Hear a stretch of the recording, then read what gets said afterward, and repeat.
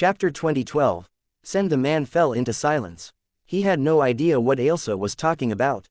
Maybe for even him, the circumstances surrounding Ailsa and Ryu were things that he couldn't accept. Doing so would require accepting that one of the fundamental laws of reality could be bent and twisted. However, the outcome was to be expected. If Ryu's cultivation could hold her back, its improvement could likewise loosen the restrictions on her as well.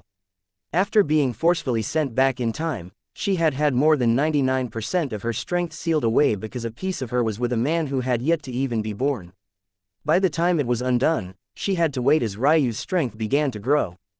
But when the timelines converged and her younger self met Ryu, her power was restricted even further as though the two could not control the same fate. She lost access to her spiritual foundation and practically all of her strength aside from preparations she made in advance. It was only after her younger self got sent back in time once more that the restrictions on her were lifted and she could finally cultivate normally again, but that still left the problem of her primordial yin. Ryu's will was shockingly powerful, so much so that it was difficult to put into words. Or more accurately, his Dao heart was. It had to be remembered that Mei's primordial yin was once a danger to Ryu because the primordial yins of dream asuras were known to swallow up the minds of greedy husbands. Due to this, dream asura men only dared to marry more than one woman when they had absolute strength. Without this absolute strength, they would just be sending themselves to die in gruesome fashion. However, around the same time Ryu gained Mei's primordial yin, before it could take action against him, he also unsealed his original Dao heart. As such, the coming pressure that would have formed didn't get a chance to before it was ruthlessly suppressed. By the same token, the sudden spike in power of Ailsa's primordial yin should have put Ryu in an even worse situation than that. However, it didn't even get a chance to spike in power at all. She had been ruthlessly suppressed time and time again. One might not understand just how this was possible. After all, a primordial yin should have no direct impact on cultivation.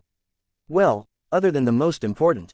Faith. Women of esteemed families, sects, and clans were highly protected because their primordial yins were the gateways to a well of secrets and their very fate and faith themselves. When you held a woman's primordial yin, should you be able to withstand its strength, it meant access to a well of information about their bloodlines, their talents, and controlled one of the most powerful aspects of their fate. The higher in cultivation you were, the more important the ties of karma became. There was a reason that even Primus wanted to make certain that his karmic ties were dealt with before he entered the Dao God realm. He even went as far as offending the martial gods for this purpose. Of course, as Ryu's great-grandfather, maybe he should have been willing to do so anyway. But who knew what that man was thinking? This was all to say that it wasn't necessarily Ailsa's cultivation itself that was being restricted, but rather her freedom to use it. It could be said that the reason Ailsa faced suppression at every turn was that she was unable to use the full extent of her cultivation. And though she was still unable to now, Ryu had undergone a great number of changes. Not only had his body entered the Lord Realm, but he had also unlocked a Fate Soul nature. Due to this, Ryu's fate was no longer as strongly tied to his cultivation realm and instead had far more room to maneuver. This allowed Ailsa's primordial yin far more freedom by extension, and ultimately, while it made her enemies feel as though she had grown several times more powerful. The truth was that she was just finally using the power she had always had. In fact, they were right in part. After all these years of being trapped, she had grown stronger. The ceiling of her strength had increased because at her stage of cultivation, there was only so much that absorbing chi could do for her. She was at a stage now where she stood at the pinnacle of cultivation itself. Her comprehension, means, techniques, and Dao were all far more important than anything else. These people simply couldn't understand the heights that she had reached. She slowly raised a hand, delicate white gold and dark gold lights swirling around her. Dao God Radiant Compass stood in silence, but he could feel all the hairs on his body slowly rising to a point. It seemed that even now, he had still underestimated Ailsa.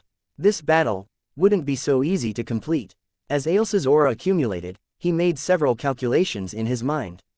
This world couldn't be given up on, it was too important to their plans. And Ailsa being free was also a problem. She was unruly, didn't listen to anyone, and she didn't seem to have anyone that could be used against her. Her mention of a husband was the first he had ever heard of it. He did not expect such a prideful woman to have a husband, but by the same token, any man it was would also be very difficult to deal with. However, Why hadn't he done anything while Ailsa was locked? Dao God Radiant Compass eyes suddenly narrowed. Ailsa's escape was a complete anomaly. It happened without warning, and they couldn't even react to it. Could it be that her husband was the one to set her free? If that was the case, this man was far more dangerous than they knew. Send in the others, Dao God Radiant Compass said. We will stop her here. First priority is to kill the chaotic Silk Meridian youth. Chapter 2013. Single-arm Ryu sat in silent meditation, his aura fluctuating. The feeling of cultivating with his full strength would never not be intoxicating. The ability to access an entire plane of energy whenever he wanted to was the kind of thing that others could only dream of. Ryu's slow cultivation speed was only a product of two things. The first was that he was greedy. He always felt like his Tao could continue to break through, and he was never truly satisfied with it. And time proved him to be correct. He had already shattered the ceiling of his Tao several times, and he felt that there was still more room to improve before he entered the Lord Realm. As such, he was never too eager to progress. In fact, in these recent years, his Qi realm cultivation had only progressed passively as his comprehension of his Tao deepened.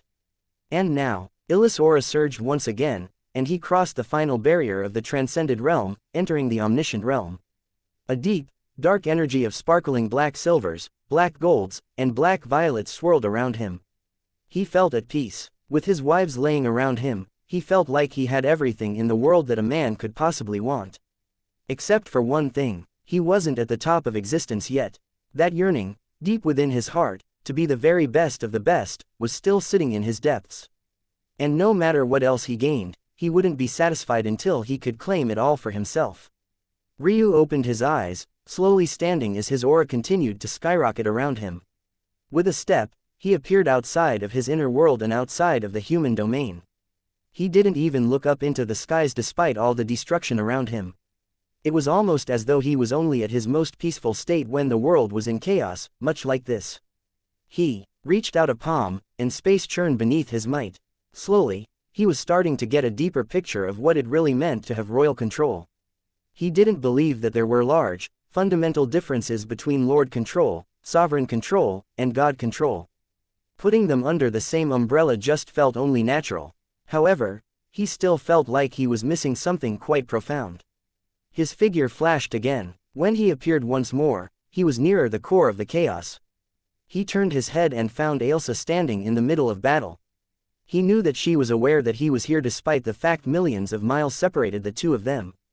But this one look from him was enough before he looked away. There, in the distance, was the God-grade world that he was looking for. He raised a foot to approach it, but halfway through his action, he stopped, slowly lowering his foot. Bang, bang, bang. Several powerful auras appeared around him. One attacked without saying a word, but Ryu only lightly drew a finger across the skies. The sharpness hidden in the laws of the world flared, and suddenly, the figure that attacked him froze. The figure shuddered in the air before falling from the skies in two halves. The tattoo of a golden greatsword staff trembled on Ryu's forearm before settling down into a state of calm once more. Special runes began to float around the world as Ryu's child of order and chaos constitutions came together. The control he had over the world skyrocketed as he drew another line through the air. The figures that surrounded him shuddered once before they fell from the skies in two pieces. Blood rained along with the falling meteors in the skies. Lords fell like cattle, unable to even put up a fight before they were crushed. Ryu took a step but ended up canceling his teleportation halfway, only making it part of the way to his desired location as several more figures appeared. This time, they were a mix of individuals he recognized and ones that he didn't. There was Kira, the ancient sinew bone structure wielder. Adlael, a descendant of the martial gods who had quite a few bones to pick with them and even more to pick with Ryu. Then there was the young woman with 3 pupils. Last time he had seen them, their auras hadn't been nearly so powerful. But, the last time he saw them was also over 70 years ago. Each one was already in the Lord Realm and radiating the auras of their own paths. He's mine, Kira growled. The last time they fought, he was humiliated because of the holy world's state of chaos. He wouldn't allow that to happen again. Though, he had an odd definition of humiliation. After all, he had forced Ryu back, and then the latter left to escape instead of finding a path to kill him because it wasn't worth the effort when he would win anyway. Surprisingly, though, Adlael, who should have the most grievances with Ryu, said nothing. It was as though he was willing to wait it out. Compared to the last time where he lost his temper the moment he saw Ryu, he was completely calm this time. He didn't even try to stop Kira at all, as though he didn't mind if he was the one to kill Ryu. But Kira, likewise, wasn't standing around waiting for Adlail's approval either. He let out a howl that sounded as though it had truly come from the maw of a beast. He took a step, and the space beneath his feet shattered. In an instant, a claw had appeared at Ryu's throat. Shilling. Kira froze, his eyes slowly turning to his arm. A spurt of blood from a fine line came from it, and he watched as his arm suddenly fell from the skies. In a single exchange, he lost an arm. Chapter 2014. The difference. Kira suddenly accelerated into retreat, looking at his lost arm in shock. He knew how great his defenses were. On the same level, there was practically no one that could cut through his skin, let alone his bone and tendons in a single strike. He didn't even quite see how Ryu had attacked.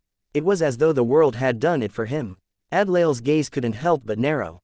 The real reason he had allowed Kira to attack was precisely because he thought that something like this might happen.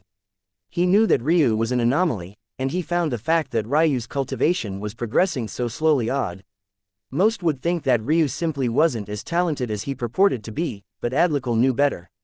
The geniuses confident enough in themselves to slow roll their path to lordship were the truest geniuses there were, existences that would be shaken from their path even if they were scorned by the world.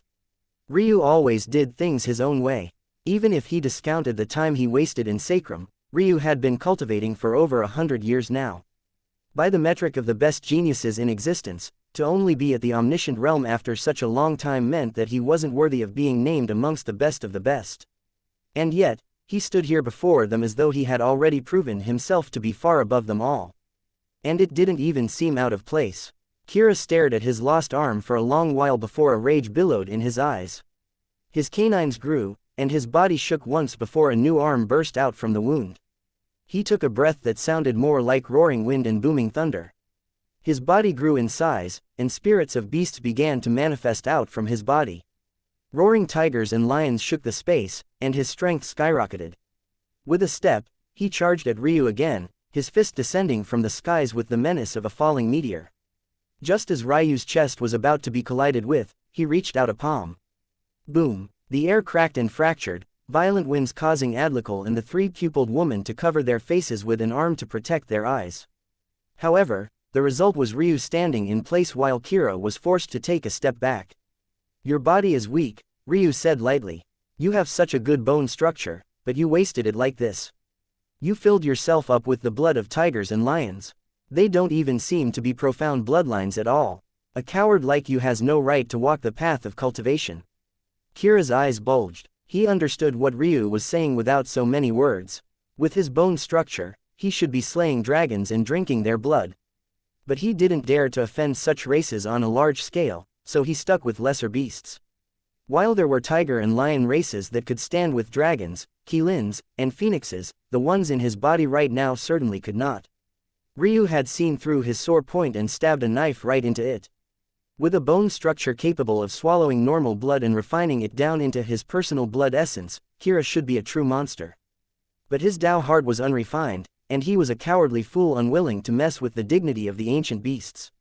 If I had your bone structure, let alone the blood of dragons, I would drink from the bodies of phoenixes in their rebirth trees and qilins in the midst of a tribulation brought down by the heavens themselves. You have no right to be a cultivator. Crack! Kira's body shuddered, and his aura began to leak in all directions. His Dao heart had shattered. At that moment, his entire cultivation foundation was practically erased. Fate leaked into the air, and Ryu seemed to only naturally breathe it in.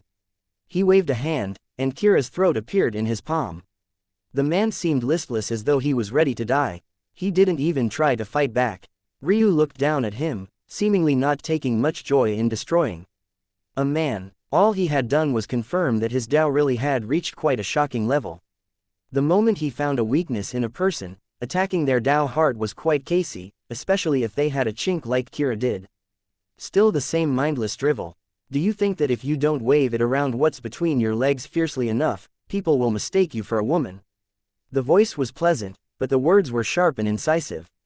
With such a beautiful woman speaking to you in this way, it was easy for any man to feel as though they had lost any semblance of masculinity they had left.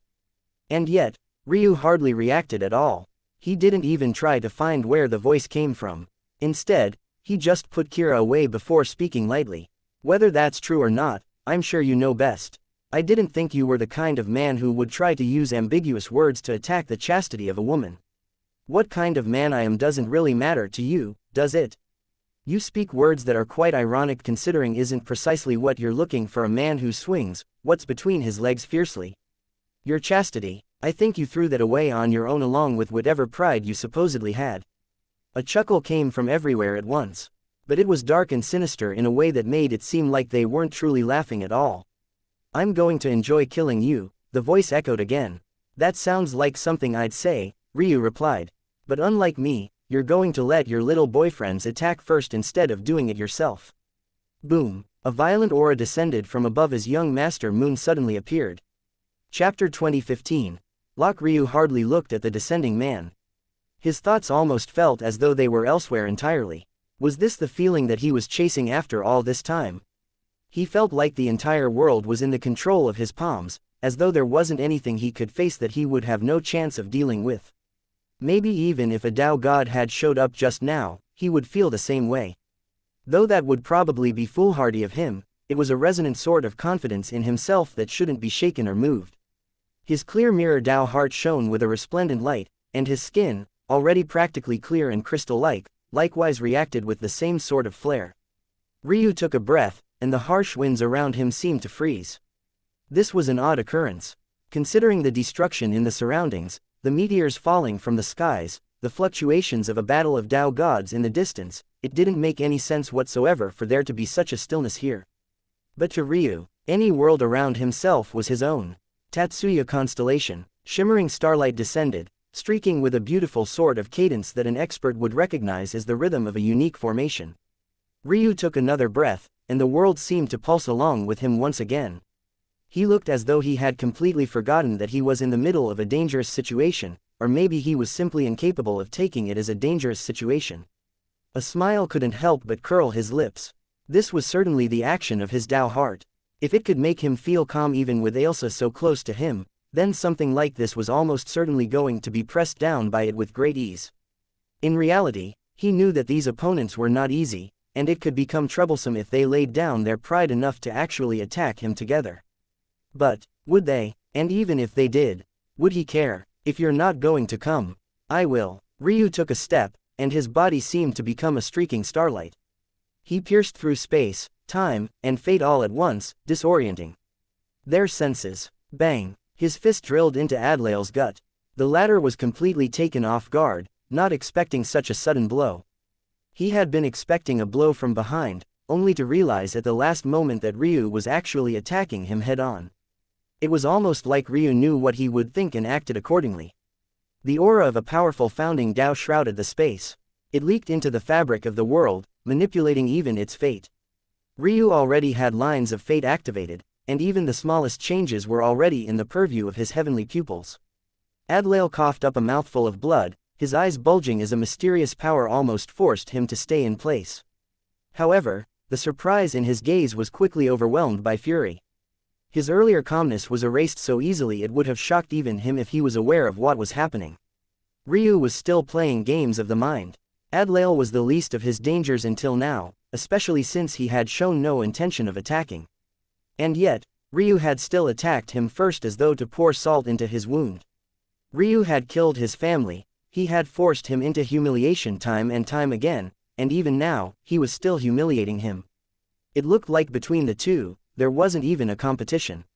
Even without looking up, he could almost see the sneering grin on Ryu's face. That forced a chink to appear in his calm facade, and he immediately roared out, his white gold hair billowing as his heavenly dew fueled his body. In truth, between himself and Kira, it was actually he who had the stronger body. Die. Taking advantage of the fact Ryu kept him close, he sent out a streaking punch right, for the side of his head. Boom! His fist collided with something solid. A shuddering pain racked his arm and threatened to shatter his wrist into countless pieces. However, it wasn't Ryu's face. Soon after the pain came a biting chill, a harsh, penetrating iciness that threatened to destroy all of his nerves. He barely had time to register the fact that Ryu had summoned the immortal Sakura. Or, rather, his heavenly Dao tree. Bang! A tree branch came from nowhere, shrouded in darkness. Its unpredictability reached a new level, cutting into Adlael's flesh almost down to the very bone before he was sent flying away. Ryu stood there, still unmoved. Starry light streaked around him, and a crystalline tree rose to his back, wreathed in ice and darkness. Gorgeous icy blue blossom petals fell from the skies, coated in ice phoenix heavenly patterns. But if one looked closely, from time to time, one would see one hidden in the masses that carried the heavenly pattern of a dark phoenix. At that moment, Ryu suddenly felt like he was frozen in place. His third perspective locked onto the three-pupil woman whose three pupils were rotating in her eyes like a Rolodex. They locked onto one, and for a moment, Ryu felt as though all the space in the surroundings was constricting him. But he also knew that it couldn't possibly be space. It was something else. Laws. He had never faced this woman before, so he didn't know what her abilities were at all. Seemed he knew what one of her pupils could do now. And judging by the greed but in her eyes, she seemed to understand what his eyes could do for her. A shame, really. A roar came from Adlael as he closed in the distance once again, aiming a punch right for Ryu's head. However, he was sent flying again. What good was locking him down if his heavenly Dao tree wasn't? Chapter 2016. Smart Risks vs. Impossible Odds. 2016 Smart Risks vs. Impossible Odds. Ryu's body was being locked in place by a series of complex laws. To his eyes, they looked like the runes of the world, something that he was very familiar with as a formation master. But it was more complicated than just that. It was almost like the woman's pupils were instantly forming a visualization of sorts, while also borrowing power from the world itself to strengthen it. With this sort of binding power, even a sovereign would be locked down for a brief instant, and if she was willing to give up her eye, maybe even a Dao god. Having come to this conclusion, Ryu shook his head. That was unlikely. She didn't have any true heavenly pupils. Instead, she seemed to have replaced her pupils with shocking abilities that were just a step below heavenly pupils, something that Ryu had never seen before. Was she trying to create them like Primus had succeeded in? That was a possibility. It was just that she still had a long way to go. Ryu's child of chaos and order constitutions rippled only slightly for a flaw to appear. Death acupoint. A needle of chi came from a simple roll of his shoulder. It pierced right through before he even had the care to look toward his surroundings again. By this point, Adlael was a mess of blood, continuously charging, and continuously getting flung away as though he was no more than a fly being swatted. His state of mind was far too fragile, and the more cracked it was, the easier it was for Ryu to read him. By this point, Ryu's lines of fate weren't just working on a few percentage points when it came to Adlael. He had seen through his heart so implicitly that his ability to predict his next actions was near 100%. So close, in fact, that it might as well have been 100%. The synergy between his abilities had reached another level. Now, he could use the chaos half of his Dao to read people, and then use what he understood to read their fate and karma with much greater ease. In his eyes, they were nothing more than a bundle of white, gray, and black strings that he could pull like that of a puppet's own. The three-pupiled woman was shocked that Ryu managed to break free, but she was even more shocked when he suddenly streaked a finger across the skies. Rob the world of its color. Xianxia. The woman shuddered, and she took a step back. She didn't feel any pain, even with her eyes now bleeding. But for some reason, she felt that something had been stripped from her. If she could look in the mirror, she would have realized that one of her pupils had gone from a glossy black to a dull gray. Soon, she realized the change to her field of vision, and it all hit her at once. Ryu had severed one of her abilities. She stood in stunned silence, not understanding how this could have happened. Adlael roared again and was about to charge once more when the woman suddenly shrieked. "Wake up, Adlael." Adlael froze, his mind shuddered as a wave of soul pressure hit him. His mind seemed to slowly awaken, and he found himself gasping for breath. He looked down at his body. He was littered with wounds, several bones had been fragmented and shattered, and even with his healing factor given to him by his martial god lineage, it seemed that the effort he would need to fix it wouldn't be small at all. He heaved deep breaths, slowly looking up from his body to Ryu, who stood in the air almost casually. The man's white hair was without a speck of dirt or dust, his white and sky blue robes fluttering with the same perfection. Ryu seemed unbothered by the world, uncaring for even the fact he was in the middle of a battle. He played them in the palm of his hands with the case of someone who stood far beyond them, despite the fact his aura seemed to make it clear that he was still an omniscient. The woman was heaving deep breaths as well, but for very different reasons. Her shock was still practically palpable, but she knew that if she didn't wake Adlikal up, they would all die.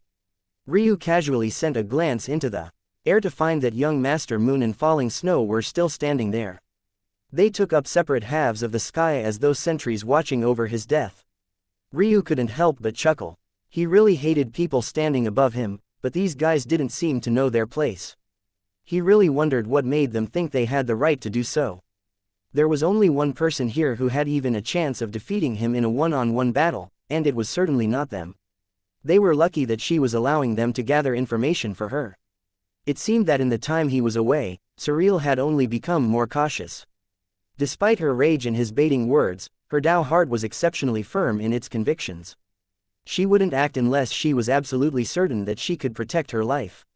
But the irony of it was that Ryu knew she would act anyway, even if she eventually realized that there really was a chance she could lose her life to him. He was starting to understand Surreal's Tao heart a bit better.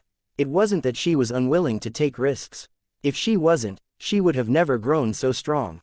It was rather that she was only willing to take smart risks, ones that weren't up against impossible odds. Maybe that was smart. However, Ryu simply couldn't allow it. If he allowed his Tao heart to feel aggrieved after all those years of suppression he faced for so very long, he would feel maybe even more agitated than Adlail had just now. No one was worthy of making him feel that way. Not even his own wife.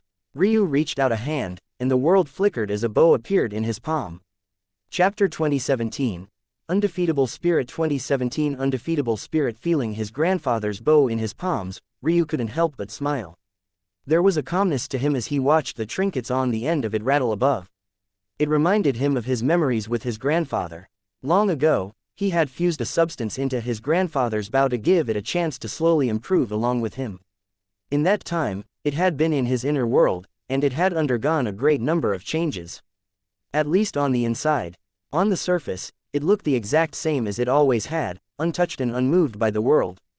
It still had the same worn wood where his grandfather's hands once wrapped around it, it still had the same trinkets of his and his mother's childhoods hanging on the end, and it even still radiated the aura of a simple treasure.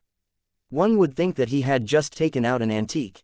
And yet, he looked at it with more fondness than any treasure he had. His Tao heart resonated with it, and his peaceful state seemed to deepen. The world slowed around him as he slowly raised the bow.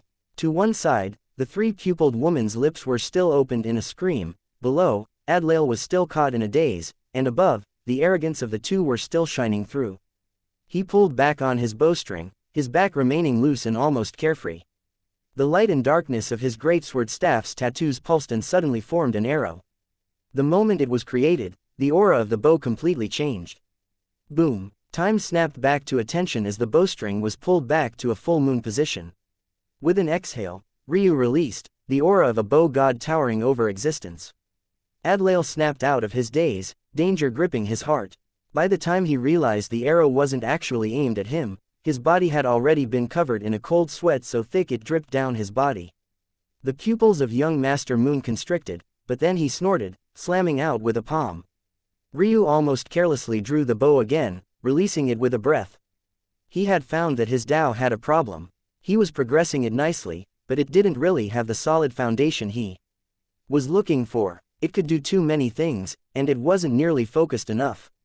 It made him feel like it was more of a weakness than not, an amusing conclusion considering his Tao was certainly more powerful than any of the people he was facing now. His Tao had two halves, a side of order and a side of chaos. One side came to understand people, and the other was focused on understanding things. Together, they could impact the world a great deal. Falling Snow's gaze flashed with rage when he realized that Ryu was actually attacking him as well. Did he think that they would have to work together to deal with him? He was certainly overestimating himself. He threw out a palm no less casually than young Master Moon did.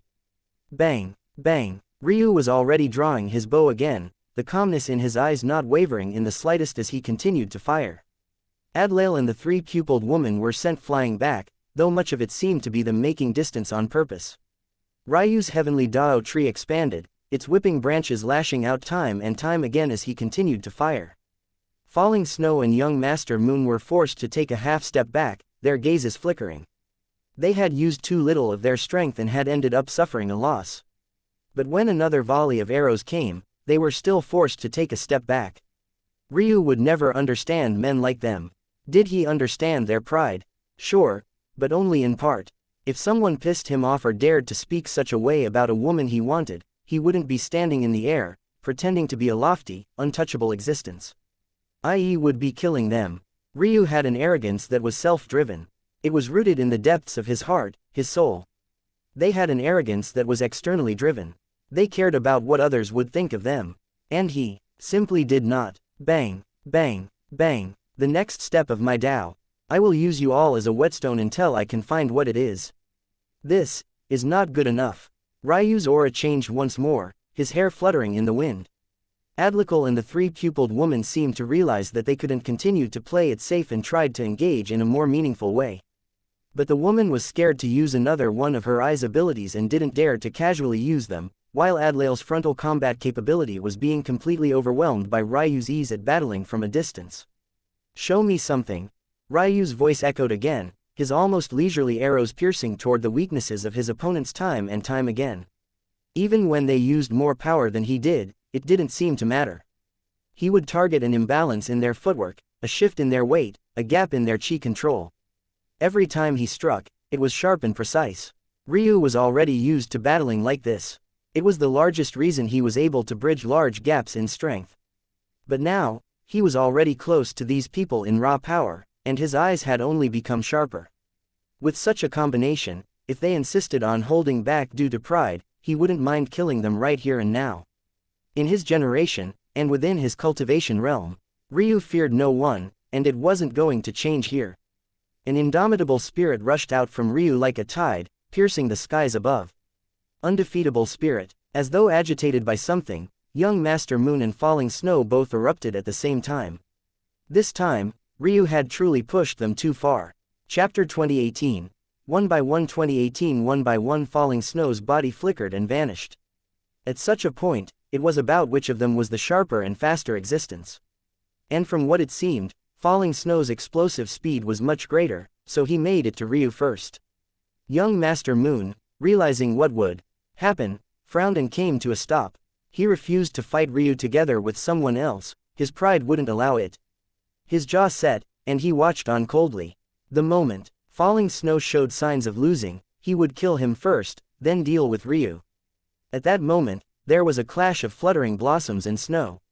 The battlefield was divided into two halves, one formed by Ryu's heavenly Dao tree and another by Falling Snow's blizzard-like aura. Ryu's peaceful expression didn't change as he continued to fire his arrows. The snow formed blades around Falling Snow, shattering the arrows one after another in a violent tempest of momentum. He continued to close the distance before his hands flashed, a pair of thin sabers formed of rosy gold and an edge of icy blue appeared in his hands. His aura skyrocketed when they appeared, and his rate of parrying Ryu's bow only accelerated. The skies overturned, and a swirl of blue, black, and gold swirled around them. They took the shape of slashes, fluttering petals, and sharpened snow, creating a whirlwind that seemed to want to destroy the world itself. Ryu's hands became faster, leaving blurring afterimages in the air as he suddenly began to move. Every time he did, he would cross what seemed to be impossible distance, his heavenly Dao tree flashing along with him. Slowly, heavenly Dao tree and Tatsuya constellation seemed to become one, the unpredictability of the first stacked together with the space and time control of the latter. And soon, they came together under the umbrella of fate, a power the likes of which the world had rarely seen, throwing Falling Snow for a loop. An arrow suddenly slipped through this defense and struck him on the shoulder. A flickering blue barrier appeared that stopped the arrow from piercing through him, but he was still forced to take a step back, his gaze flickering with astonishment. Ryu had managed to make it through his defenses, well, at least his first layer of defenses. This had never happened to him before, not by someone a cultivation realm beneath him, even people at his cultivation realm shouldn't be capable of such a thing. The astonishment didn't stop the speed of the second arrow from flashing before him, and then a third, and a fourth. Ryu wasn't surprised in the slightest. To him, Falling Snow was nothing more than a whetstone.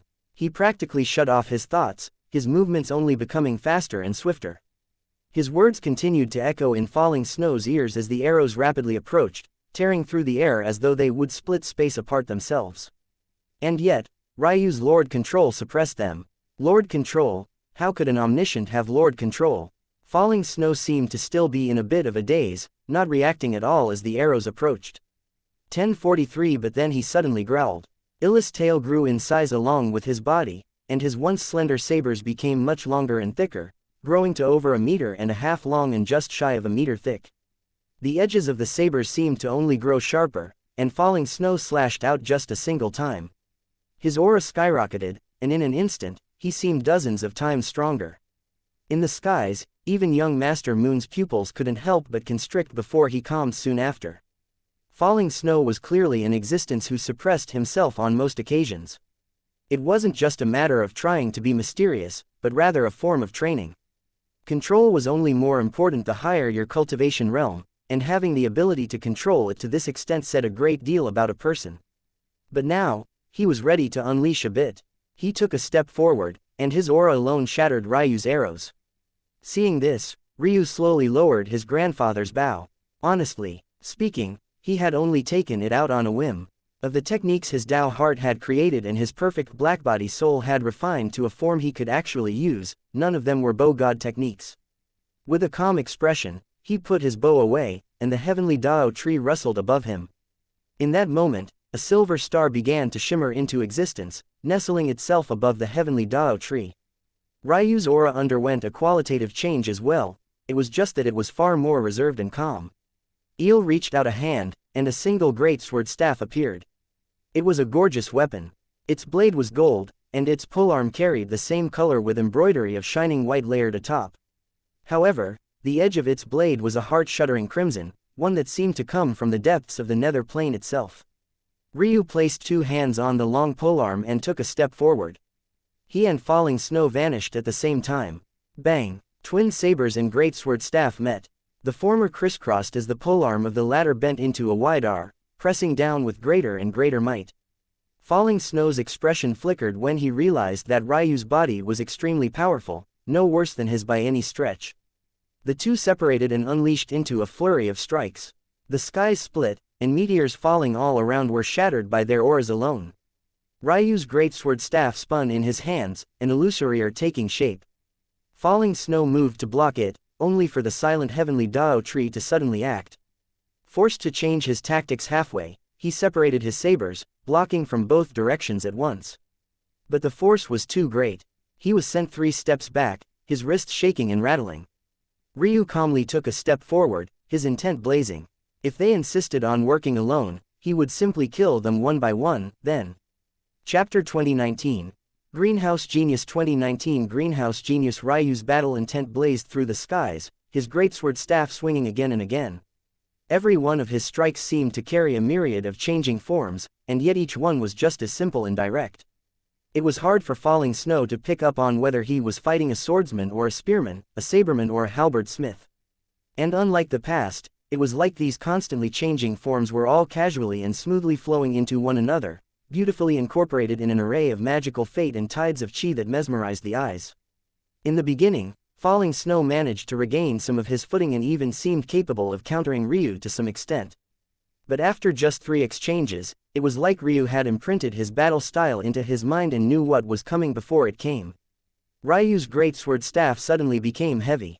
Falling Snow braced himself, facing off against the clashes with rattling wrists. But Ryu's greatsword staff suddenly became light and fluid, sharp and incisive. The change was just as abrupt as all the others and didn't seem to be lacking in case at all. Ryu chose his styles almost like a child casually choosing what meal they wanted to have that day.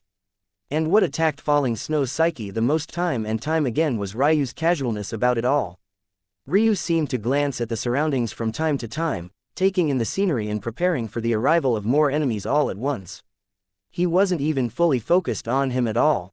The more things were like this, the stronger the feeling of oppression on Falling Snow's heart became, and the more suffocating the battle was for him. The oppression made his strikes duller and his flair in battle take a dip. In another corner of the battlefield, Hope stood in silence, her robes fluttering around her. Before her, There were Tao God Shy and Tao God Darkness Rising. Much like Ryu, the attention of Darkness Rising was elsewhere. Was the first time he had seen his little brother in such a situation, but despite the fact he was giving a great deal of attention to it all, he was relatively calm. The confidence he had in his little brother was not small at all. Falling Snow was a genius who had made it through life without facing much opposition and oppression at all. Because of the plans of their fake clans, he wasn't allowed to go out and get any experience, so all he could do was fight against the same opponents. When this was put into perspective, it could even be said that the fact Falling Snow had grown so powerful was a miracle and real proof of his great talent. There was no genius in the world that could grow in a greenhouse, and though Falling Snow's upbringing wasn't that exaggeratedly easy, it was close enough that Darkness Rising knew that he hadn't reached even a portion of his true skill just yet. Young Master Moon. Darkness Rising didn't take him seriously at all. 30-0 That young man had grown up in the middle of a war, and yet the best he could do was match up to his little brother. As far as Darkness Rising was concerned, the moment Falling Snow stepped out into the world, he was already destined to become far greater than he was now. The three Tao gods stood in a triangle around one another, but neither seemed eager to attack. Shy and Darkness Rising were more than okay with letting the geniuses deal with Ryu. Killing a baby in their cradle would be a hit to their fate they wouldn't take unnecessarily. So if it wasn't necessary, they might as well let things continue as is. As for hope, as much confidence in Falling Snow that Darkness Rising had, it would have to be doubled or even tripled if one were to speak of her confidence in Ryu. She had also watched Ryu grow up, and what these people didn't know was that he wasn't an existence that could be described in terms of mere common sense.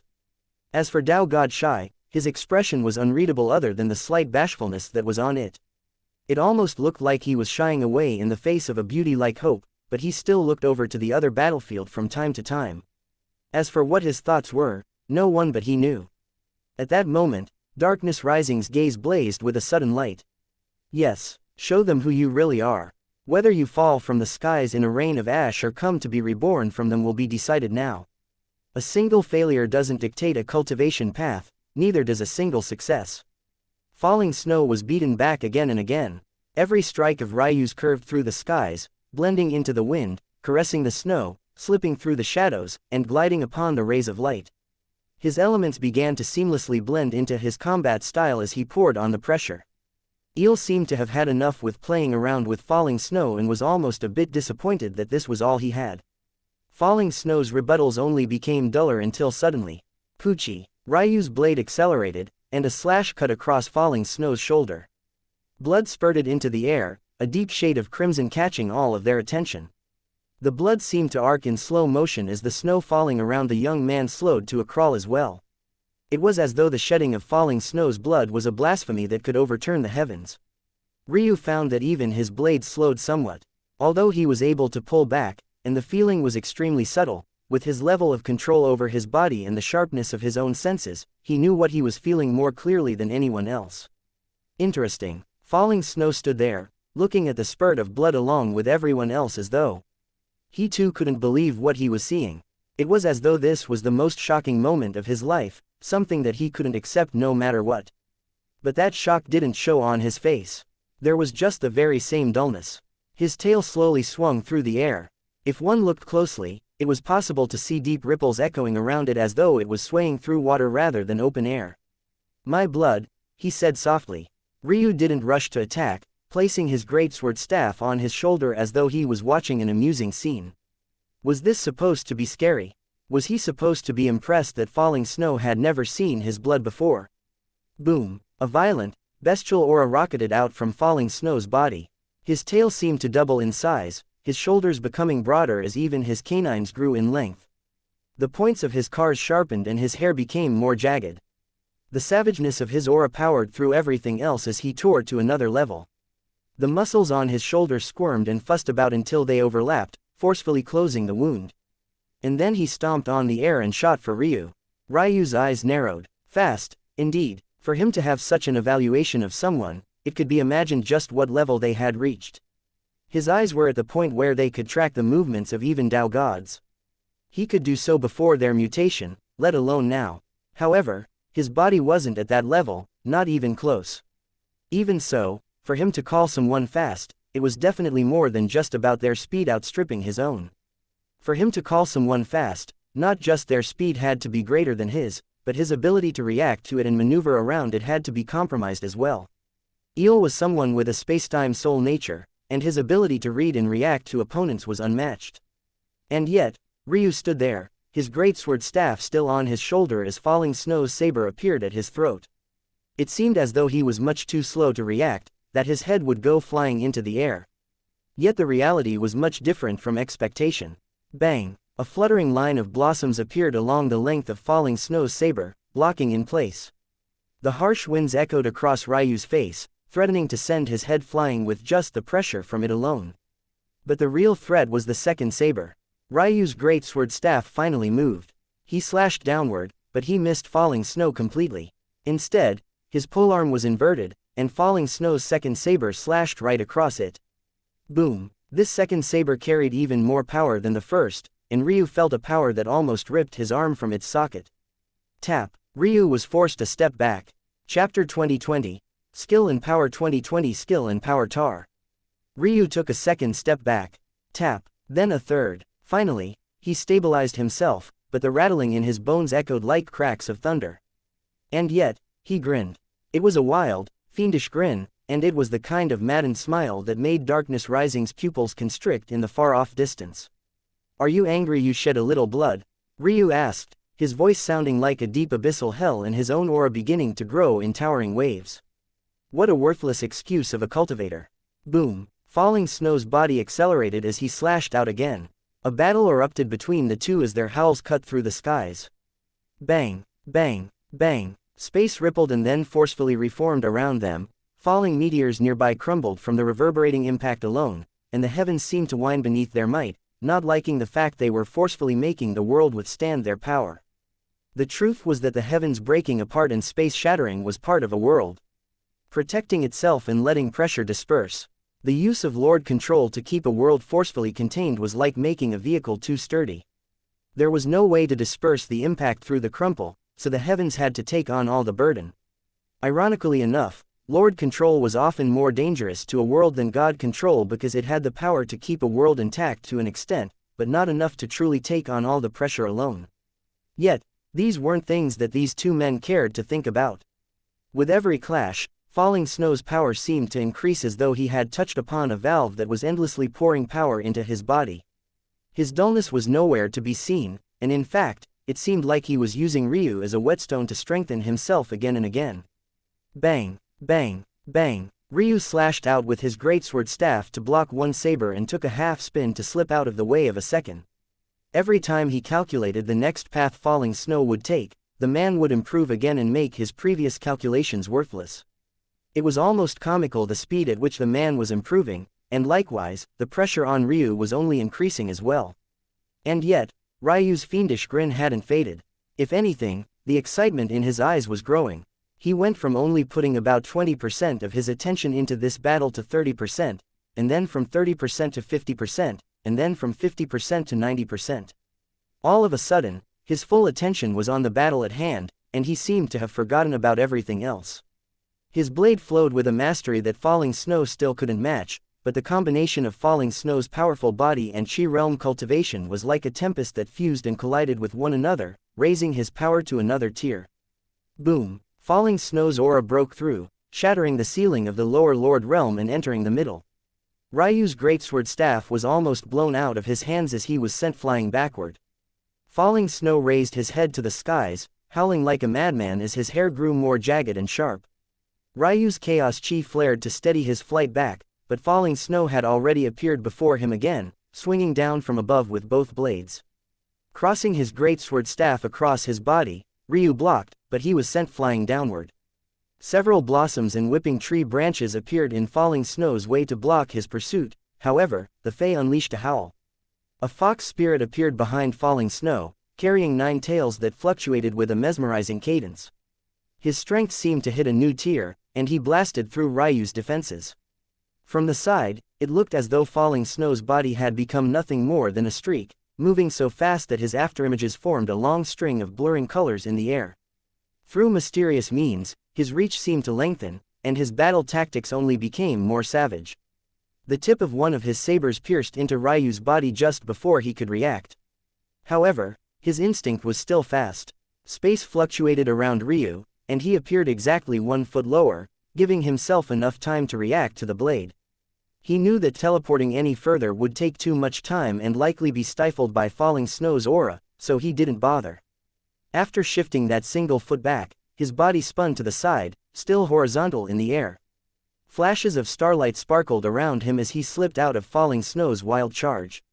Boom! Falling Snow crashed into the ground below with his full force. Earth shot into the air like large splashes of water, and what remained grounded spread out in tides of dirt, trees, and soil that collapsed mountains in the distance. Ryu's laughter filled the skies as he saw the blood running down his collarbone. Another few centimeters and even his bone itself would have been compromised.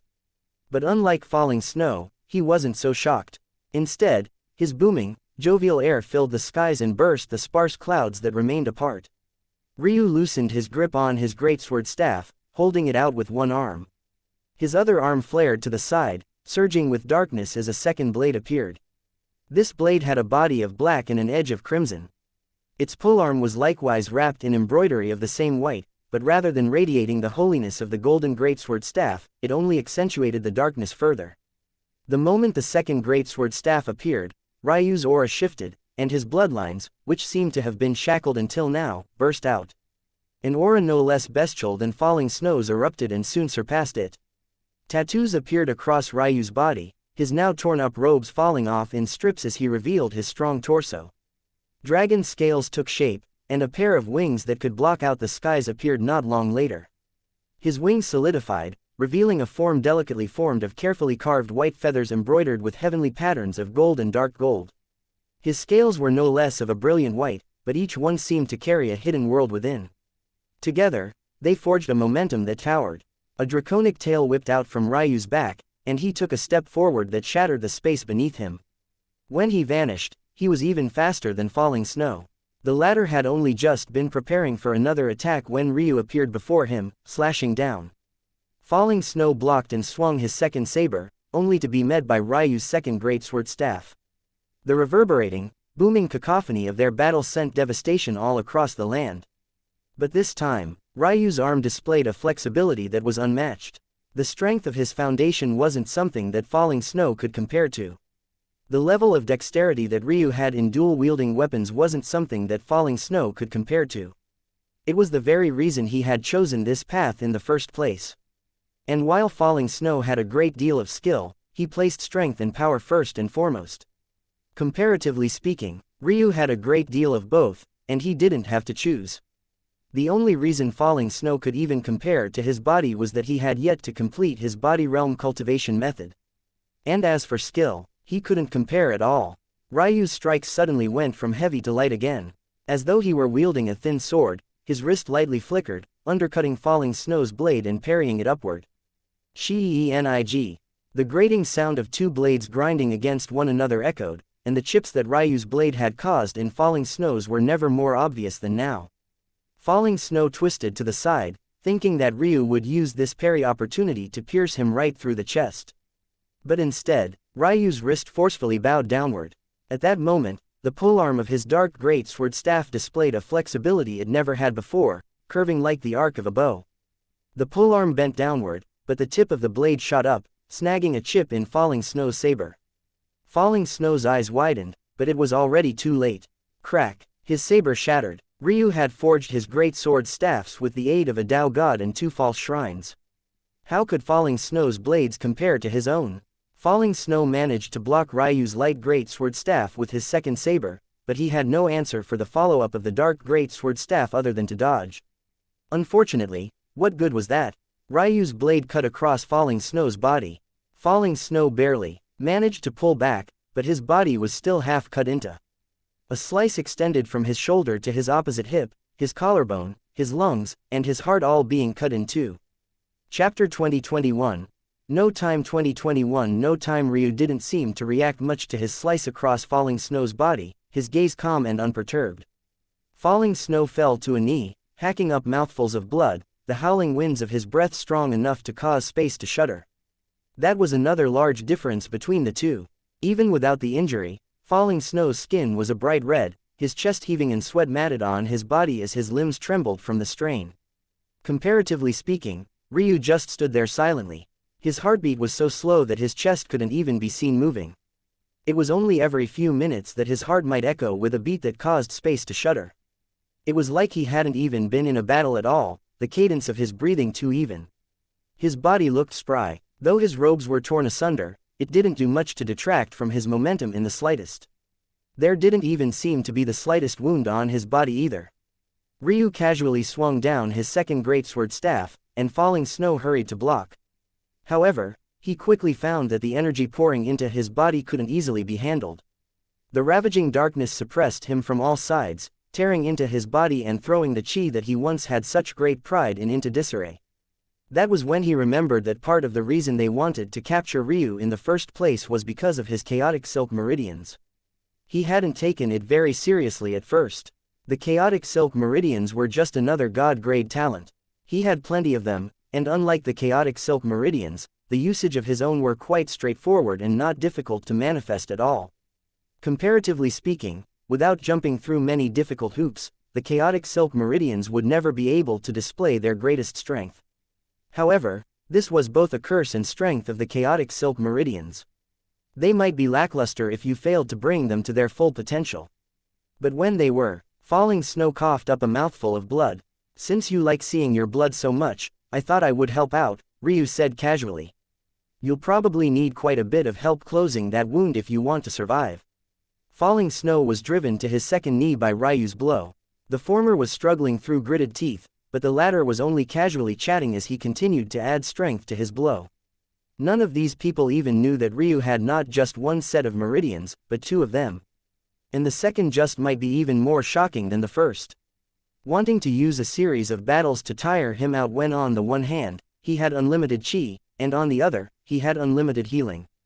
Weren't they overestimating themselves too much? Falling Snow didn't respond, both because he didn't know what to say and because he couldn't. If he loosened his muscles just the slightest bit to speak, he would collapse to the ground and suffer the greatest humiliation of his life. Being on his knees was already bad enough. But if he was forced to lay flat on the ground before an enemy in his generation like this, that was the sort of thing he would never be able to erase from his heart even if he killed Ryu in the future. No response. Ryu asked with a smile. "Who do you think is going to come to save you? I wonder, if a woman ends up saving you, would that be better or worse for your psyche? What do you think?" Boom. The pressure from Ryu's greatsword staff suddenly increased by another 50%, and Falling Snow's teeth shattered beneath the strain of his clenched jaw. The pain didn't even register to him as tears of bloody rage fell from his eyes. Ryu's smile didn't fade, but deep within his eyes, there was a dense flicker of killing intent. The reason he didn't act to kill Falling Snow immediately was that he could feel his life-saving measures through his fate. He needed time to tease them out before he could circumvent them and go in for the kill directly. In the meantime, he was trying to attack Falling Snow's Dao heart, but there was also a very clear difference in skill between geniuses. The more he attacked Falling Snow's Dao heart, though cracks appeared, the foundation seemed to be tempered further. It was clear that Falling Snow wasn't the sort of man that could easily collapse. In that respect, he was a lot like Starlight, who had had a breakthrough beneath Ryu's pressure. This was part of the reason Ryu was dissatisfied with his Dao even now that it had grown so strong. What use was a powerful Dao if it was only useful against middling opponents and geniuses? Why waste the time using his Dao when he could just kill the likes of Kira directly? 1727. Why even waste his time? But then, when he faced an opponent like Falling Snow, even after forcing him to his knees and defeating him in direct combat, his Dao still couldn't seem to attack his psyche well enough to shatter the foundation of his cultivation. The truth was that Ryu was confident in succeeding if he could work on Falling Snow slowly and subtly for a few days. But Falling Snow was not only now on his guard after witnessing Kira's ending, but how could Ryu be willing to spend days on a single opponent? This was why he had said that his Dao would make him the greatest court minister of all time, but he didn't say anything about using it to become the greatest expert. There were many things about his Dao that he wanted to change, but very few things that would be easily resolved. And unfortunately, right now, he didn't have the time to take Falling Snow's life. Chapter 2022. Limb from limb. 2022. Limb from limb. Ryu looked up to find that young Master Moon was already standing there, his arrogance just as great as falling snows had once been. Giving him a casual glance, Ryu suddenly kicked out. The force of his blow was so powerful that it could have leveled a mountain, and yet it was so controlled that when it collided against falling snow's chest, he wasn't blown back a single centimeter. Instead, the man was forced to withstand the entire blow, and his heart practically came to a stop. One of Ryu's great sword staffs vanished, and he grabbed falling snow by the hair, pulling him up from the ground as the man lost consciousness. Why are people so eager to end up like this? I tried to warn you two already. It's best if the little beauty comes out. Otherwise, none of you stand a chance against me one-on-one. Young Master Moon didn't reply. He had already seen Ryu's strength, but his eyes were still on something entirely different. His gaze shifted from Ryu's eyes to the great sword staffs in his hand. A stupid weapon to be sure, but the material it was forged out of was excellent. If you present these weapons to me, I wouldn't mind giving you a swift death even after what you've done to my. Ryu's sigh echoed through the world. Along with it, a slash covered the skies, appearing before young Master Moon. He didn't know why he had wasted his time talking. He should definitely go back to how things had once been. The days where he couldn't be bothered to speak to these idiots. Young Master Moon held out a palm, forming a circular pattern in the air with a turn of his shoulder. A mysterious aura took shape, and Ryu's slash seemed to slow in the skies. Ryu watched this indifferently, but before the two blows had even met, he slashed out a second time. Young Master Moon's technique caused his first slash to slow to a crawl, so when the former saw a second slash coming, he simply sneered and held out a second palm, drawing a circle in the air once again. However, the young Fei's gaze immediately changed when he realized that it didn't work. Bang! The blade scythe, formed of sharp gold energy, punctured young Master Moon's palm and cut his arm in two lengthwise. Ryu had already seen through his technique before the first strike even landed. So why would he strike out again the same way the second time? In that brief instant, Ryu had already seen halfway through young Master Moon's Tao. In fact, he was pretty sure he knew what his title was. Young Master Moon, huh? What's your title? Reflective Moon, Subtle Moon, Everlasting Moon, Blue Moon. The moment Ryu said the last title, young Master Moon's body shuddered, and a phenomenon seemed to be forcefully ripped out of his body. The large projection of a blue moon appeared behind him, looming large. Interesting title, Ryu said casually. Blue Moon was a title that Ryu himself would have picked had he been in young Master Moon's position. It went to show that he wasn't just facing nobodies anymore. These two, whether it was falling snow or blue moon, were existences that had forged out a true path for themselves. Were they the very best in existence? Likely not, but they also weren't as far off as the others Ryu had faced in his life.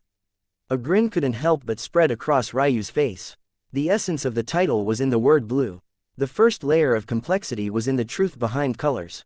The color of an object wasn't the hue that it absorbed, but it was rather the hue it reflected back. If you saw something blue, it meant that it was absorbing every color but blue. The second layer of complexity in the title referred to the vastness of the seas and the skies, the former of which encompassed the earth and the latter of which placed a lid on the heavens. And both of which were also blue. The third and final layer of complexity was the moon itself. A blue moon was an exceptionally rare phenomenon, and it was one that was worshipped by a great deal of people across a great many cultures. The significance came with a powerful faith that was hard to grasp. But Blue Moon had. This Tao title of his encompassed the reflective foundation of his Tao, encompassed the heaven and earth, and finally took the hearts of the people, becoming a deity to be worshipped by all. This was the power of a Tao title. However, when it was forced out of Blue Moon's body, his expression was first one of shock, and then the rage began to set in. Veins popped across his forehead and jaw as his entire body seemed to tense. The power he was radiating had increased many times over, so much so that he shot right by the momentum of falling snow. And yet, he wasn't happy in the slightest. The difference between a Tao title being forced out now and one being forced out by the title steal was like night and day. Even though he could still participate in the latter, the baptism would be weakened by at least half, if not worse. What Ryu had done just now was about as good as cutting off a potential path for him in the future. He had never been so angry in his life. His elder brother was just a matter of his face. Surreal was a woman he had only met once. He wanted to possess her, but he didn't love her like falling snow did. He would be just fine even if he just added her to a trophy case. But this truly infuriated him. Suddenly, the illusory blue moon behind him solidified, and he unleashed a furious roar. Ryu Tatsuya, I'll rip you limb from limb. Boom. Chapter 2023. Blue Moon 2023. Blue Moon shot forward, slamming down with a mighty momentum. Don't you understand your own Tao? Ryu asked. You're defensive. Attack isn't your strong suit. Ryu stood in place, not moving an inch as his heavenly Dao tree rippled. With a gush of wind, several icy blue petals formed a barrier in the sky. Boom. A curved barrier formed around Ryu and the haggard falling snow in his hand. He gave the half-dead Fae a glance before shaking his head. This was more annoying than it was worth. Ignoring Blue Moon, he raised his greatsword staff and pierced it toward falling snow's dantian. As expected, there was yet another barrier there. Bang! You young masters are so annoying to deal with. No wonder you've never seen your own blood. It's not because you're so strong, it's because you're wrapped up like a newborn. How could you possibly expect to ever grow strong like this? Scram! Ryu ripped falling snow to the side and sent him flying off into the distance without a care. It would simply take too long to try and find a way to bypass falling snow's defenses. It had to be remembered that falling snow's life protection items, given how strong he was, were almost certainly designed to save him even if a Tao god should be the one to try and kill him. Although Ryu was confident that he could find a way to bypass it, he simply didn't have the time. In any case, he didn't have time for an enemy that he had already defeated. He had more important things to do here, like completing his body realm cultivation method. Ryu took a step forward, sending a glance over to the side that caused the three-pupiled woman to shudder. She seemed to know now that Ryu hadn't forgotten about them in the slightest. Blue Moon's roar filled the skies, but Ryu slashed out again. Against an opponent that used this sort of Tao, Ryu feared them the least. Falling snow was a bit troublesome because he had matched overwhelming body strength with power chi realm strength. Ryu only had one aspect of his body in the Lord realm, while falling snow had all three. Though he didn't use his mental realm much, having a Lord mental realm allowed falling snow to at least somewhat keep up with Ryu's analysis of the battle, albeit toward an inevitable failure. By comparison, Blue Moon was actually stronger than falling snow. It was just that he was also much better at hiding his strength. His battle experience was also something that falling snow couldn't match up to. Unfortunately, his potential was much lower than that of falling snow, and comparatively speaking, Ryu couldn't even begin to take him seriously. Blue Moon's Tao was built off the back of reflection to an extreme. Even the blue flames that reverberated around his body were reflections of fire, not real fire. Instead, he had gone all in on the cold aspects of his Moon Clan lineage. So though the flames felt like they were burning, they were doing so with a dense cold. Illusions, defense, if he fought for long enough, he could probably even refine his style further to match and counter that of Ryu's. But why would Ryu waste his time on this? All he had to do was use his Tao to analyze the fluctuations of Blue Moon's defenses and target their weaknesses. By now, Blue Moon's split arm had healed up, but it was only a few exchanges before his second arm flew into the air. You're going to have to defend better than that, Ryu said lightly. Blue Moon's roars came to a stop as he froze in shock, looking toward his stump of an arm as though he couldn't believe what he was seeing at all. But it was still very much there. No amount of blinking and double-checking was going to change it. Impossible. Very possible. In fact, it already happened. Ryu's greatsword staff flickered again, and Blue Moon hurried into a retreat. He managed to hold on for several more exchanges, but Ryu was quickly cornering him. Facing off against Ryu, whose Tao was a deductive sort, was like placing your head on a platter for his taking. It was ironically precisely because Blue Moon had chosen a Tao title that Ryu might have that he was at a great disadvantage. That was because the Tao title that Blue Moon had taken decades to formulate and decide upon had been seen through by Ryu in a mere few moments. Another of Blue Moon's legs was cut at the knee. He stopped in the skies, looking down with an unconcealed shock in his eyes. After all that work, was this really all his Tao amounted to in front of a real genius? It didn't even feel like Ryu had fully unleashed his own Tao yet. And yet, he could feel a steady sort of oppression coming from it. Blue Moon looked up toward the silver star resting above Ryu's heavenly Tao tree. Could that be the reason? He was reflecting everything he saw. The moon's radiance could only be present as a result of a star. He controlled the moon, but Ryu was the star. Blue Moon's vacant gaze stared at the star for a long while before a malevolent aura began to burn within him. He wasn't prepared to use this Tao method yet. His Tao wasn't nearly refined enough. However, he would rather die than lose like this. That was his pride as a cultivator. Boom! Ryu's gaze flickered as Blue Moon's aura began to radiate a large amount of chaos chi. That was when Ryu remembered that Blue Moon had been reported to have cleared a Lord-grade holy world not long ago, the first in a very long while. Could it be related to that? Could he have succeeded in doing what only Ryu could have in the past? Ryu's casualness faded. Chapter 2024. Press the blue moon above Blue Moon's head suddenly began to fluctuate like a wild flame. In one moment, it looked forged of solid rock, and in the next, it became a bundle of burning, gaseous flames. Like a star, in the far-off distance, Darkness Rising's body flickered and vanished, catching his little brother's body out of the air. There was a dense rage in his eyes, but he tempered it with a slow and steady breath. Ryu wasn't a fool. This throw had proven two things. First, it meant he knew exactly where they were. Even though they were a seemingly impossible distance away for a lord to manage with, Ryu didn't seem to take the distance very seriously at all. And second, he knew that Darkness Rising would have no choice but to deal with Falling Snow's injuries. Otherwise, he would be crippled for a lifetime. Ryu had used his primordial chaos dark chi, sending it ravaging through Falling Snow's body. He was already in a half-dead state after that single slash. But as though to make things worse, it wasn't normal primordial chaos dark chi, it was rather primordial chaos dark chi from the Griffin world that was 3 levels beyond this one and an entire 4 beyond the true martial world. In this time, Falling Snow had already succeeded in swapping out his chi for that of this world. But his chi was still 3 steps below that of Ryu's in grade, only being that of the god grade. Above the god grade, there was still the ancient grade, primordial, and the level of chaos chi, embryonic chi, and essence beyond that, the strongest chis in all of existence. And that grade difference didn't take into account the gap between the laws of different worlds either.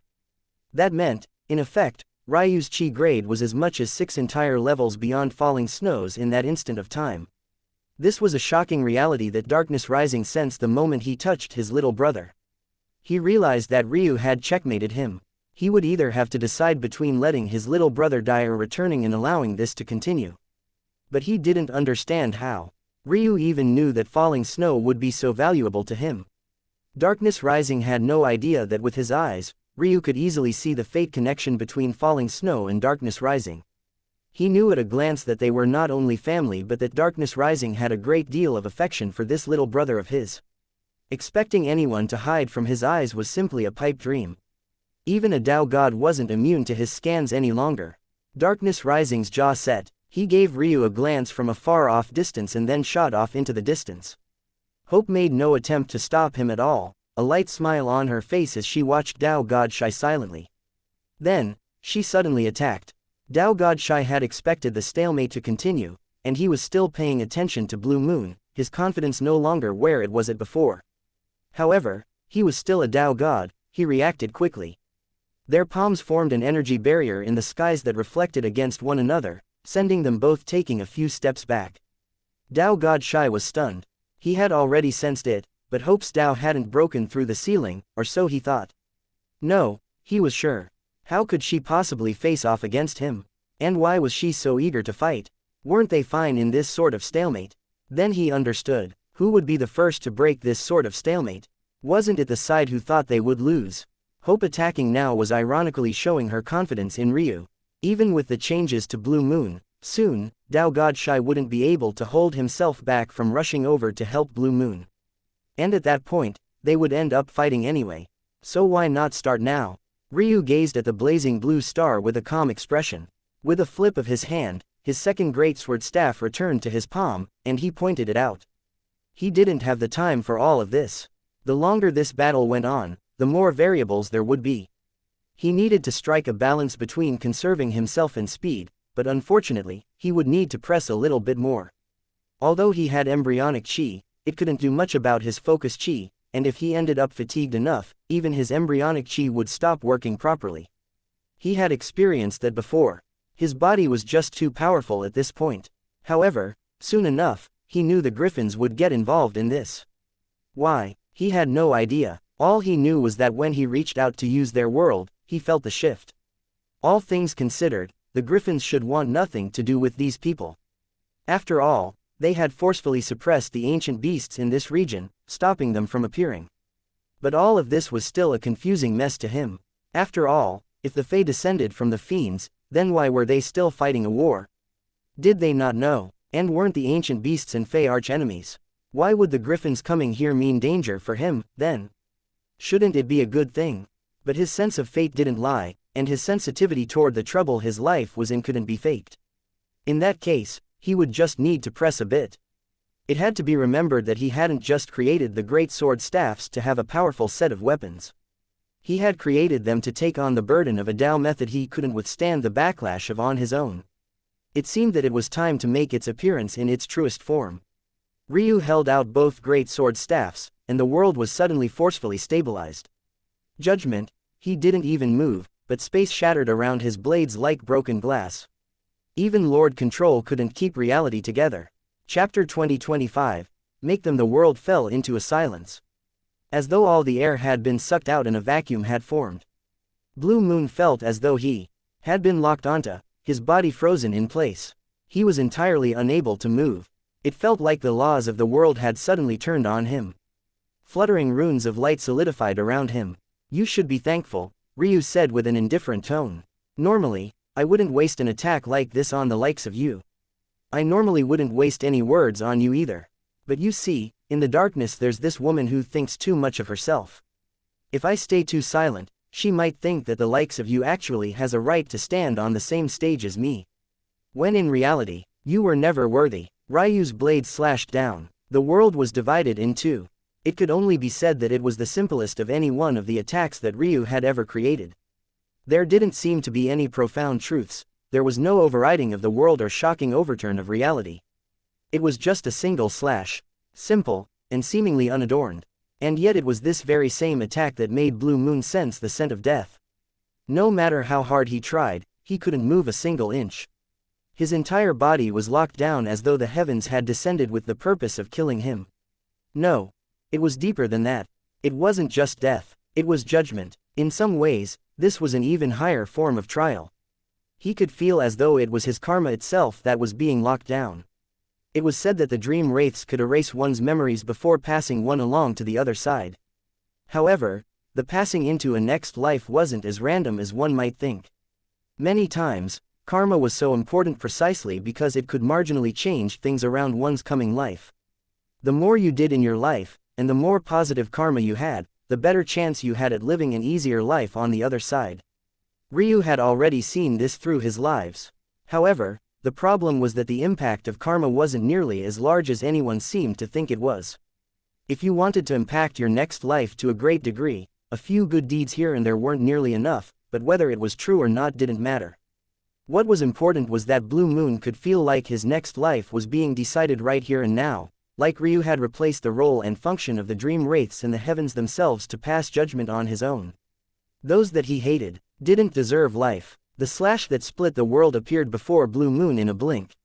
It looked as though it had slowly crossed through the distance, but the reality was that it was nigh instant, so fast and sharp in its movement that Blue Moon, who thought he was trapped in place, was actually just moving so slowly in relation to the attack that it only felt as though he was.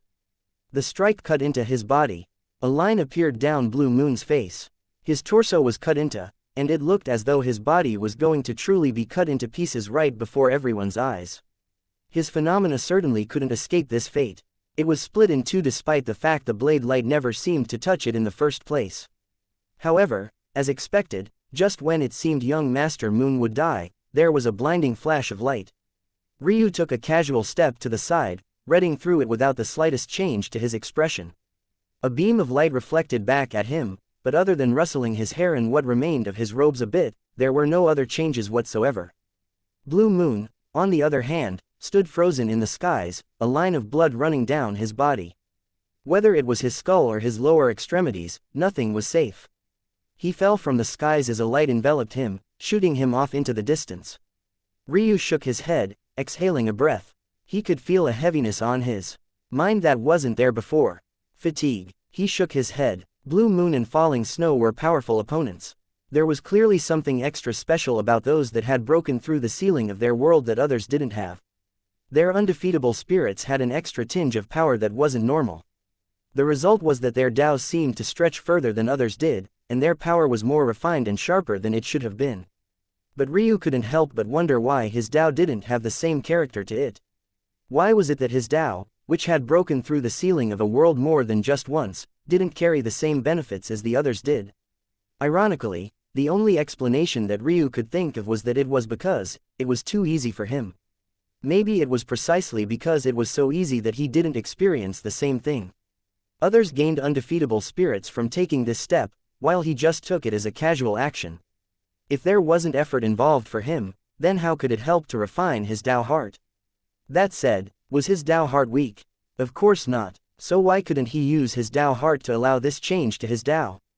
I see, they gained a subconscious understanding of how to do it through the difficult process, but I never experienced the same struggle, so my Tao heart and Tao are seen as two separate existences to me.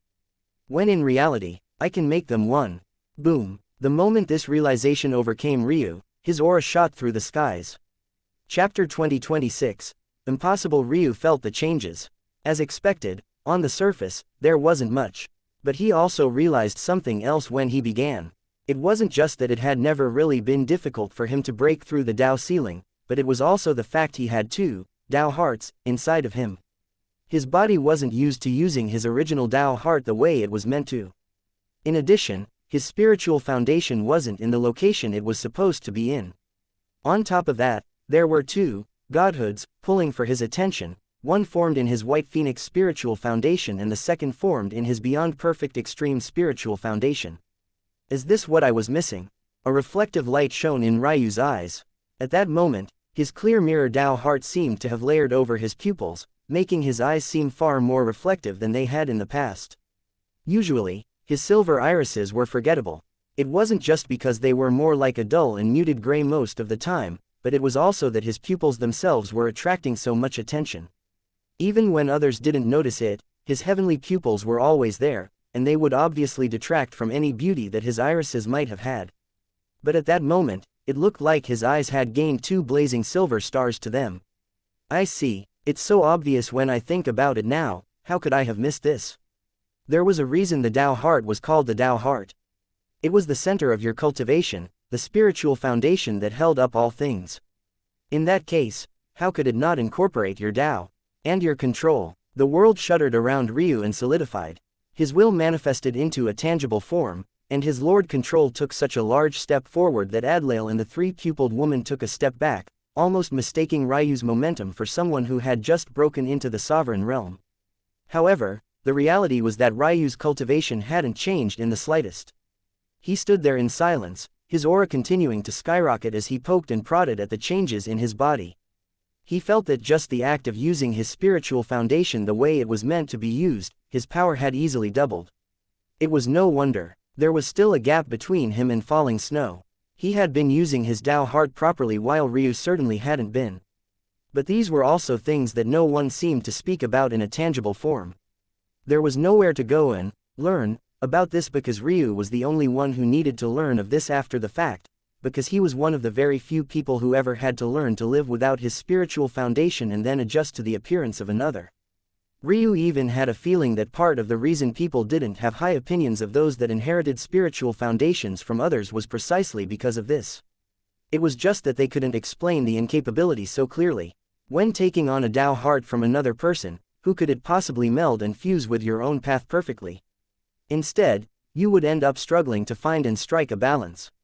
The effort you would put into trying to find that balance would be so great that even if you did eventually manage to, you would either have used up so much focus chi that you would be worthless in battle, or you would have turned from the path that was perfect for you so much so that your own strength would take a plummet downward. It was almost sad now that Ryu realized it. Because his Tao heart had been stripped from him at such an early age, he hadn't realized that he had had all of this power at his fingertips all the while. What an irony. Had he had Ailsa by his side, he certainly wouldn't have taken so long to realize it. At that moment, he also fixed a hidden danger within him. His unruly Tao heart settled down and its thoughts of separating, though they had not fully vanished, had been tempered a great deal. Ryu relaxed and his aura was like a tide of water that had risen so high that it peaked over a dam, spilling over slowly at first, before rushing out like a tsunami. He took a breath and the world seemed to breathe along with him. At that moment, his rigid Tao heart became his greatest strength.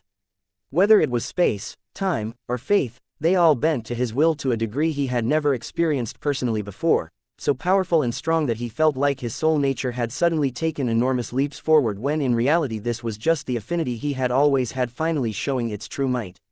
He waved a hand and time froze. Adlael was trying to escape, but by the time he realized what was happening, it was too late. He looked down in horror to find that Ryu had an arm through his chest.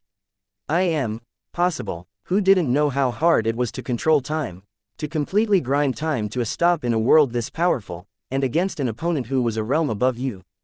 That was completely unheard of. Even those races with great elemental affinity, simply couldn't do this. Oh, you don't have protections on you. A shame, Ryu said lightly as though he didn't really care whether Adlael was going to live or die.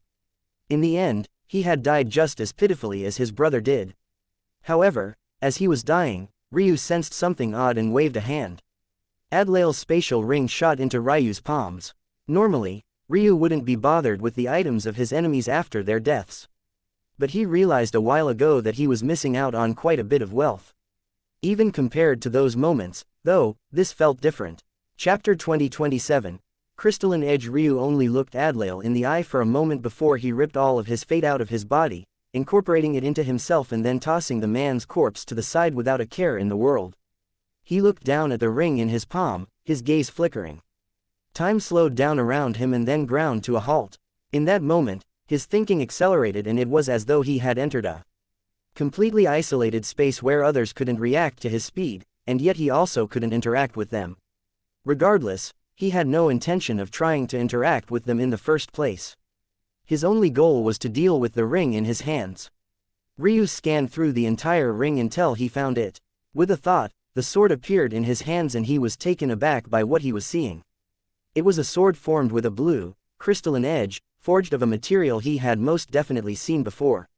Ryu thought for a moment before he brought out a familiar dagger. He hadn't used this dagger in a very long time, so much so that even he had almost forgotten he had it. This dagger, or pair of daggers, rather, was none other than one of the gifts that he had received for his 1000th birthday in his first life. It allowed one to pour spiritual chi into it and attack the soul of an opponent directly. Honestly, Ryu didn't care much for this weapon anymore, not because it wasn't interesting, but because he had no need of it. Not only did he have some bias against it because it was a treasure of sacrum, but with his perfect blackbody soul, it was completely unnecessary. With his soul, who cared if it ended up injured? He could just heal it. He had one of the most flexible souls in all of existence. He could recover from injuries that others couldn't fathom. If he wanted to attack someone's soul directly, he could just do it and not care for the consequences. But it was extremely interesting, though. Why was it that he could feel this sword calling out to him? Of course, the sword wasn't doing that. Rather, it was his sensitivity toward fate pulling him toward it. This sword had no spirit whatsoever, and to a layman, it would look like a nice piece one would want to put to rest on a wall somewhere. It didn't look like a sword that was meant to be used for fighting, it instead looked like an ornament one would show off to guests and nothing more. Ryu looked back and forth between the dagger and sword, his gaze flickering. After a while, he took out yet another treasure that he hadn't touched in a long while. The Glove of Order. The Glove of Order was a treasure ideal for archers. One could pour one's comprehension into it and use it to form arrows. That could save on the cost of arrows and also rely on the heavens to gather up a large amount of strength in a short time.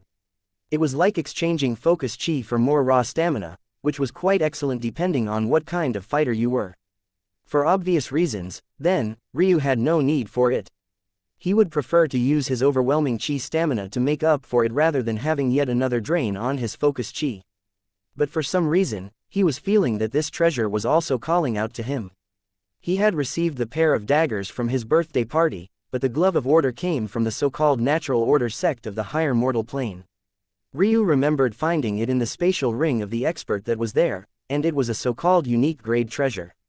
Now that Ryu thought about it, he had yet to stumble across even a single unique grade treasure after leaving Sacrum.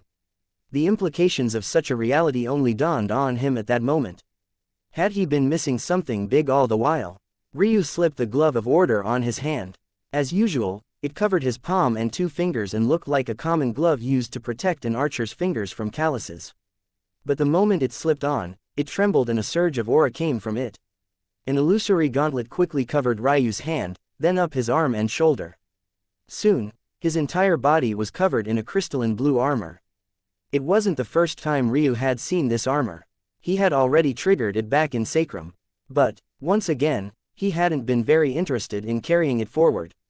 He was so obsessed with the outside world and what it had to offer that he had yet to unearth all the mysteries of Sacrum. For example, the human skin tome that was still in his possession.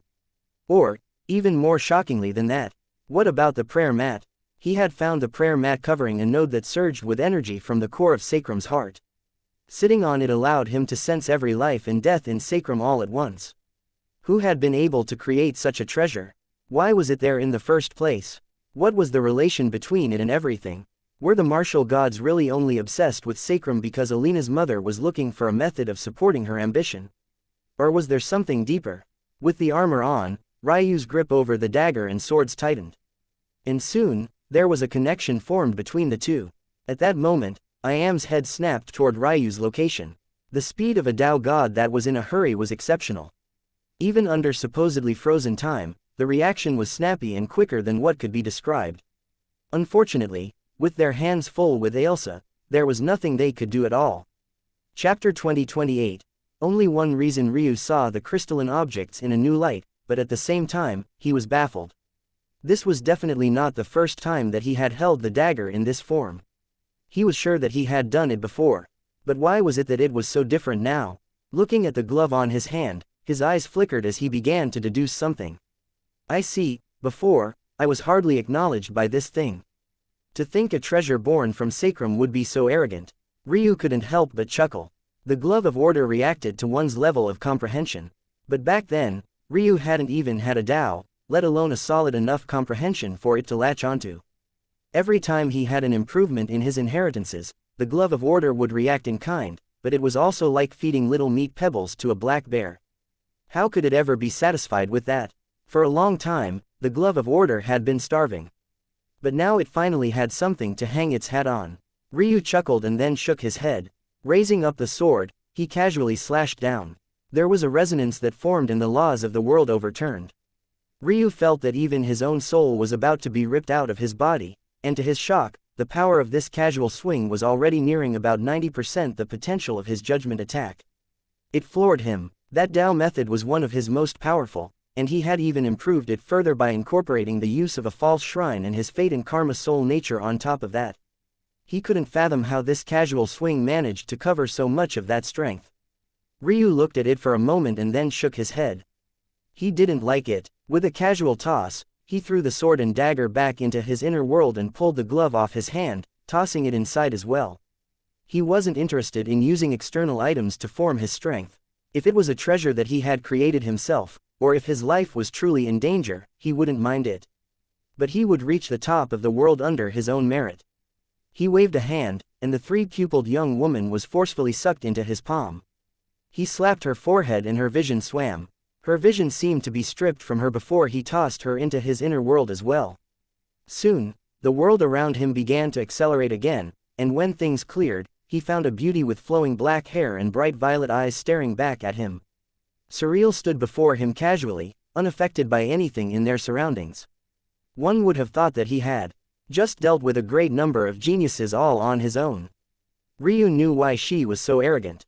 He had defeated her in their first battle, but it could be said that her own arrogance had played a great part in it. She didn't use her natural enlightenment, and the only one of her truth pupil's abilities that she had used was truth clonal. Well, other than the passive deceit that she could inflict on the world with her pupils. Back then, she had also told Ryu something quite profound. The deceit of the truth pupils ran deeper than anyone knew. In Sacrum, it was always rank 7, never higher, never lower. In fact, no matter what world you went to, it was always ranked 7th, never moving up, and never moving down. Surreal seemed to imply that this was on purpose.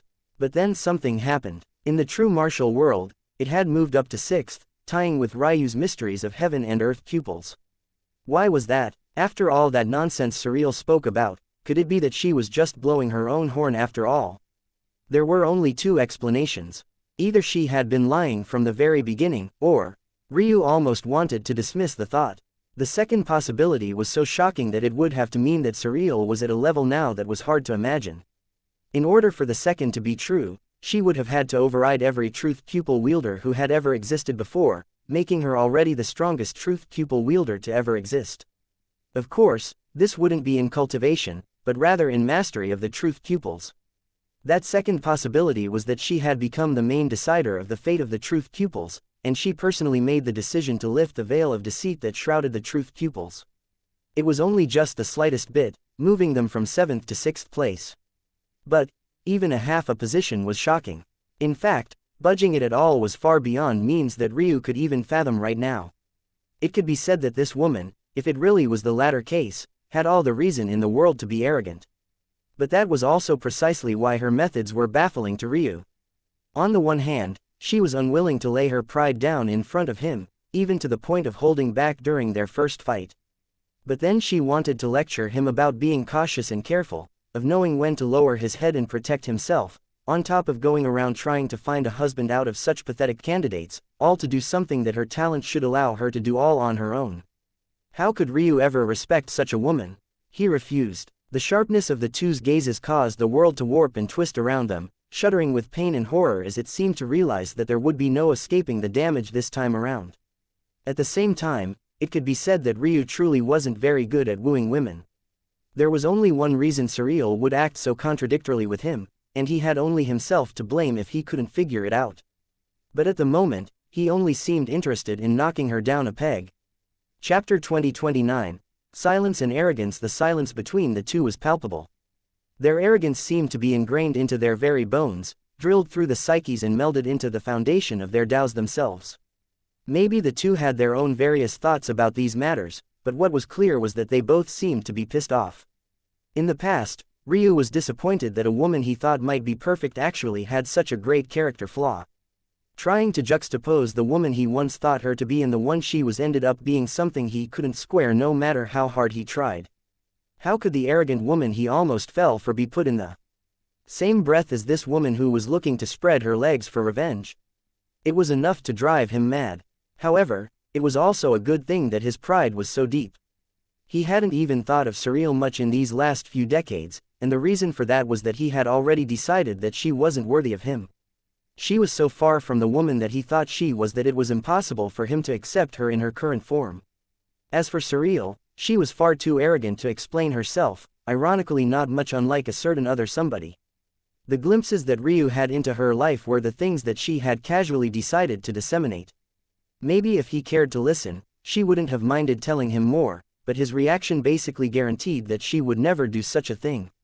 Explaining things because she felt like it. Sure, she wouldn't mind. Explaining things because she was chasing after someone else's validation. She would rather die. Ryu flipped his palms over and his great sword staffs disappeared.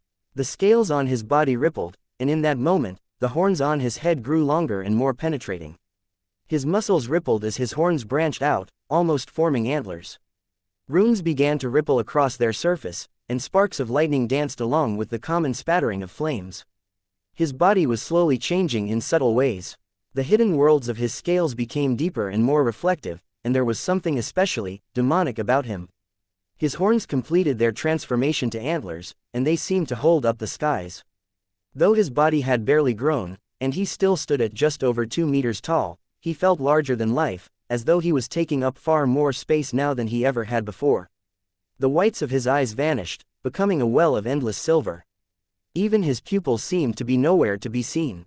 The runes that danced on his antlers began to descend onto his body, and the hidden tattoos that formed his body realm cultivation art began to make themselves known. An array of gold and dark gold danced, deepening his demonic air as they fluctuated within his scales. The hidden worlds of his scales seemed to form a connection, and there was a sudden burst of light. The tattoo of a dragon began to swim across his body. The call of a phoenix echoed as one flew through the worlds of his scales, entering his wings and setting them ablaze. A qilin stomped down once, causing veins around Ryu's ankles and feet to crackle and pop with a surge of power before they slowly settled down. Every time one of these phenomena appeared, there was a flash of a birthed phenomena behind Ryu. And though he didn't speak, the echo of booming words reverberated through the hearts and minds of all those on the world. Take form and forge the heavens. Take form and command the heavens. Take form and burn the heavens. Take form and conquer the heavens. I would bring your stupid weapons back out if I were you, Surreal said indifferently. Ryu continued to look at her, his lips not moving in the slightest. The time for talking was finished. In his first life, wagging his tongue and sharpening it was all he could do. When his second life began, he grew a particular distaste for it, preferring to use his fists to the point where even conflicts that could have been avoided with a simple explanation were hopped into with both feet by him. He had grown better as he continued to age and mature, but there were still times like this when he preferred to not speak at all. Even he didn't realize the irony of the fact that the last time he couldn't be bothered to speak to explain himself like this, was in front of Ailsa. And maybe it was also precisely because of Ailsa that he couldn't stand the fact these people were standing in his way right now. Surreal, though, didn't seem to mind it. She smiled. It was a smile so beautiful the world seemed to light up for a moment despite the oppressive atmosphere between the two. And yet it was also matched with a pair of eyes that were brooding with darkness. She stood there with that arrogant smile on her face, meeting Ryu's eyes as though she was looking at a plaything. I wonder, how long can you maintain that form for? She took a step forward, her dress fluttering in the wind along with her long, streaming black hair. How many birthed phenomena is that at once? How's your focus chi doing? You must be taking me very seriously to go all out like this. I'm almost a bit touched. She took another step forward, her momentum building again. Ryu still didn't reply, his breathing even as his eyes shone brighter and brighter. The elements flickered all across his body, giving him more and more of the air of a god. Wouldn't it be a shame if all of this came crashing down with a little push? Her sweet voice echoed, I think you need to learn how fragile you really are. Chapter 20:30. 90% Surreal vanished and her palm appeared on Ryu's chest in an instant. Ryu could see it clearly, or so he thought. The twisting deceptions that danced around Surreal made it difficult to tell what was reality and what wasn't. It was hard even to trust his own senses to twist space and warp time when the line between illusion and reality was being blurred so easily. If the passive ability of his mysteries of heaven and earth pupils was third perspective, then this casual twisting of reality could be considered the same for the truth pupils. Even when Surreal turned it off, a thought of hers could shape and mold the laws of the world. This had only grown more powerful after she formed Lord Control. Surreal was clearly much like Ryu, not caring for the speed of cultivation very much, and yet instead excavating every hint of her potential every step along the way. When he had met her, she had already been several times older than him. Since then, he had experienced rebirth for almost 1,000 years, on top of decades more.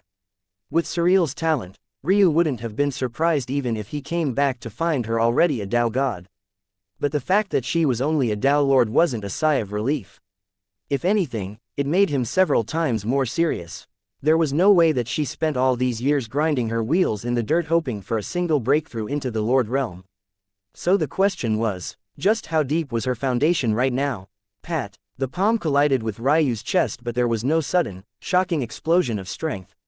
It was just a last slap, almost as though she was patting Ryu and feeling his chest rather than attacking him.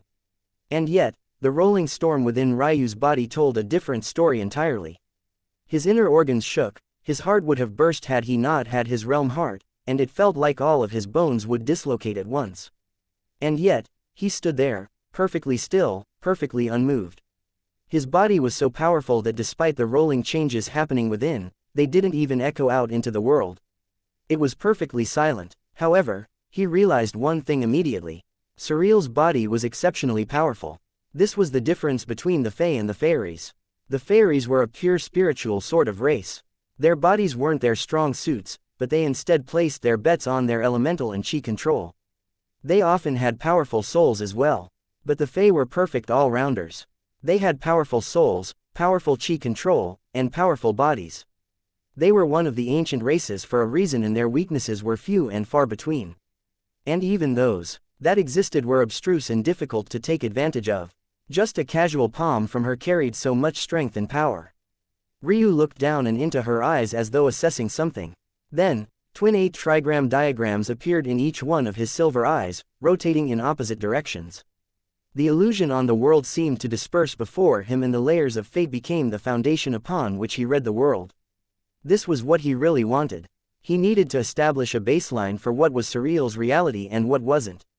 If he didn't, he would spend the entire battle chasing shadows. But what was shocking to him, more so than even her powerful body, was the fact that even with the mutation to his heavenly pupils, it actually took his fate and karma soul nature before he could see through the illusions completely. It was as expected. She had likely spent most of her efforts on her eyes in these years, and now they had reached a height that most couldn't imagine. A fiendish grin spread across Ryu's face as he looked at the beautiful woman before him. He had been slowly starting to grow pissed off these days. It felt like every new world he went to, his first-ranked heavenly pupils were being disrespected. In Sacrum, they were 6th. In this world, they weren't even in the top dozen, and it took a great deal of effort before he managed to pull them into the top 20, but he was still only nearing the top 10 here. Maybe in other worlds, it was even worse. In his eyes, there was only one first-ranked heavenly pupil in existence. And it was his own. Boom! Ryu's aura flared and Surreal took a casual step back. However, she didn't seem to do so because of his powerful momentum, but instead to prep a second palm. This time, though, Ryu saw through all the illusions and met her head-on. The world shook around their Lord Control, and a thin film of space separated their skin as though they hated one another's guts so much they couldn't even stand to touch one another. There was a small pause before the two erupted. They didn't seem to care what part of their bodies they used, as every clash overturned the world. Palms, fists, knees. Despite Ryu's larger size, Surreal was like a shark in blood-infested waters. She moved with the sharpness and fluidity of a battle veteran, switching between styles with just as much ease as Ryu did. Bang, bang, bang. Their forearms clashed and they separated by 3 meters before erupting again. Concentric circles of exploding air destroyed the atmosphere around them, the laws of the world whining and groaning beneath the strain as their Lord Control forced it to remain intact. The world was growing like a ready-to-burst balloon. However, they didn't seem to notice at all as they separated once again, their breathing even and their gazes indifferent. A sparkle lit in Surreal's eyes as her body doubled, and then doubled again. Soon, there were dozens of her, each one with 90% of her prowess.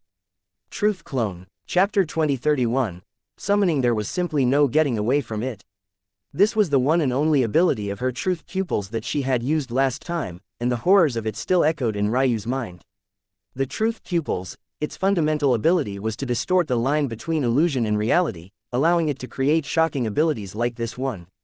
On the one hand, these clones were meant to be nothing more than illusions. And yet, on the other hand, 3 of them flashed forward. Ryu blocked one with a knee and a second with an elbow, his mouth opening up in a roar toward the third. A beam of fire left his lips and tore space in 2, appearing before the last in a flash. His body shook as the first 2 clones practically collapsed, his body between their strength, but his heavenly Tao tree sparkled as it finally joined the battle as well. The casual use of dragon breath caused a slight smile to flicker in Surreal's eyes. It seemed that Ryu had improved after all. Before, he would only bring out such talents as a last resort when the battle was reaching an apex, but now he seemed much more like a true dragon. Amusing, indeed. It was nothing more than a light smile. As for how much she actually cared, it was next to nothing. Her third clone was destroyed. The only weakness of these clones was that their health wasn't nearly as great as that of their master. Well, only Surreal knew that they could be. It was just that she didn't care enough about this battle to waste the stamina that would be needed to make that necessary. Instead, she just replaced it with a 4th clone. Ryu was besieged from all sides, his body being forced to withstand an assault from what seemed to be an army of geniuses. They came from all sides, each one having the same sharpness and cleverness as Surreal. It felt like she was trying to overload his mind, draining his focus chi even faster than his birthed phenomena were already doing. However, Ryu remained calm. He casually blocked and parried, slicing out with dragon claws and breaths from time to time as though he had an endless well of stamina to pull from. And honestly speaking, he might as well have. The skies clapped with thunder and a bolt of lightning as thick as a mountain descended from above, striking Ryu's heavenly Dao tree. However, from the aura, it was clear that this bolt of lightning came from Ryu's own storm talent. At the same time, his lightning god talent flashed as well, and the bolt of powerful lightning became a sheen of scaled armor that covered the crystalline tree from head to toe. Ryu's movements became sharper, his speed suddenly accelerating as he used his Tatsuya movement technique. A fist appeared at the head of one of Surreal's clones and burst it apart. The heavenly Dao tree behind Ryu rippled, and a judgment descended from the skies. All of a sudden, Surreal's gaze flashed as a warping reality of tree branches suddenly slashed out. It formed a tornado, a whirlwind of attacks so fast that it was difficult for her to manage all of her clones at once. She quickly realized that Ryu had been hiding the true ability of his heavenly Dao tree in the earlier battles. It was only now that he allowed the chaos within it to truly bloom. But what was more shocking was the dichotomy of chaos and order playing well together. The heavenly Dao tree was the chaos, and the lightning god, the judgment of the heavens themselves, became the order. Ryu found the weaknesses of her clones and tore through them in a single bound, and in a brief instant, she was left with nothing more than a handful. After understanding what was happening, Surreal was no longer as shocked. He had seen through the method these truth clones were created and targeted those weaknesses. As Ryu had stated, the truth pupils blurred the line between reality and illusion. These truth clones were created on a fundamentally illusory basis before they were shifted into reality. Usually, Surreal picked out a casual ability to be the basis of her illusion. Maybe it was an organ, maybe it was a strand of hair, maybe it was a technique she liked to use. The only requirement was that it be something unique to her, something to tether the illusion. Only then could she create a clone that was so powerful. However, in order for the truth clone to continue to exist, that part of it had to remain illusory. Only that balance between illusion and reality allowed the clone to display their truest, greatest strength.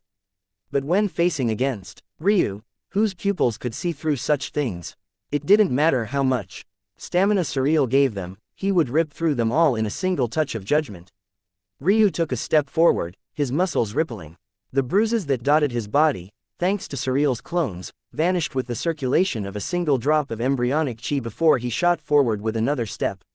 He appeared before Surreal, sending out a casual fist strike as he ignored what remained of her clones completely.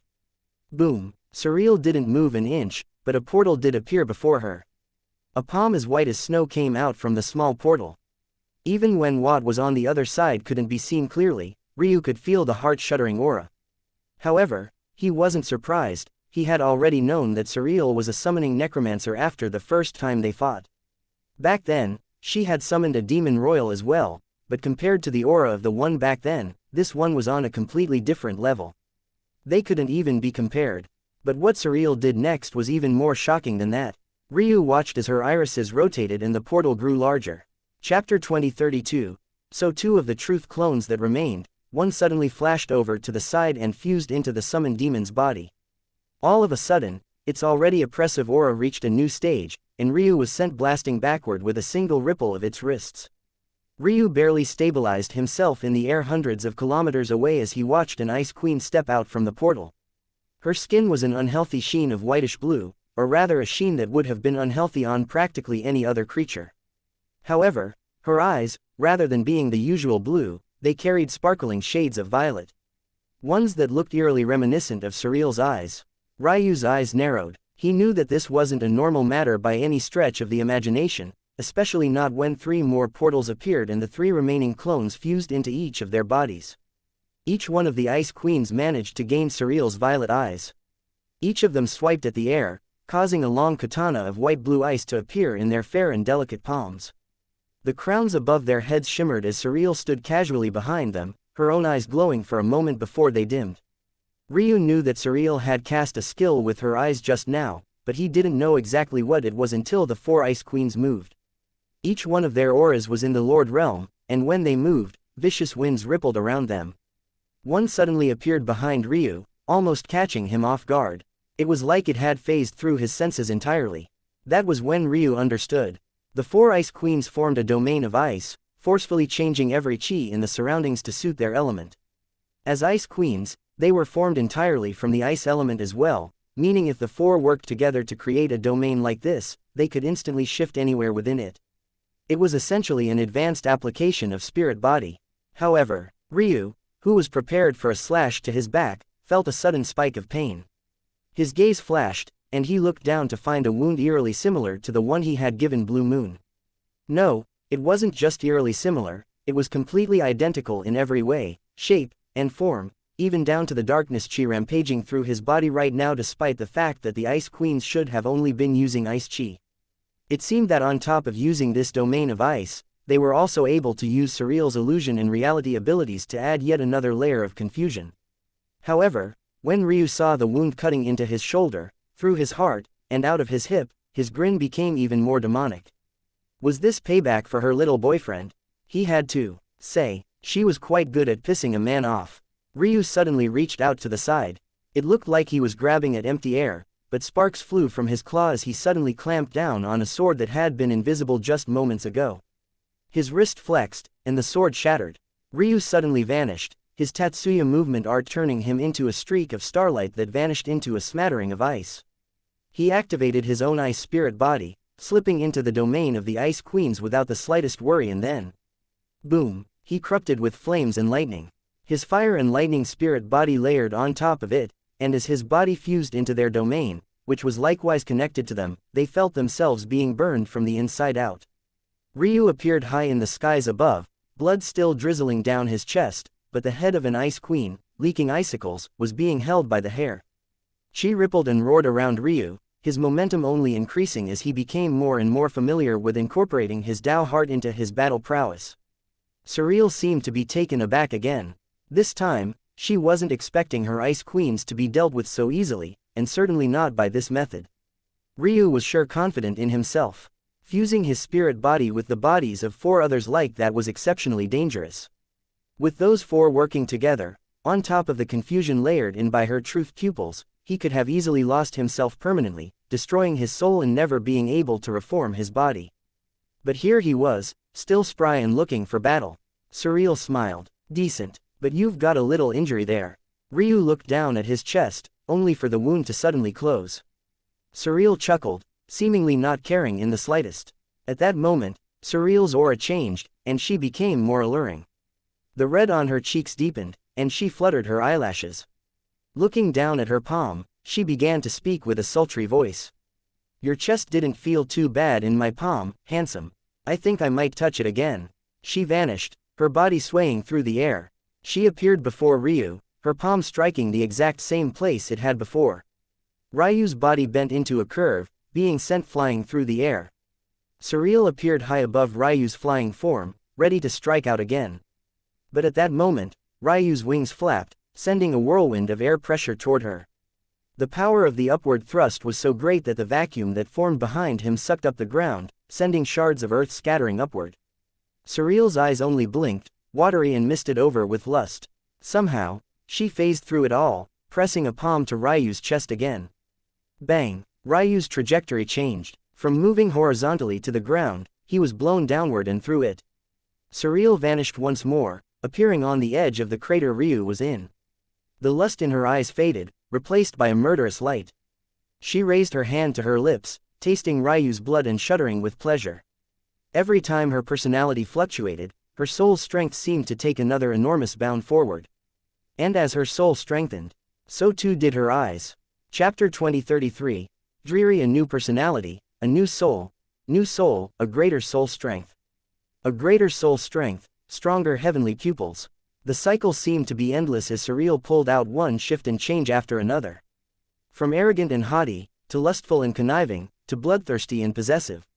Her emotions changed like the pages of a book, and the fluctuations in soul strength that came along with it were rising to the point that even Ryu's own began to feel suppressed from all sides. The lines between deception and reality blurred, and soon what was just illusion was becoming more and more of what the truth could only hope to be. And it all happened in the blink of an eye.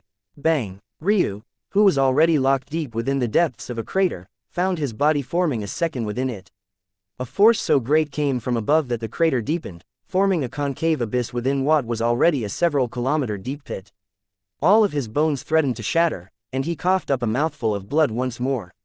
Sensory input came at him from all sides, and it was hard for his mind to decipher all of them even if his eyes could see through them. He could tell that Surreal was doing this on purpose. So what if his eyes were powerful if his cultivation was too low to decipher everything that he was seeing? It was the same concept he had grasped with his spacetime soul nature. At a certain point, if he kept things too simple, then those with minor grasps on the two elements would be able to see what he was doing. However, he had learned many decades ago by now that if he wanted to maximize his spacetime soul nature, it was in his best interest to layer the complexity to the point where even if an opponent had some familiarity with concepts he might use, they wouldn't have the time in the middle of battle to deal with it all. Ryu just never expected that there would come a day where something like this was effective against him. He coughed up another mouthful of blood, his body practically laying flat beneath the pressure. His body was barely holding up, and it felt like if it was pushed just the tiniest bit more, all of his bones would collapse to ash. Surreal continued to stand at the edge of the crater, striking out with palms that layered on top of one another again and again. Sometimes her laughter would echo through the skies, sometimes it would be a sharp screech, and at other times there would be a thunderous roar that seemed impossible for her delicate body to produce. Bang, bang, bang, bang, bang, and yet, despite the blood leaking from his lips and the pressure threatening to shatter his body, Ryu looked up to the sky with an eerie calmness in his gaze. His horns rippled and the silver marbles that now formed his eyes danced within the reflective light. It had been a very long time since he was truly forced into a corner. He couldn't remember the last time. The nether plane realm he entered had been a joke. The holy worlds of this plane were more of a fight against his own psyche rather than him facing off against any real enemy, and in these last few decades of his life, his only real competition felt like it was himself. Maybe it was arrogant to have these thoughts. After all, in this time, he had run into plenty of so-called geniuses, existences that were beyond him in talent and raw strength. But it was just that no matter how strong they were, he could never truly take them seriously. As far as he was concerned, that so-called Earth ranking might as well not exist at all. It was a pathetic hodgepodge of wannabe elites. They were people that regardless of their talent level, he felt like he could find some method, some way to defeat them. But now, it felt different. When was the last time he had felt like this? When was the last time he well and truly felt that he had entered a battle that he might lose? A battle that challenged his Tao heart and his sense of superiority. Honestly, he really couldn't remember. A grin spread across Ryu's face. Bang, bang, bang, bang, bang. His body convulsed with every pressurized strike from above, but slowly, his hand began to rise. From the pinned position to his side, it reached up into the air. The pressure descending from above caused his skin to fragment and his tattoos to nearly collapse in on themselves, but they held up. Then, with a flash, his greatsword staff appeared once more. Shoo! The pressure seemed to be sliced in two. A radiant golden aura shot upward. He was too obsessed with only showing as much as Surreal was. With his eyes, he could estimate just how much she was holding back, and at most, by now, she had used maybe 30% of what she was capable of. Just measuring up against her previous strength, he knew that clearly. He knew for certain that she had more powerful summons. He had yet to even see her use her Tao more than passively. He had yet to feel her natural enlightenment. In fact, she still hadn't brought out her katana. At most, she had shared some of her insights with the sword to the Ice Queens she had summoned earlier. It was mostly his pride dictating his action. However, his pride of today wasn't the same as his pride of years ago. He was still the same confident, arrogant Ryu, however, his mind was much more flexible. He was much more willing to bend and not break. So what if he wasn't hiding as much strength as she was? If he won the battle, wouldn't it be the same? Instead, his arrogance pivoted and his eyes blazed with fighting intent as his undefeatable will soared into the skies, piercing through the clouds and shattering falling meteors. He bet that he could improve even faster than she deemed to reveal her real trump cards. Boom! Ryu's body vanished from the pressurized crater. The moment he was no longer there absorbing the bulk of the attacks, the ground beneath him collapsed, forming an abyss tens of times deeper than it had just been. If a mortal stood at the edge, it would look as though the whole fell into the very depths of hell. But Ryu himself had already appeared in front of Surreal. Not only had he appeared, but his second greatsword staff was also in his hand. Surreal's expression changed again. A shy and bashful look colored her gorgeous features, and she stumbled backward. She tripped on a rock, which caused her body to seemingly by coincidence fall out of the way of Ryu's blade. As though an advanced application of a drunken stance, Surreal stumbled, shied, and clumsily made her way out of the range of his most lethal strikes. Her personality changed again and she became as gentle as a lotus but as distant as a warm breeze in the depths of winter. Her movement technique changed once more into a slow and steady cadence, calm and collected, unhurried and unbothered. Their gazes met across the void. One would have thought that there would be some frustration in Ryu's eyes. He had never missed so many strikes in a row in his life. His actions were usually too precise, and he was used to outsmarting his enemies into almost presenting themselves to his blades. And yet, there wasn't even a hint of it in his eyes. At that moment, his eyes reflected the very same calmness that was in Surreal's. It pulsed with a will that didn't seem to care about the disparity in strength. In his eyes, there would only ever be one outcome no matter what she hid. Ryu took a step forward again, his aura surging.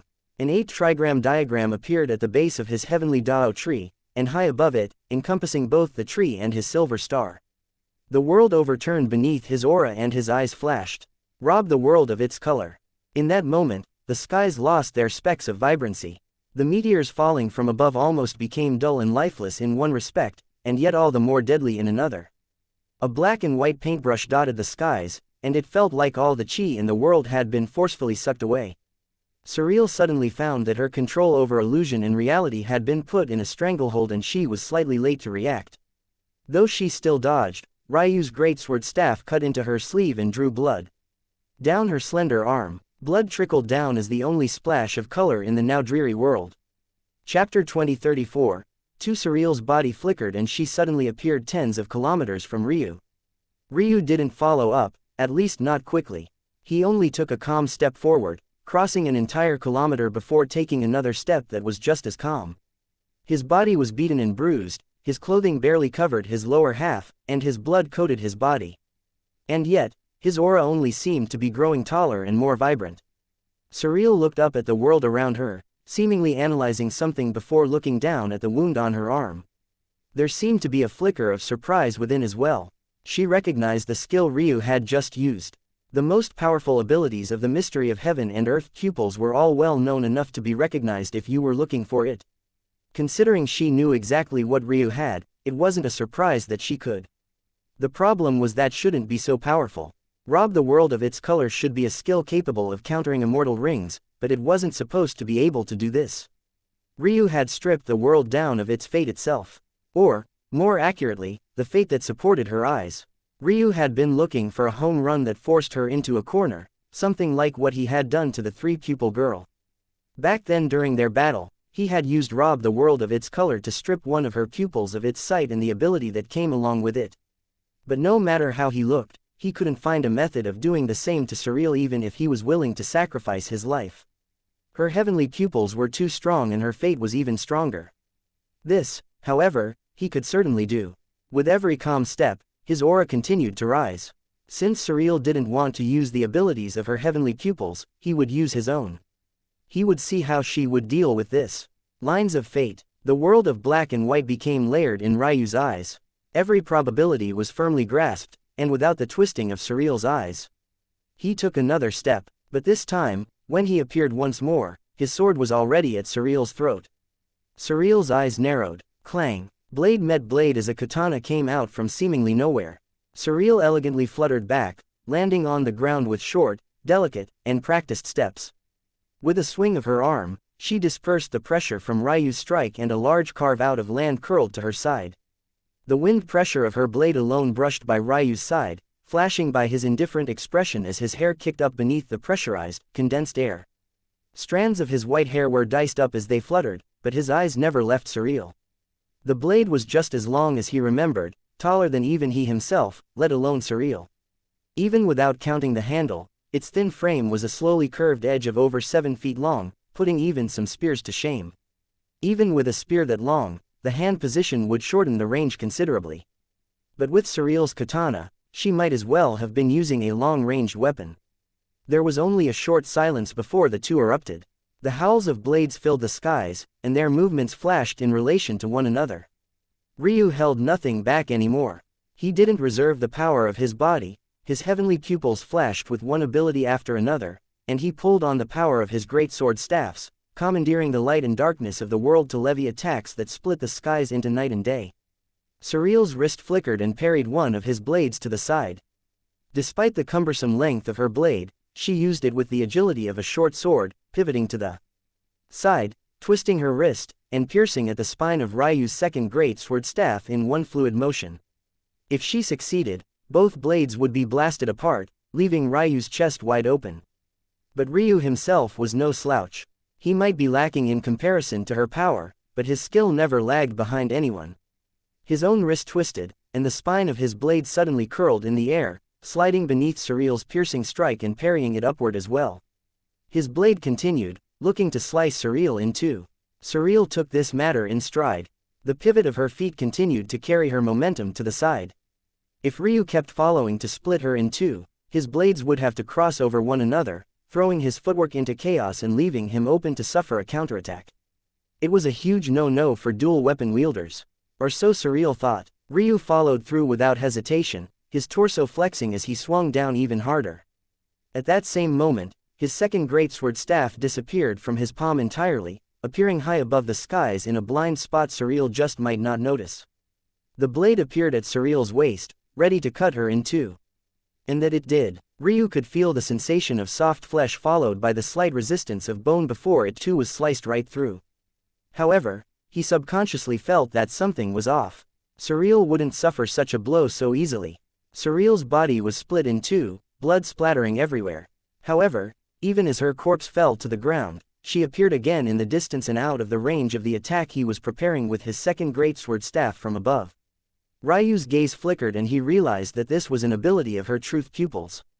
She had finally used one other than truth clone, and within his robbed the world of its color domain no less.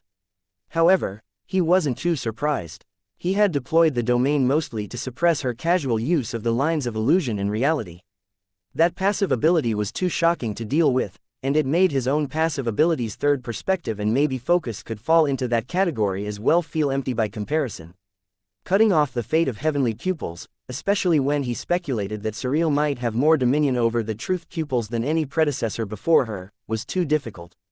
He could limit the passive ability greatly, but the actual skills that she consciously deployed would be a much taller mountain to climb.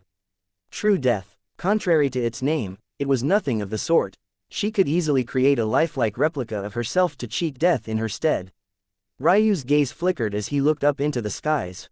With a swipe of his hand, his dark greatsword staff returned to his palm from the air. He knew that Surreal had taken this route because she saw his attack coming. At the same time, he could already see how she might use true death with her other abilities, especially her summoning. There were several necromancy techniques that could be used to cheat death. If they were layered with true death. Surreal suddenly smiled, her aura fluctuating. For some reason, when Ryu saw this smile, he felt his heart shudder. It didn't take him long to realize why. This smile, it was the very same smile as the Surreal he knew the most intimately. This was the Surreal who kissed him, the shy and reserved girl who was pure of heart and open about her feelings nonetheless. It was a beautiful sort of dichotomy that could warm the heart of any man. "You killed me, Ryu," she said in a soft, pitiful voice. Ryu took a breath and exhaled before his gaze suddenly sharpened, looking down at the corpse by his feet. Blood surged and swirled into a portal. Out from the inside, a second Surreal took shape. "I don't want to live anymore," she said sadly, looking down at the ground. The Surreal he knew the best raised her katana to her throat and slashed down. Ryu found himself almost calling out to tell her to stop. But it was already too late. His body shuddered as the Surreal that walked out from the blood portal seemed to gain new life. She looked toward Ryu with an arrogant smile, gazing between her dead self and him. "How pitiful," she said with an almost sickly sweetness. Ryu's mind felt like it had been fried. The headless Surreal's corpse pulsed and yet another blood portal appeared. Out from within it, another arrogant Surreal formed. He looked between the two, one near him and another a distance away. However, no matter how he looked at them, they were perfectly identical. There was no sign of a clone at all, as though there had always been two Surreals from the very start. 100% clones, clones so perfect that they could very well be the real body. Wait, had he ever been fighting Surreal's real body? He simply couldn't tell, and these clones, as far as he could see, had no weaknesses at all. He couldn't even deal with one Surreal, how would he deal with two? Chapter 2035. Entertaining. This is pretty entertaining.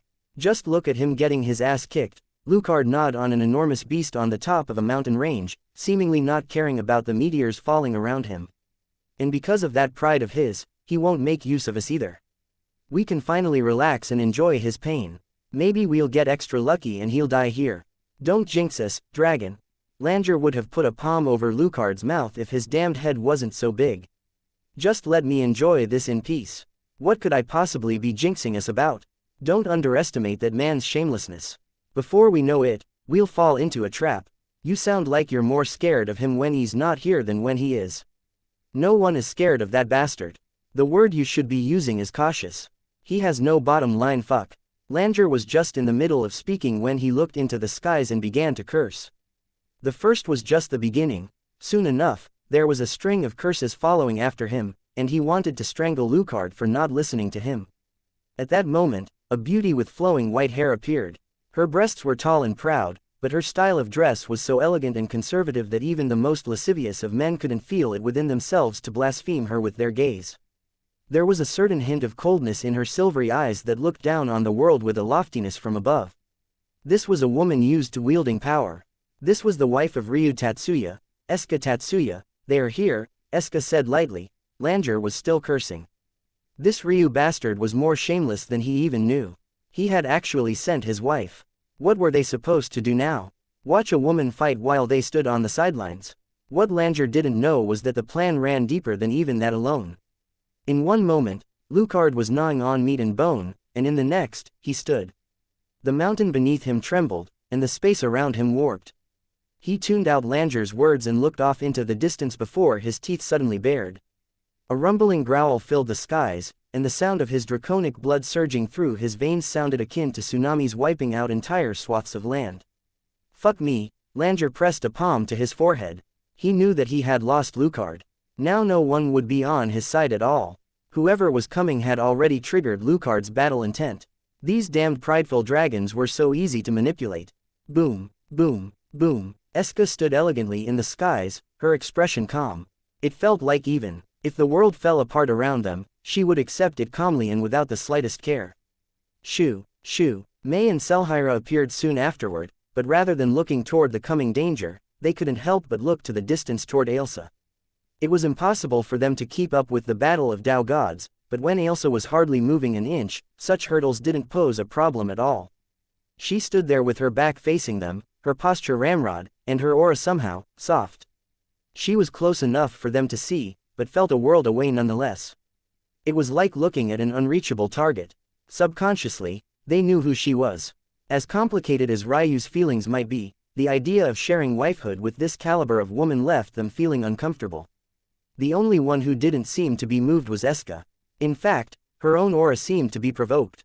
She wasn't moved when she saw Ailsa on her own, it was only when she saw May and Selhira's reactions that she did flare up.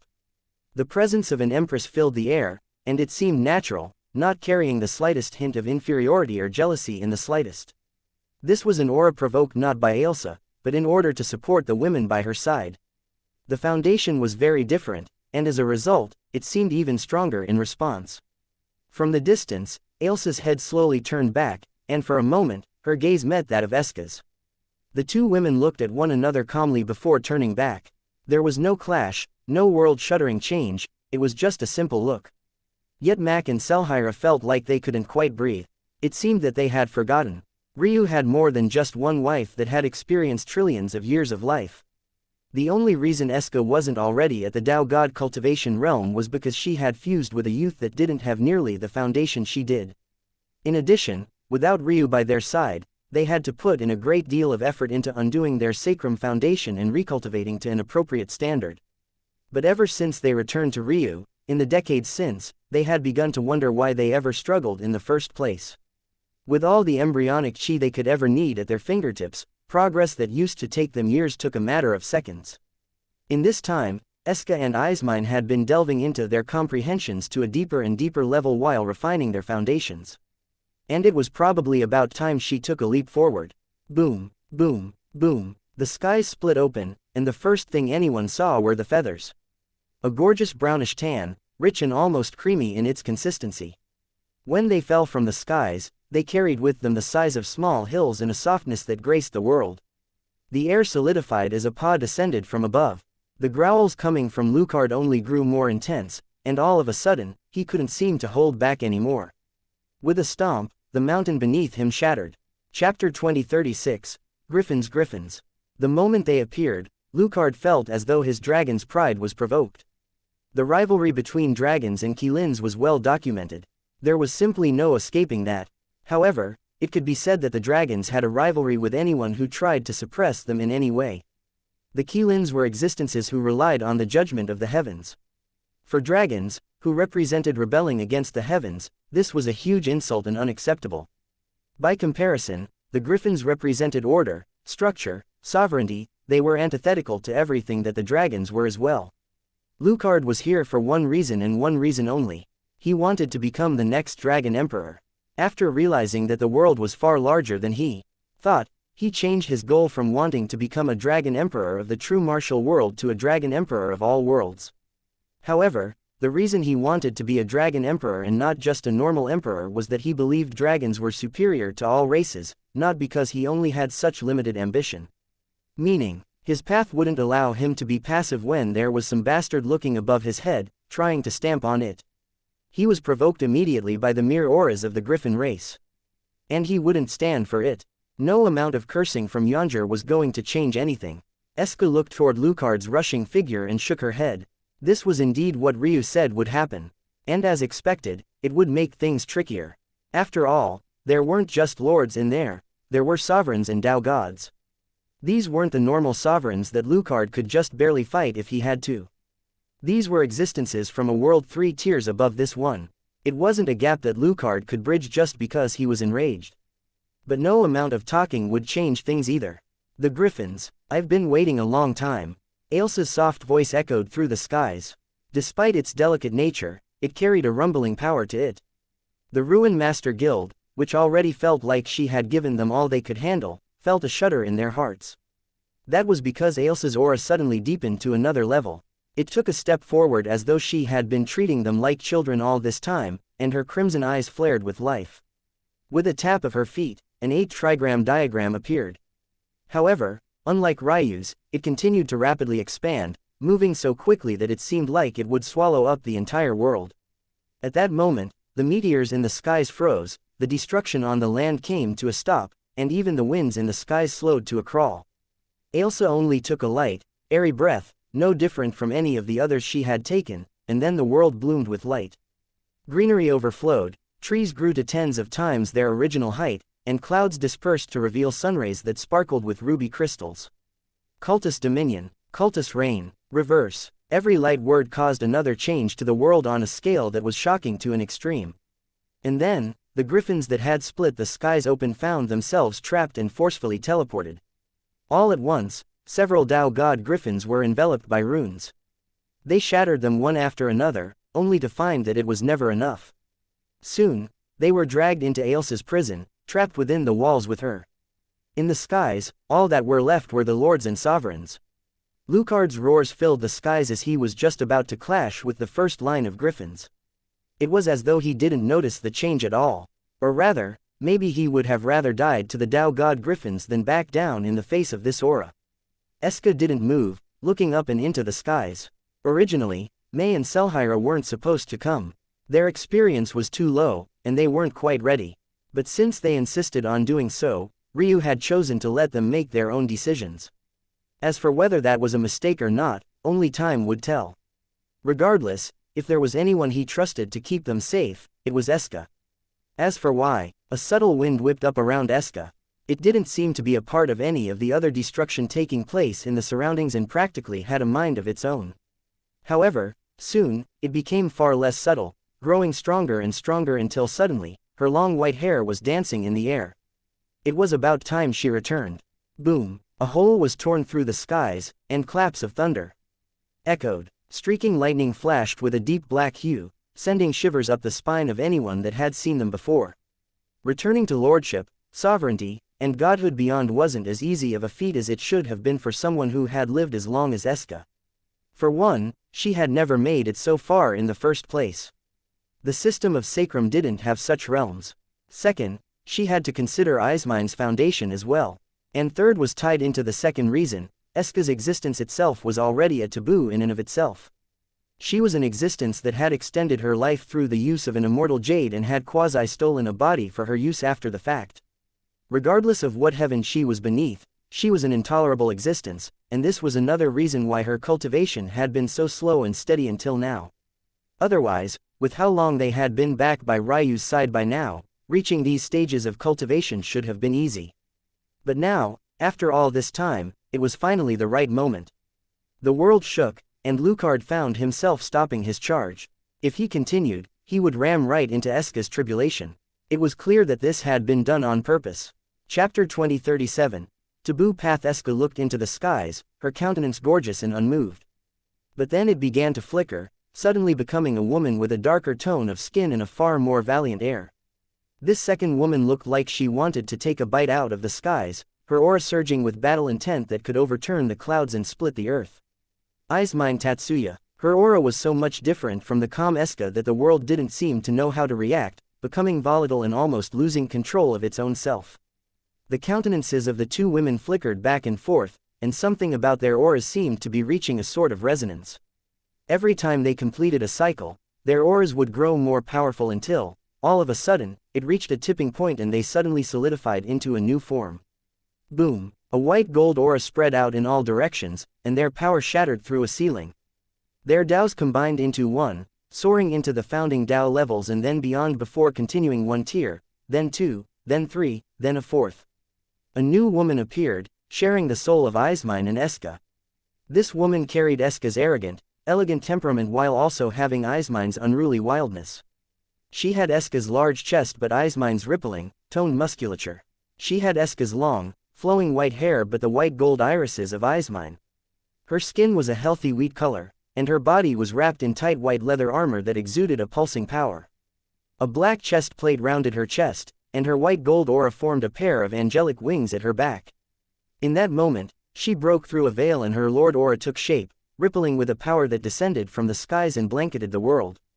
With a grasp at the air, a golden spear took shape. Its presence alone caused space to crack and shatter. At the same time, a crystalline tree appeared at her back. Unlike Ryu's immortal Sakura, hers was violet and gold.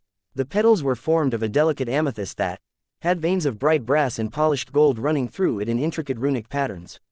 She swept her spear to the side in a casual motion, causing a mountain in the far-off distance to crumble to ash. The power of the Taboo Path Eska and Izmine followed was in the combining of their two strengths. Originally, it was meant to be used by twins. Born from the same mother, on the same day, these twins would have a natural connection between themselves that would harmonize and allow the most effective use of this technique. If the twins were identical, the technique would take another step forward in strength. And if the technique began to manifest when the identical twins were still a single organism and continued after they separated, then it would be on an even higher tier of power. Author's note: fraternal twins are two different embryos fertilized at the same time by two different sperm cells. Identical twins used to be one embryo before spontaneously separating. The difference is important for understanding the tiers of this technique. However, Izmine and Eska had unlocked a level of this technique that had been speculated about in the past, but had never truly been executed upon. That wasn't because they were the only ones that could pull off sharing a body, but they were probably one of the very few willing to sacrifice to this point. The closest any of this taboo path had gotten to this were conjoined twins that had two heads to a single body. But even these existences would prefer to be separated. However, Izmine and Eska were in a very unique situation. Eska had a naturally selfless heart. She cared for nothing more than the revival of her clan. The amount she had given up in exchange for this was more than maybe anyone else would be willing to pay. By comparison, Izmine gained a lot from Eska. It wasn't just her insights into cultivation, but Eska was the cooling waters to her raging flame. Izmine was born into the martial gods, a family that placed improvement above all else. Their women dual cultivated with any worthy man, and her own mother had 2 husbands and countless lovers more. The shadow of Ryu was firmly placed on her heart as a result. Not just because he stifled her instinct to be with many men, but most importantly because he had defeated her. When she said that she would defeat him one day, she had meant it with every fiber of her being. She strived for that same peak of cultivation. The difference was that she didn't have pride attached to how she accomplished it. If she had to fuse with Eska to succeed, then she would do it. And the kinkier part of hers loved being an intimate voyeur to a woman like Eska's dual cultivation. This path would satisfy both of her greatest desires, to be the strongest woman to ever exist, and to satisfy her carnal desires at the same time. The combined Eska and Eismine took a step forward. Their souls intertwined in their minds as they entered their absolute strongest state. Their auras continued to climb, reaching the Lord Realm and then soaring to sovereignty. Then from sovereignty, they pierced toward godhood. The world shuddered and shook as one tribulation after another stacked. Each time, they only became more taboo, growing deeper and more violent. Behind the tribulation clouds, the griffins were stuck, not daring to move forward. This was the most shocking scene they had laid eyes on. Their own tribulations were quite powerful, but they were nothing like this. However, this was precisely what Eismine and Eska wanted. This violent upsurge was exactly what they needed to complete and cross the final threshold of their cultivation technique. When this was finished, they would become one of the strongest cultivators in existence. Chapter 2038, Fused Tribulation CHII. Bang! The first bolt of black lightning descended from the skies and a flickering blossom appeared in its path. Sparks flew, and arching black lightning descended onto the immortal Sakura, threatening to shatter it to pieces. And it succeeded. The immortal Sakura blasted apart in a shuddering rain, but with a flicker of their fused form's eyes, the immortal Sakura took shape once again, stronger and more complete. They took another step forward and thrust out a spear. Their spear chi shattered into pieces as well, their golden spear threatening to collapse under the pressure and their wrist shuddering so violently it seemed they might break all the bones in their arms in the next instant. But their eyes remained steady and unmoved. White gold energy flowed through their body, strengthening them and helping their body to recover. Bang, bang, bang. Every time they met the destructive black lightning, they suffered. By the sixth strike, blood was leaking from their lips, and fragments that couldn't be healed had begun to appear on the immortal Sakura. And yet, every time, they took another step forward as though to challenge the heavens further. Their Tao hearts shone resplendently, their spiritual foundations churning, and their auras continuing to grow. This was the power of their taboo method. As much effort as Ryu had put into gaining two spiritual foundations, they had it now. As much trouble as he had gone through to establish his second set of meridians, they had that now. They had two souls, each with their own talents. They had two bone structures, each with their own talents. They had two Taos, Cash with their own talents, two bloodlines. One of them was a close combat expert, having a powerful body and body realm cultivation, and a chi that came with an overwhelming healing factor that could only pale in comparison to the healing given by Ryu's embryonic chi. The other was an empress of the mental realm, having a soul grown over trillions of years and forming the foundation of a visualization that could have been the basis for its own cultivation system. When they came together, they were the absolute perfect pairing. And suddenly, they had no weaknesses whatsoever. Pung, pung, pung. Suddenly, chains came from Eismine's spear as it separated into several pieces. The spear seamlessly became a whip with a tip that was formed from the edge of a blade. Eismine might be an expert of the spear, but Eska was an expert of the whip. Their talents weren't the only things that fused together, so too did their inheritances and 1507 comprehensions. At that moment, a new godhood descended from the skies, one that was a perfect fusion of spear and whip. They stood valiantly in the skies, violet gold blossoms reflecting bolts of black and a golden spear whip lashing out against the skies, shattering one heavenly attack after another. With every assault they survived, their aura only grew deeper. Their beauty became more resplendent and their cultivations continued to soar. This was nothing more than their first success. Their spear and whip comprehension perfectly melded into one. But like water that had burst through a dam, the moment they had their first success, the second came swiftly.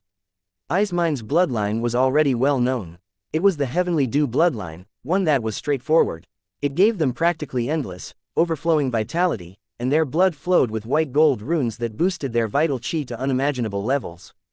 Eska's bloodline was the Zhu clan's bloodline.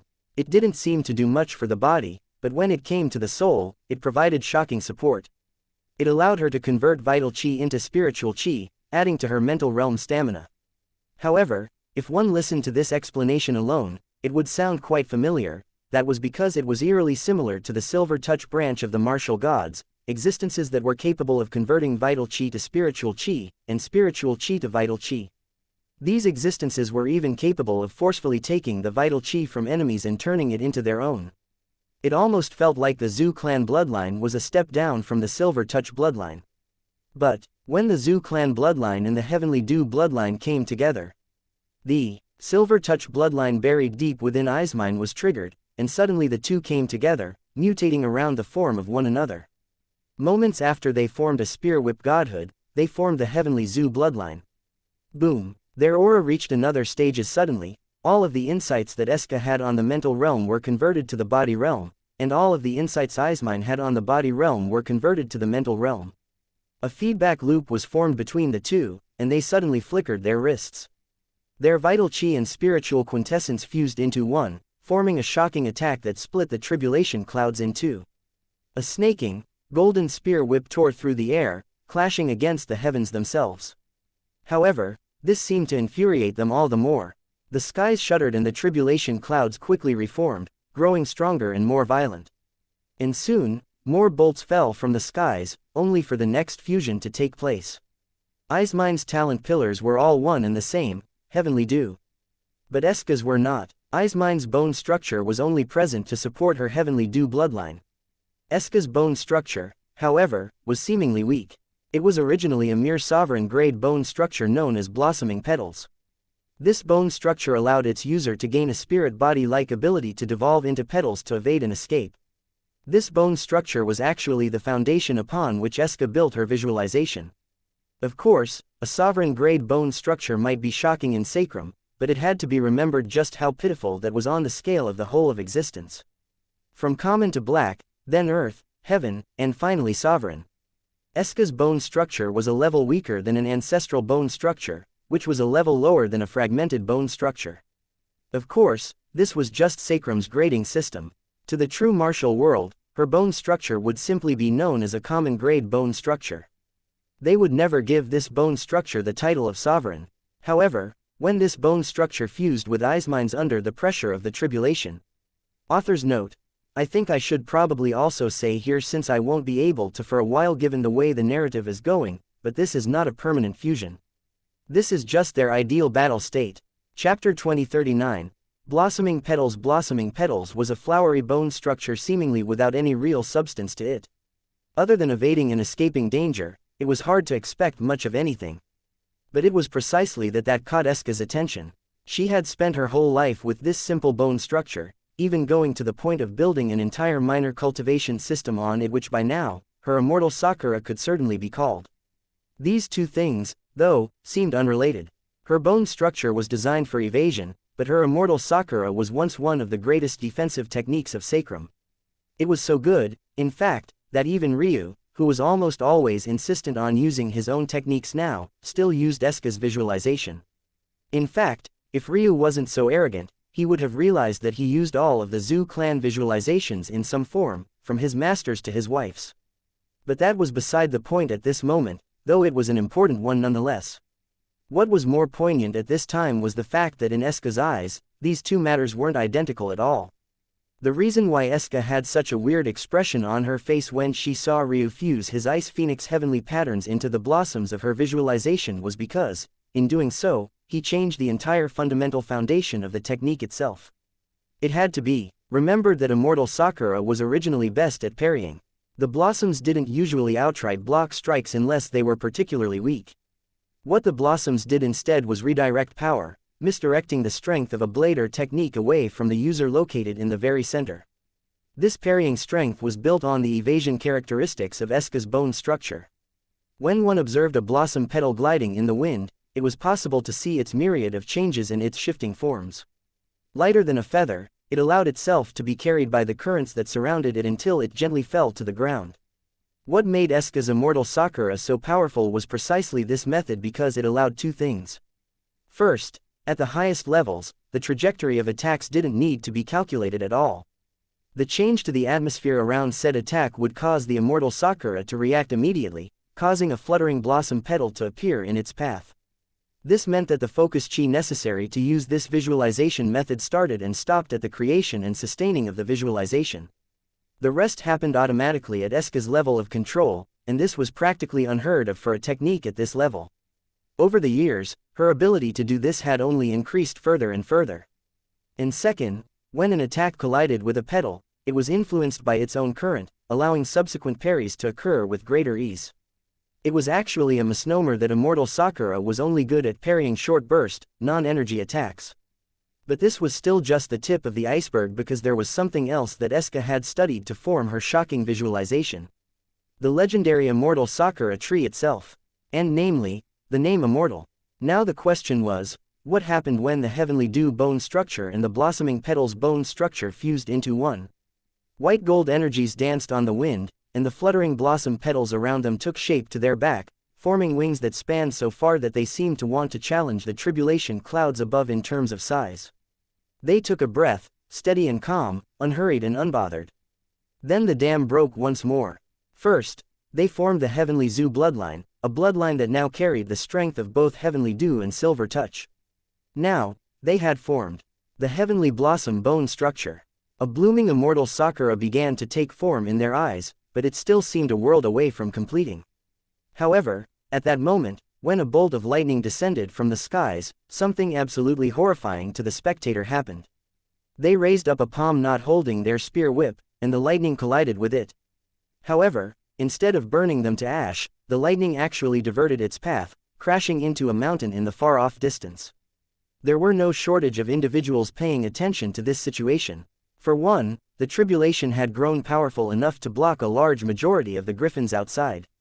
This alone would have been enough for even the Tao gods to pay attention, even if it had been a mere Tao Lord tribulation. But to make matters more shocking than that, it was a triple tribulation that only seemed to be growing stronger and stronger. This person wasn't breaking into Tao Lord, they were trying to break into godhood in a single bound. And judging by the momentum, they didn't even seem to be doing so just to reach the lower Tao God realm either. Hope had done this before in the past, just a few decades ago, in fact. The shock of that event had still not yet settled down, but most still didn't know which expert of the rebirthing cultist sect had experienced such a thing. However, the experience between Hope and Eska was akin to night and day. Hope had lived a very long time, but that was only compared to Ryu. She had still only lived on an order of thousands of years. What was that compared to Eska's trillions? Even Eismine had lived for a much longer time than she had. Their experiences accumulated and suddenly burst forth in a single bound. Kacha, bang, another bolt of lightning fell from the skies, fast and shocking, so much so that it appeared before them in less than a blink. However, at that moment, the two swayed slightly. Their body almost seemed to just lightly shift with the wind, but also seemed as though they remained in the same spot. And yet, the lightning bolt missed them entirely. Chapter 2040. Formation. Eska and Eismine's aura continued to climb, surging by leaps and bounds. In fact, their talents seemed to be evolving so fast that their cultivation couldn't even keep up. The light sway of their bodies came so naturally, so lightly. It didn't take them much effort at all, and yet they seemed to have just used one of the most profound movement techniques to ever exist. Part of this was thanks to Ryu. After he fused with the complete winds, he had no need of his northern heavenly wind any longer. He thus made use of his inner world to separate it from himself and gave it to his wives. This comprehension of wind had allowed Eska's immortal Sakura visualization to step beyond a threshold that had once held it back. She had spent so long refining the runes that formed the visualization that she had forgotten to consider what it might mean to infuse her inheritances, her Tao, into its very fabric. Once she had this realization, everything changed, and she progressed by leaps and bounds. And that was what triggered their third change. The Heavenly Dew soul was relatively weak. Unlike the Silver Touch bloodline, there was no connection between Heavenly Dew and the soul, and no feedback to be formed. However, after the Heavenly Zoo bloodline was forged between the two of them, this connection wasn't just established, it became like a gushing dam, allowing an explosion of spiritual quintessence to form that still had yet to settle down. The Heavenly Dew soul was thus hurriedly converted into a hybrid of the Heavenly Dew soul and the Silver Touch soul. Not only did they gain the ability to steal the vital chi of others and make it either their own or morph it into spiritual chi, or quintessence, but the Heavenly Dew's ability to endlessly pump vitality into their user made their soul quite a lot like Ryu's perfect blackbody soul, capable of self-healing. But this was only one aspect. It had to be remembered that Eska didn't have a normal soul. In fact, her soul was her greatest strong suit. As a mental realm master who had reached the pinnacle of Sacrum and ruled her Zoo clan for trillions of years, she had a soul that most of those on Sacrum couldn't fathom. But the question was whether this soul could stand up to the rest of existence. And for the first time, the answer to that question was yes. Even Eska didn't know what her soul was, and Ryu had simply never checked because he had never really been interested in any talent other than his own.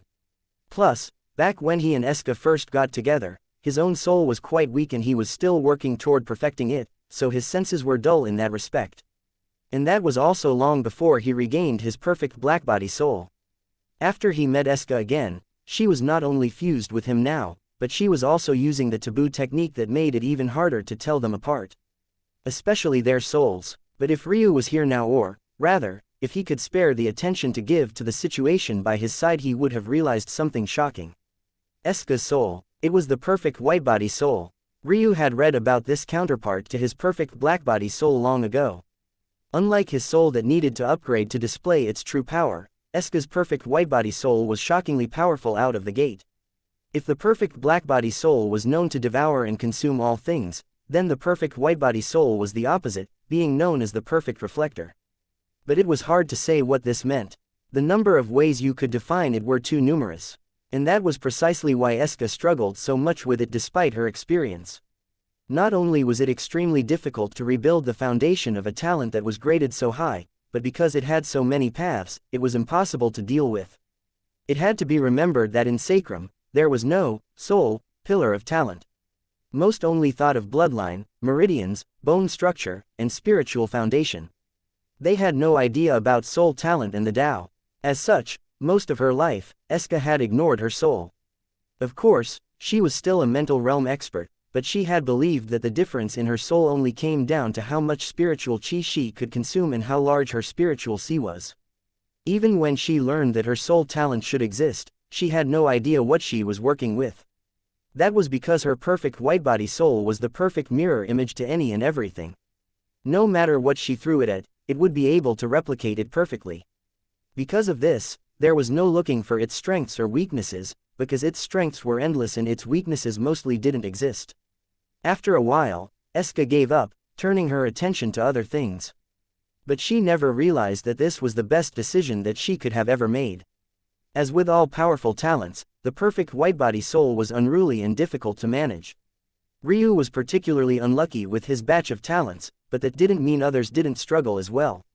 What she never realized was that every time she and Eismine progressed in another facet of laying their foundation, her perfect whitebody would silently record these matters, building up a storage of understanding. The immortal sakura pulsed in their eyes again. And now, it was truly prepared to bloom. They opened up their arms and the immortal sakura in their eyes shed its blossoms. Soon, the trunk of the tree vanished, replaced by fluttering petals that quickly formed into a complicated lotus pattern.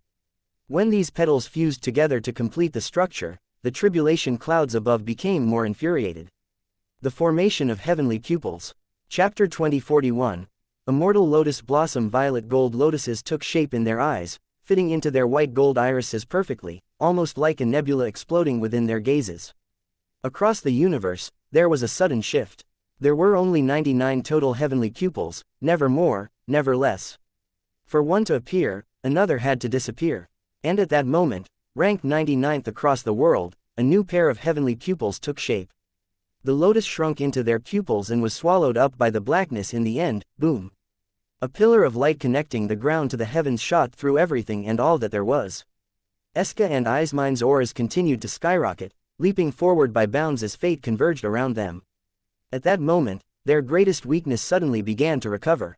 Eska should have died long ago. Her fate star had run dry, and all this time, she had been relying on Eismine's fate star alone. This made them weaker by a considerable amount. Compared to Ryu's other wives, their talents had always been a step below, and they rarely fought by his side as a result. But now, deep within the abyssal plane, a dying star that had grown swollen to the point of near explosion suddenly began to regain a flicker of life. At the same time, a star that blazed with a fierce bronze fire began to converge toward it, only to be swallowed up by the enormous supergiant star. Boom! The fate star exploded, but just when the energies were going to disperse, they were forcefully pulled together by a kernel of energy. If their current fusion was only temporary, this was a true and permanent fusion. From now to the end of their time, Eismine and Eska would be acknowledged by the universe as a single existence. The death of Eska's fate star and the devouring of Eismine's paved a path for the birth of a new fate star. Taking advantage of the influx of fate that descended from the formation of their heavenly pupils, their fate star only became more and more resplendent until a shimmering beauty of violet and bronze appeared high above them.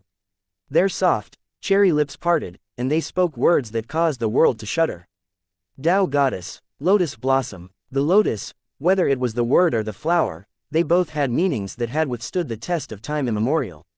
Spirituality, purity, eternity. The blossom, it represented beauty, life, a new beginning.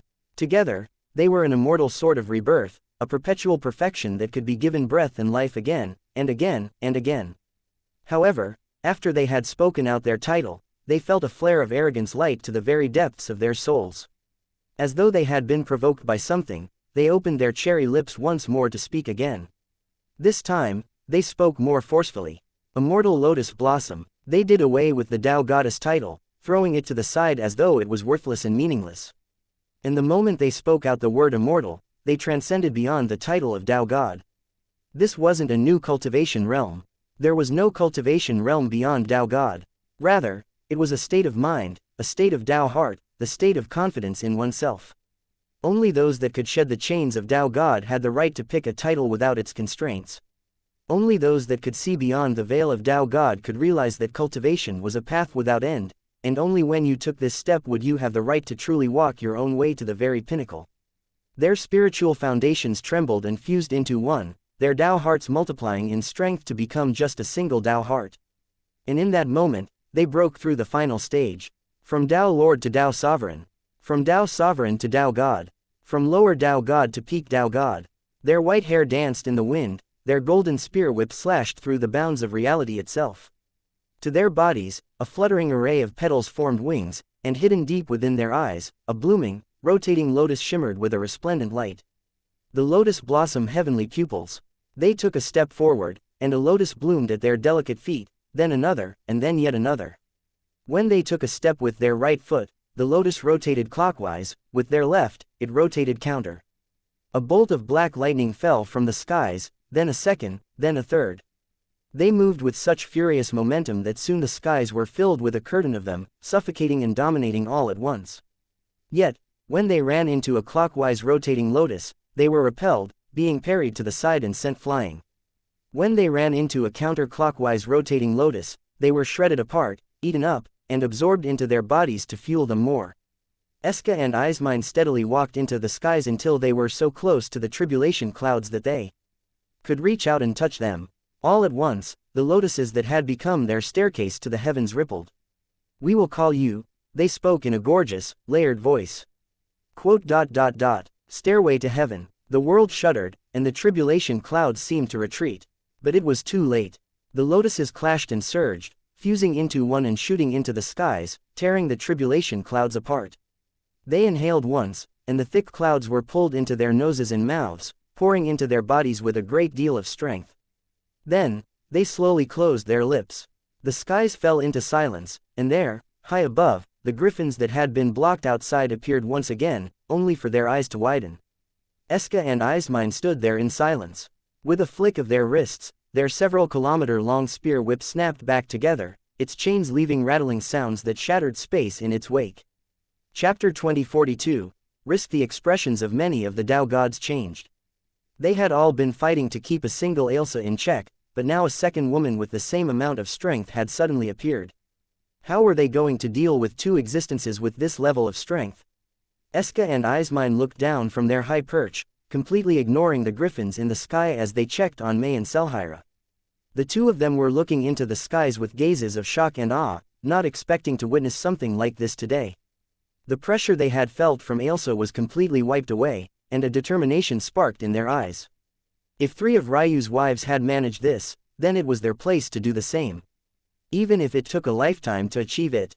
Roar. Lucard was the only person who didn't seem to give a damn about any of this. The instant he saw that his path to the griffins was no longer being blocked, he lunged forward.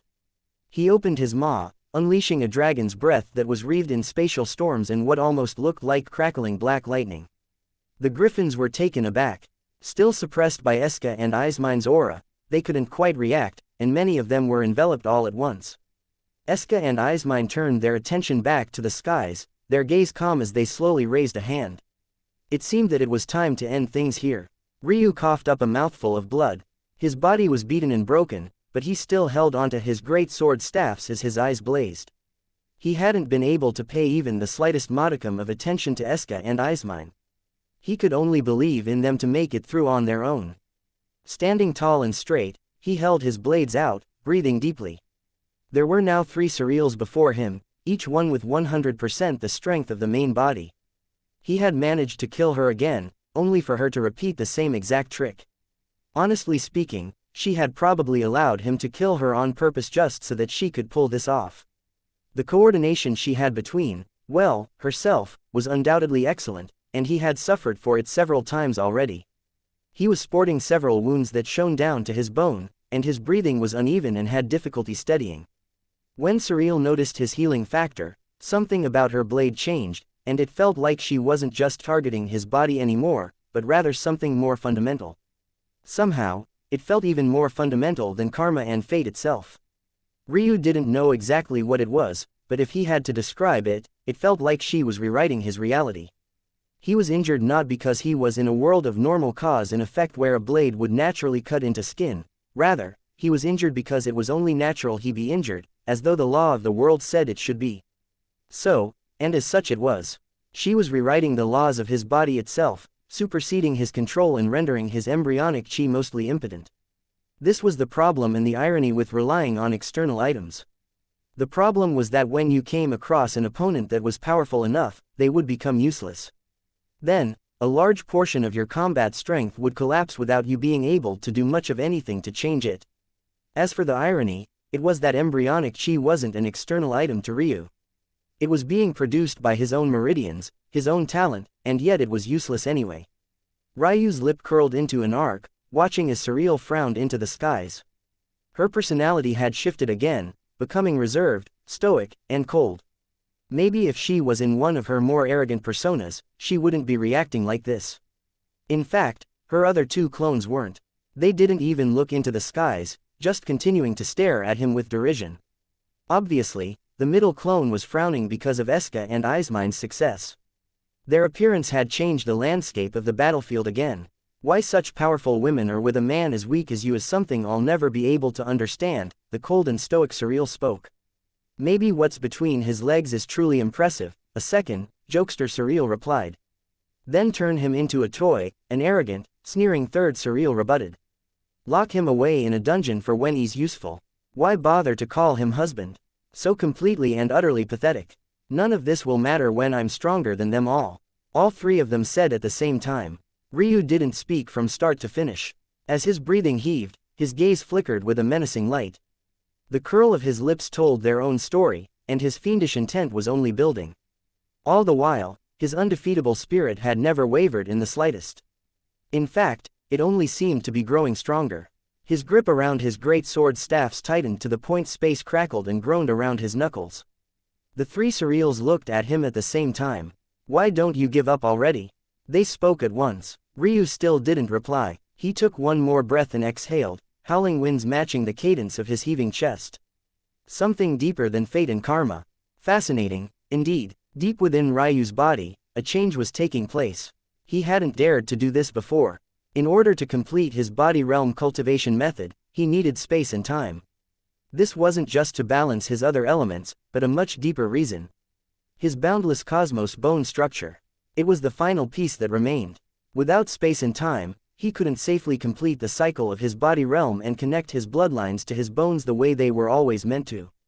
However, he really didn't like to lose, and the idea of losing in the presence of not just one, but 2 of his arrogant wives. That was even more unacceptable. His bone structure began to flicker and the first of his tattoos deepened to the point of etching into bone. Boom. Chapter 2043. Risk. Ryu's bone structure was one of his strongest trump cards, but it was also one of the talents that he had the most difficulty in learning to use. This wasn't just because its appearance in himself was a first across existence, but also because the paths in which it could take were too numerous. The cosmos fog within him's main purpose was separating from the influence of the heavens. This sounded great, but it gave him too many paths that he could take. The logical thing to do was to just focus on the space and time aspects of it, and he had. With his cosmos fog, he was able to use time acceleration in ways that others couldn't imagine, even to the point of ignoring the distortions in the laws to comprehend insights with time on his side nonetheless. This benefit alone was shocking because the one thing that Ryu didn't have the benefit of was time.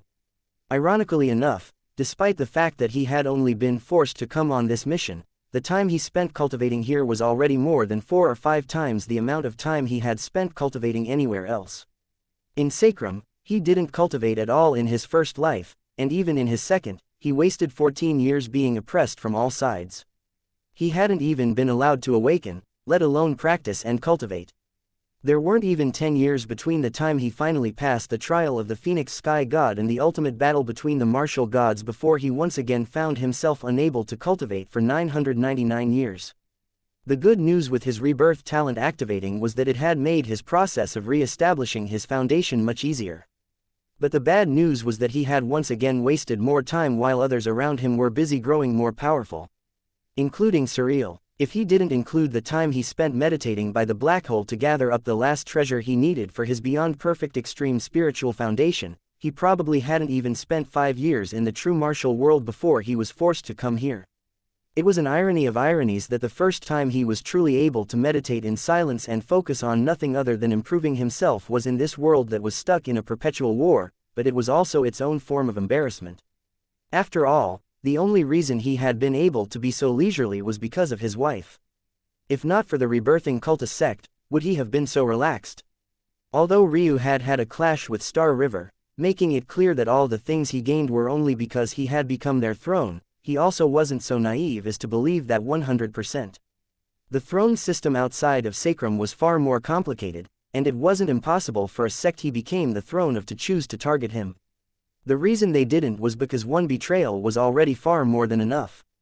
Ailsa would never allow such a thing to happen a second time, so the sect she built was extraordinarily safe all things considered. So much hardship, and yet so little time. That was the summary of Ryu's life. When he was facing off against opponents like Surreal who had orders of magnitude more time in cultivation than he had, it was hard for him to find a chance to stand. Surreal not only had the advantage of all the time he spent in rebirth, but she had likewise spent many years in Sacrum as well, slowly cultivating and building her foundation on top of having the knowledge that she would progress to the true martial world one day. The fact that she was still a lord wasn't because her cultivation was so slow, it was because she was excavating her potential to the absolute greatest extent. If not for this fervor of hers, she might very well already be a sovereign. In fact, Ryu wouldn't have even been surprised if she appeared before him as a Tao god either. These were the sorts of odds he was playing against, and when these matters were put into perspective, the fact he was still alive at all could be considered to be its own modern-day miracle. And that was also why his bone structure was so absolutely important. But why it was so dangerous. I was also Ryu's spacetime soul nature was shocking, but the truth was that it wasn't nearly as shocking as it needed to be for him to do what he needed to do.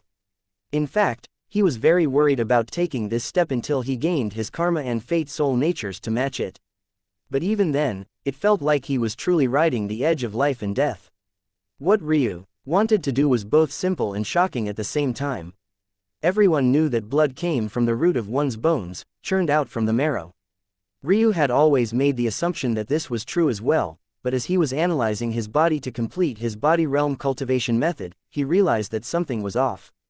His blood did come from his bone like everything else, but there was a thin sheen of separation keeping it at bay. The blood that came from his bone was quite human in nature, carrying not much special at all. It was only after it passed through his 7 corporeal spirits, or his inner organs, in a special pattern that his blood essence triggers and fused into this normal blood to create the beast bloodlines that he relied on today. This difference was so subtle that with all his knowledge and senses, Ryu had truly never spotted the difference until just years ago. But there had been nothing that he could do about it. He realized that this was the main problem of taking beast bloodlines into the body of a human. The ancient beasts and beasts in general, for that matter, had a completely different cultivation system, much the same way the demons did. The anatomy between the races had never been one-to-one, so how could anyone expect to treat it as such? The main thing that Ryu was missing was obvious to him at the first instant, a spiritual root. At least, that was what he had thought until he realized that this too was just part of the answer. The real answer was a combination of 3 matters. The spiritual root, the Tao bone, the beast core. The spiritual root was an extra organ that beasts had and humans didn't. It was a fleshly thing that took the place of the dantian and formed the foundation of their entire cultivation system. It was what they used to gather and refine vital chi, it was what their meridian systems were connected to, what their bloodlines flowed through, and what they used to trigger their techniques and legacy talents.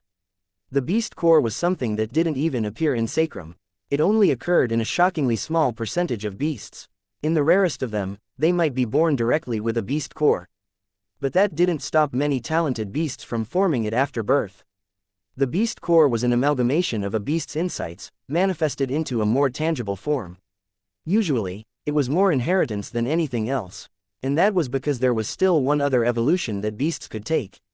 The Tao bone. This was where the Tao resided, and this was what separated the truest of the true elite beasts from the others. It was what allowed the most shocking of the monsters to rise up. Beasts didn't have to comprehend much in order to progress. There were probably even god beasts out there, even amongst the griffins themselves, that didn't need to comprehend a Tao. They were the beloved children of the heavens, and they were treated as such, often only needing to rely on their ancestral insights and natural talent to take one step after another. But the beasts that took a step beyond this could start to infuse their influence into their very bone. By infusing these insights into their bone, it could change and influence their bloodlines to some extent, tinging their bloodline with their own unique flair. As usual, there were some directly born with Tao bones as well, making it even easier on them. These existences could gain direct comprehension insight from their ancestors to improve and strengthen their bloodlines. It was only after learning all of this that Ryu realized that he had been staring down one of the main ways to improve his bloodlines all along. The problem: he wasn't a beast. These weren't things that he could do, and his bloodlines didn't even lay there. Roots in his bones like they should, but instead in his organs. If he wanted to change things, he would have to take an enormous risk. Chapter 2044. True Blade. Ryu was attempting to do several things that were dangerous. He was trying to accomplish something with his bones that only beasts could do. This didn't sound like a problem until one realized that the beasts were highly favored by the heavens, and many of the things that they accomplished were as a direct result of the help they received from the heavens. Ryu attempting to do this on his own without the support of the heavens would not only be highly difficult, but it might very well infuriate the heavens as well, causing the difficulty to spike considerably, as he wouldn't just be fighting against his own insights and comprehension, but the suppression of the heavens themselves as well. But this was just the tip of the iceberg. Because the only way for Ryu to actually succeed, he would have to do what his bone structure did best and break free of the heavens. What was his real plan? It was to steal the insights of the beasts, make them and their power his own, and then infuse it into his body. That meant that he would also be fighting against the wills of the ancestors of the ancient beasts themselves. Without their acceptance, or the help of the heavens, he might very well be fighting against two enemies at once that would both like him better off dead. And yet, that still wasn't the most shocking danger that Ryu would have to face. Because in the end, the worst of the danger came from none other than his own self. As Ryu had said, his spacetime soul nature that was usually untouchable and shocking, was actually highly limited here. Or more accurately, it just wasn't enough. He didn't have enough insights. Ryu had given up much of the immediate power and comprehension of the silver star of the Zhu ancestor, or rather his future self, in favor of potential instead, allowing his perfect blackbody soul to swallow it up. As such, in order to offset that weakness, he needed a spacetime world that he could swallow up for more immediate gratification. Instead of absorbing these insights into his inner world like he usually did, he actually planned to circulate his body realm cultivation method and direct it to his bone structure, allowing the holy world's blessings to guide the final steps of his method. But the question was why? This was because Ryu was about to firmly remove one of the three pillars from the heavens themselves. After he succeeded, an entire third of his cultivation realms would no longer be reliant on the heavens and would be built on no one other than himself. And doing this was exceptionally dangerous. It meant allowing his boundless cosmos bone structure to truly be boundless, and without any sort of regulation, he could easily lose himself. If things went wrong, he might be trapped in a time loop he thought lasted only 1 second, when in reality he had been trapped for trillions of years. Or, his soul might end up losing its sense of direction in the endless fog, and he might not be able to retrieve it.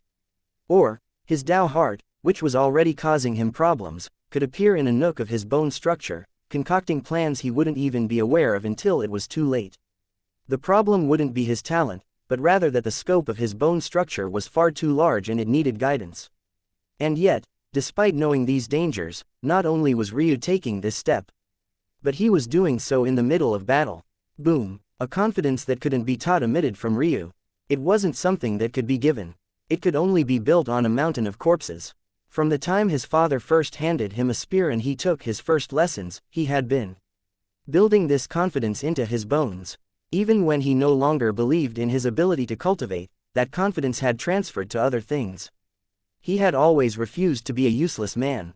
Even when the heavens abandoned him in one way, he insisted on improving in others. Now, he saw this situation as no different. He was Ryu Tatsuya. He would forge his own path to victory. A spurt of blood came from Ryu's mouth, his pores practically pouring out with his valuable life's blood. However, he brandished his great sword staffs, his aura climbing. Space crackled like black lightning around him. Furious storms of time warped the air. Silvers and blacks swirled above, and the tug of fate and karma sharpened considerably as though they had all been pulled tight. Deep in Ryu's eyes, scenes of shocking events played out one after another. The image of a dragon's head rising out from an erupting volcano. Volcanic ash billowed from its nostrils and golden lava flowed down between its scales. The image of a Qilin raising its horns into the tribulation clouds of the heavens, its body sparking with gorgeous blue lightning that shimmered like gems. The image of a phoenix rising not from the ash, but the deep abyss of the nether plane, spreading out its wings and enveloping the world in its caring warmth. One after another, shocking images that could hardly be described in words danced by, forming runes that took shape only to be drilled into Ryu's very bone. With every one that formed, Ryu's aura skyrocketed. And then the confusion began to set in. Ryu found himself looking several seconds of time in large leaps, almost as though the world was skipping around him. The more he separated from the heavens, the worse his anchor and feel for time and space became. In every one of these instances, Surreal would casually attack, causing another deep wound to appear on his body. But then, xianxia, Surreal's casual strike sparked against Ryu's scales, and for the first time, her attack didn't make it through his defenses. Surreal paused, surprised by the outcome. Ryu's movements were becoming more erratic. Sometimes they would be locked in fierce battle, but then he would randomly stop. She could have killed him several times already, but her curiosity was getting the best of her. What was he doing, and what sort of stupidity could cause such a thing? She attacked again, using a little more force this time, but Xiang. Ryu snapped out of it, his arms moving with even fiercer speed. He parried the blow to the side and aimed a second great sword staff right for her neck. Somehow, Ryu's speed seemed to have increased several times over. His arm bulged with muscles, his scales looking several orders of magnitude brighter. However, just as Surreal was about to pay for her arrogance and her head was going to soar into the air, Ryu froze again. A flickering light danced in his eyes, and he felt like he was frozen in time and space. A dense gray fog that exuded an ancient, primordial air started to come from his eyes, ears, and mouth. His aura became more ancient as well, and he seemed to be both right in front of Surreal and yet a world away at the same time. Surreal recovered, but the confusion in her eyes only deepened. 10 to 17 The injuries on Ryu that hadn't even been able to close before were doing so rapidly. And yet, Ryu was more vulnerable now than he ever had been. Xianxia. Surreal attacked again, this time piercing forward and putting in even more power than before. The tip of her sword finally cut into Ryu's scales. And yet, it only drilled in a half-inch before it came to a stop, and Ryu was sent flying as though he had been hit by a hammer. Even after landing on the ground, Ryu didn't awaken immediately. He looked into dead space in a daze. Surreal looked down at her blade, almost wondering if Ryu had done something to it. Her katana wasn't as powerful as Ryu's great sword staffs, but the difference was that it was actually one of her eyes' abilities as well. The true blade. This truth pupil ability could manifest a blade dependent on its user's inheritance, allowing one to access a godhood of sorts based on weapon-related illusions. At least, that was its ability with Surreal. The reason Ryu didn't recognize it was because True Blade was supposed to be a lot like Ryu's mutated rob the world of its color, capable of cutting reality. This original ability was why Ryu hadn't been able to heal easily. However, it had mutated with Surreal, allowing her to manifest a weapon much like the war god pupil's might. When both the mutated form and original form of this ability came together, they displayed real strength. But as with all pupil's abilities, they were limited by Surreal's cultivation, which was why they couldn't possibly be as strong as Ryu's weapons. But it also didn't matter because Surreal could just continuously repair her weapon as well. And yet, this blade that she trusted with her life couldn't cut through Ryu's undefended body with ease. Chapter 2045. Disbelief. Surreal was in slight disbelief at her inability to deal with Ryu. These defenses weren't normal, and there was definitely something off about them. Although she was suppressing her own cultivation to the Lord Realm, it had to be understood that there were very few lords across existence that could match up to her at all. The things that she had learned during her time in the true martial world made her realize that just bringing her clan back wouldn't be so easy. As much as it looked like she was ambitious, she had thought her only enemy in this life were the martial gods, only to realize that the so-called martial gods weren't nearly as simple as they seemed on the surface. This was a realization that Ryu himself had made on many occasions. It was simply too difficult to take the strength that the martial gods displayed on the surface at face value. Their true abilities ran much deeper than maybe anyone knew. In life, Surreal only wanted two things. The first was revenge against the martial gods, and the second was the restoration of her clan. It might have seemed like she wanted to rely on a man to do so, but the reality was that both wishes required one. How was she meant to restore her clan if she didn't have a man worthy of her to use their seed by her side? And since she didn't want her children to experience the same heartache she had, the man also had to be strong. If he wasn't, and all the trouble she got into ended up getting him killed, how would she face her children? How would she face herself? This was all to say that she had very focused intentions with her cultivation, and she took meticulous care to take one step at a time, excavating all of the potential she could. And in practice, that had worked out greatly for her. This meant that not only was she near the limits of what was possible for the Lord Realm, but her weapon likewise reflected that since it was an extension of her talent. The number of body realm experts that could face off against even a normal Lord grade weapon with their bodies alone were an infinitely small percentage of a small percentage. Usually, body realm experts would still be forced to use treasures of their own. Even if they relied on close combat techniques, there were still hand wraps, gauntlets, and armors they could use to help amplify their powers and meet such Lord-grade weapons head-on. But Surreal's blade was not only not just a normal Lord-grade weapon, it was a weapon so powerful that it sliced apart reality itself. So how could Ryu possibly defend against it without, well, actually defending against it at all? He didn't use chi, and he couldn't even react to the weapon or brace himself. Normal tactics like chi skins or solidifying muscles at the target area weren't even being used. Granted, Surreal also hadn't used her full power either, but it was a joke that she had to against a defenseless opponent that she was already beating the crap out of. It didn't make any sense. Ryu suddenly regained some of his senses and looked down to find the small punctured hole in his chest quickly mending itself. It wasn't that he wasn't trying to regain control of himself. He was pushing his mind to its limits, and his focused chi was flying away much faster than he could even begin to create it. But nothing at all was working, and he also wasn't under the illusion that he could keep blocking Surreal's blows like this. He was already seeing the benefits of his completed body realm technique even without it quite being complete yet, but Surreal was just using normal casual attacks and he was certain that he had yet to see her truly go all out. Ryu's grip on his great sword staffs grew stronger as he took deep breaths. By this point, his body was steadily growing so powerful that even these inhaled breaths caused the ground to quake. Some of the pain from his bones being etched with tattoos forced him to grit his teeth, but he soon settled down into an indifferent expression as Surreal seemed to also recover. The three Surreals gazed toward Ryu as though they were trying to figure something out for themselves, as though their eyes were capable of seeing through the world itself. "You have a lot of nerve," the cold and arrogant one spoke. This was all she said as she surged forward again. Ryu found himself pincered from three sides at once. His mind spun, trying to figure out how to handle this situation.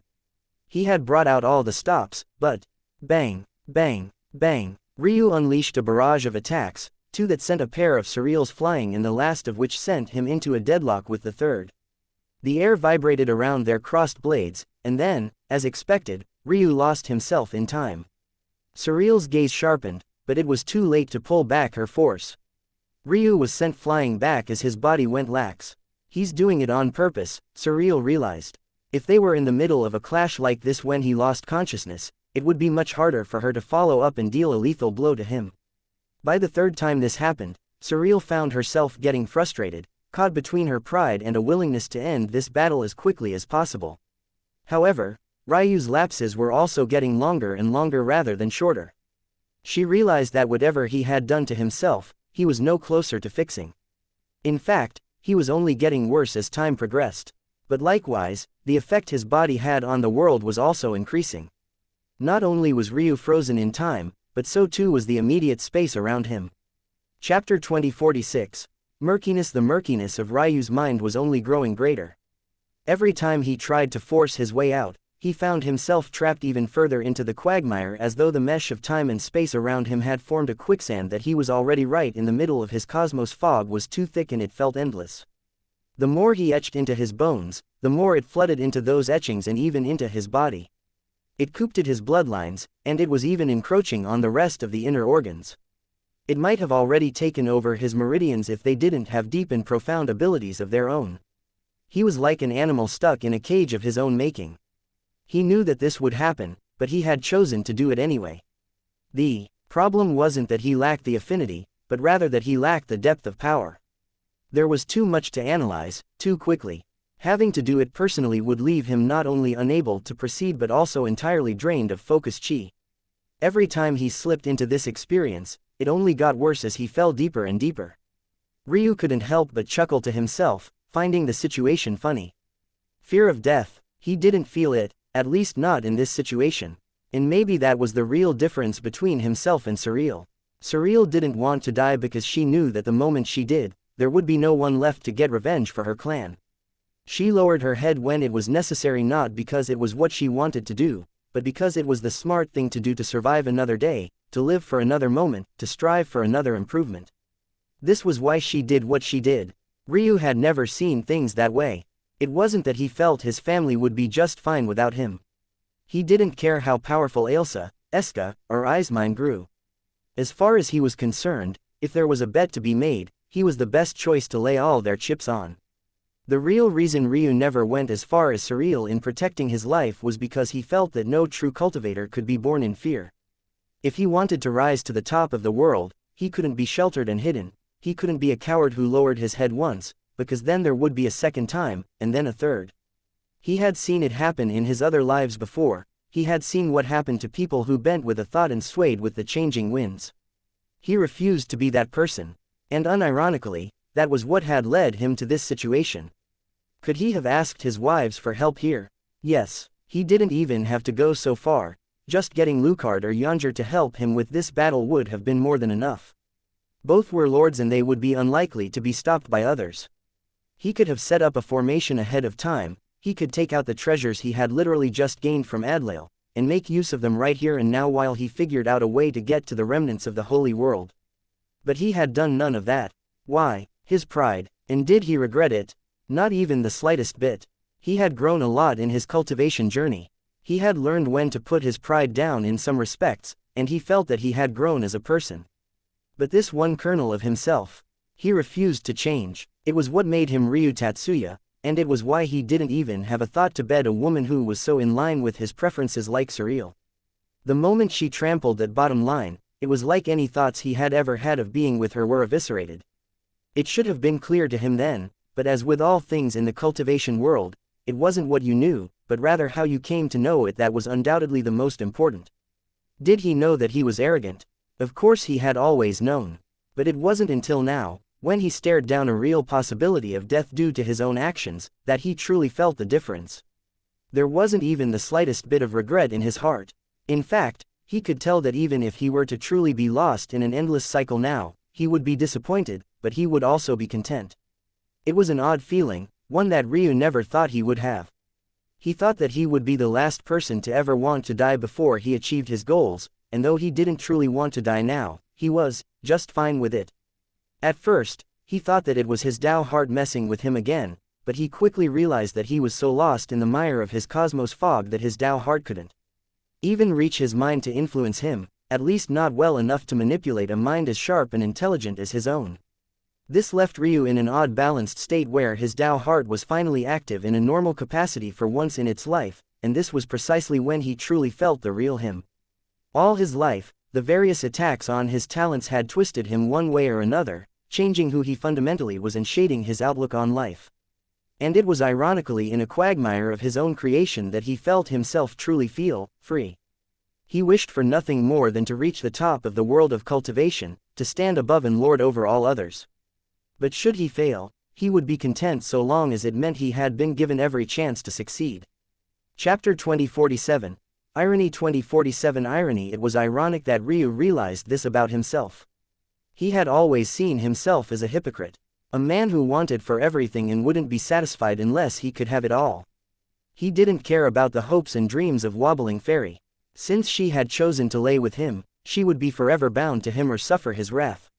He didn't care about who he killed, who their families were, who was waiting for them to come home, but should anyone think to do the same with his family, they would surely also face his wrath.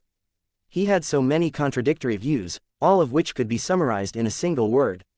Hypocrisy. Never did he think that at the height of his life, when he faced off against the dream he had chased after the longest, that he had wanted for the most, that he would actually have such thoughts about it. That he was actually okay with losing, just this one, but only if he had been able to give it everything he had. Only if he was able to burn as brightly as he could. Even if it was just for a short period of time. Ryu couldn't help but remember his fate star.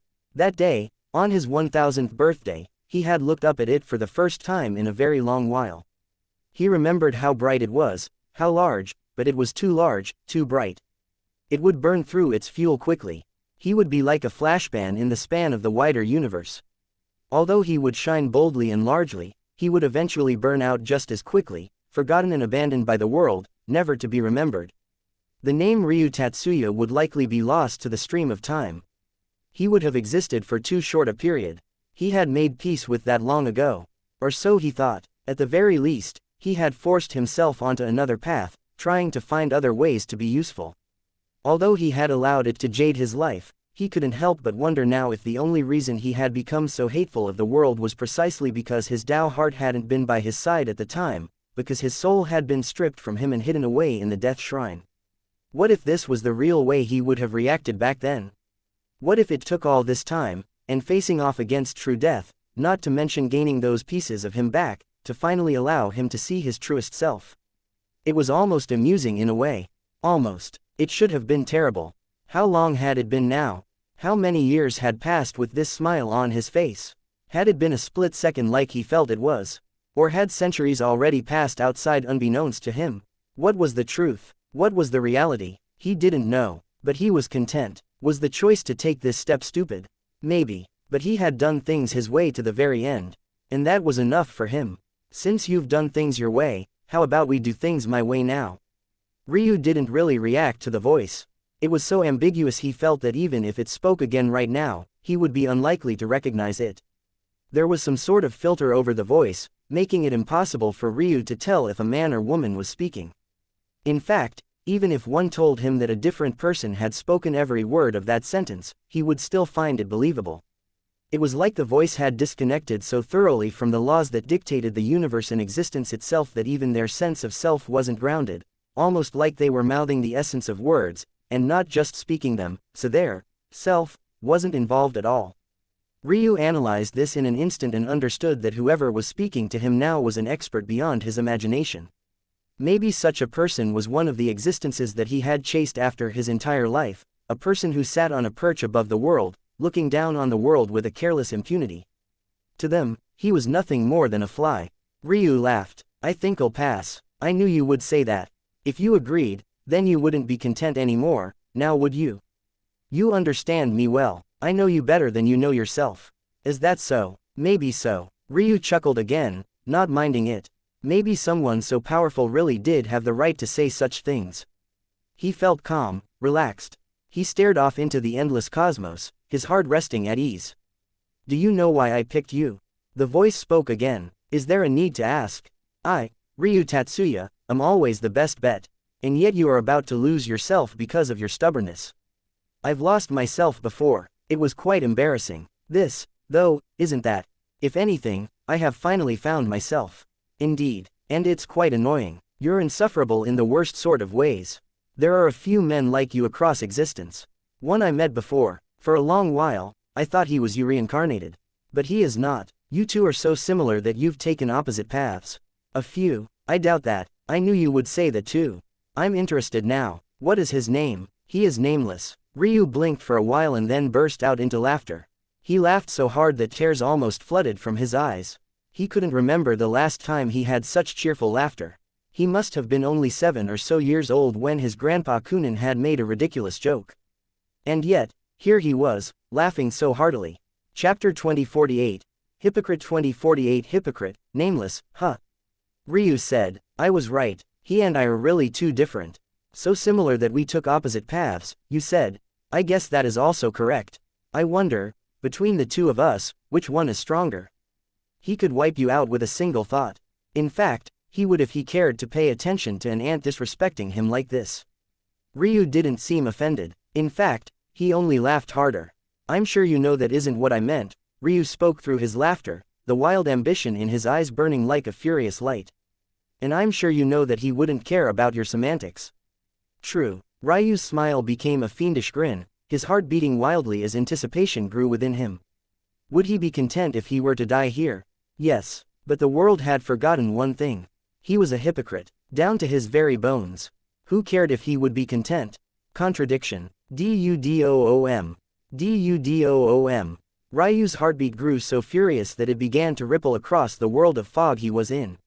He already had a solution to the problem. He just didn't want to use it. He could also guess who this voice was. He just didn't want to acknowledge it. But in the end, between the choice of allowing his life to fade away here and grasping another chance, there was only one choice to make. Who cared if he was a hypocrite in the eyes of others? Who cared even if he was a hypocrite to even his own self? In what felt like a far off, distant past now, Aika had once told him that his Tao heart was so rigid that it was brittle. If he ever failed one day, it would cause him to collapse. However, she didn't really understand the type of person Ryu was. She couldn't be blamed, though, because even Ryu didn't understand what kind of person he was until this very moment. How could the Tao heart of a hypocrite be broken? If he ever met anything contradictory, he would just ignore it. If it came again, he would steamroll it. If it came again, he would grind it into such a fine dust that it would have no choice but to cower before him. He was Ryu Tatsuya, and that was all that mattered. So long as there was that shining beacon in his heart that lit his path forward, his steps would never be stopped. Even by himself. Boom! The call of a white phoenix echoed through the air. White runes filled the skies, descending and piercing into the cocoon that took shape around Ryu. Soon, the dense, heavy gray fog that looked like the primordial dust was laced with these gorgeous white runes. Bang! A great sword staff disappeared from Ryu's palm, and his arm reached out with a great amount of speed. Surreal's blade was caught in the middle of the air. A stunned expression crossed her face for a moment, but it didn't trick Ryu. His second greatsword staff disappeared as he snatched out at the air, grabbing her clone's second sword out of the air as well. Ryu's aura surged and his forearms writhed with almost serpent-like veins as his power erupted. Crack! Bang! Both blades exploded beneath the pressure, sending all 3 of Surreal's clones flying back and spurting out a mouthful of blood. The third didn't even get a chance to attack before the shockwave sent her reeling. Ryu's white hair fluttered in the air as he looked into the skies. How long are you going to spend up there? At that moment, there was a shimmer, and a gorgeous woman stepped out from seemingly the middle of nowhere. A black dress clung to her curves, her sharp violet eyes staring down with a twinkle. Bang! Bang! Bang! The instant her cherry lips parted, her 3 clones shattered into a rain of blood. The words she had been about to speak stopped in her throat, her pupils constricting into pinholes. Were you going to say I should defeat your clones first? I should say, I knew that none of them were the real you since the battle started. Unfortunately, it was a bit too embarrassing to expose you then, so I didn't say anything. I think you've underestimated my eyes far too much. What happened to not speaking? You're no longer a mute. Surreal asked calmly. Holding back my tongue was getting annoying.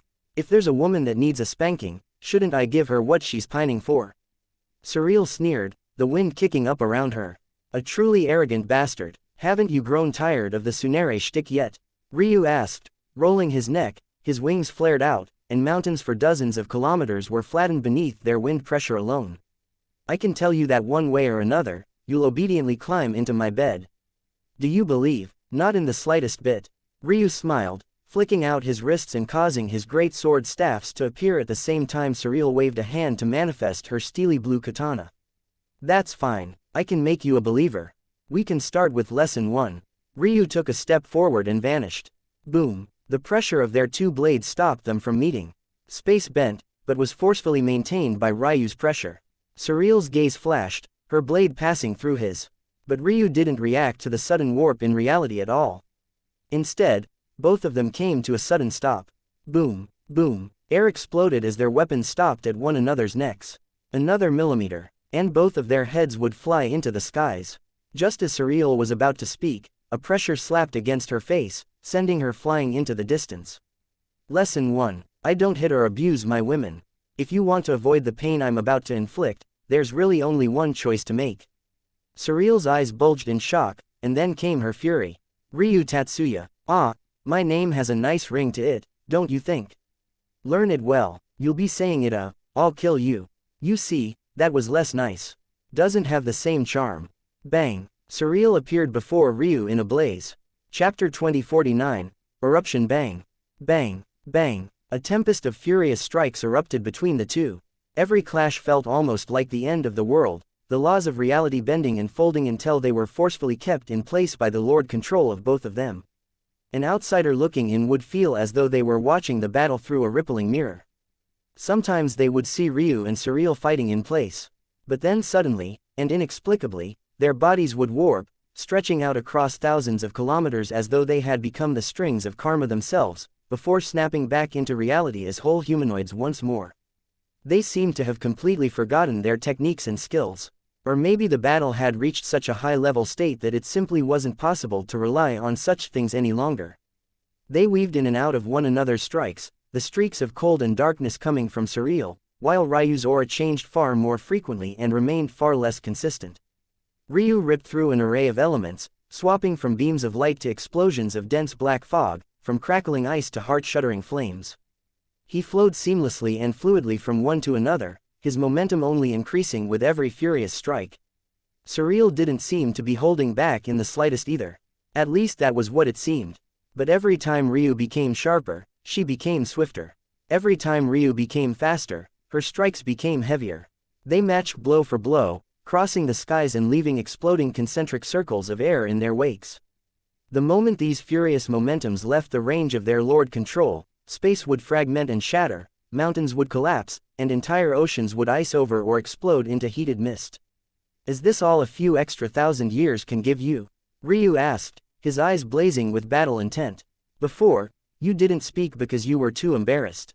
Are you sure you want to start now? Surreal sneered. Not embarrassment, I would say.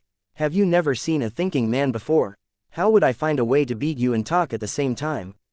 Shameless to an extreme, Surreal seethed. What was the point in bringing up the failures of a man who didn't seem to take them seriously in the slightest? Ryu's laughter boomed toward the skies and his great sword staffs flared out. He seemed to leave his chest completely open to Surreal's strikes, and yet Surreal didn't dare to take the opening in the slightest. Instead, she took a step back, lowering her katana in one hand and raising up two pressed fingers with the other. At that moment, another katana appeared above her head, then a second, then a third. Take form and split the heavens. Xianxia. The cry of a blade echoed through the skies and Ryu's eyes lit up like a blaze. Surreal definitely knew something, otherwise, she wouldn't be using her immortal ring still, even though she was already a lord. The fiendish grin on Ryu's face only spread wider as his great sword staffs shuddered. The fan of katanas that formed behind Surreal separated and soared into the skies in separate pieces, quickly forming a mysterious formation that almost radiated the aura of a world all to itself. Surreal slowly raised the blade in her hand, and it left what looked like permanent afterimages in the air. Even after several seconds, they showed no signs of fading away, cawing. Then these afterimages solidified into reality before snapping into the main blade as though they were never there. Xianxia. Surreal pierced forward. The one strike was dozens of times more powerful than any she had levied before. Had Ryu been defenseless in this situation, he would have certainly found himself skewered through and shredded to pieces. However, bang, Ryu finally brought his arms together, and his great sword staffs seemed to fuse into two. The reason it wasn't so obvious was that from time to time they almost split apart, almost like the technique wasn't complete yet. And yet, somehow, it also felt as though it was steady and stable, as though nothing at all could change it. The dichotomy was enough to make a person's head spin, especially when Ryu slashed down. The piercing katana and combined great sword staffs met in the air.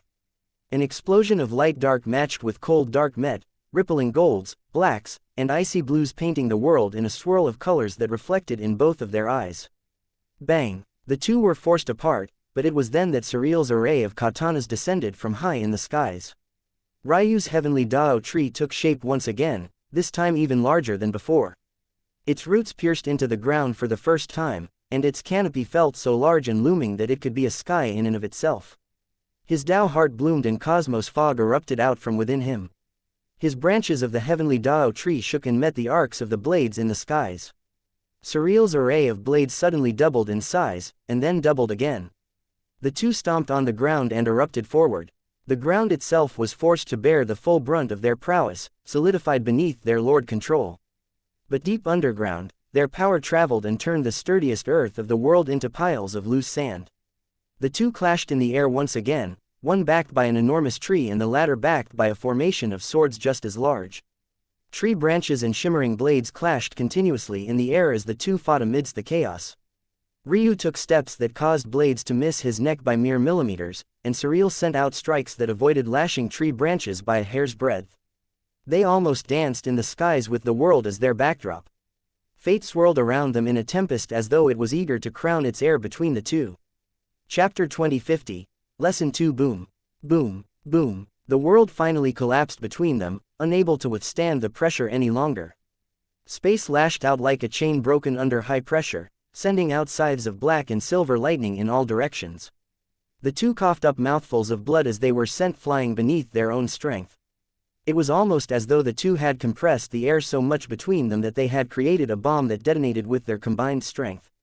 As strong as the two of them were, neither one could withstand a blow this powerful, and in an irony of ironies, the both of them ended up heavily injured after a long battle without significant strikes.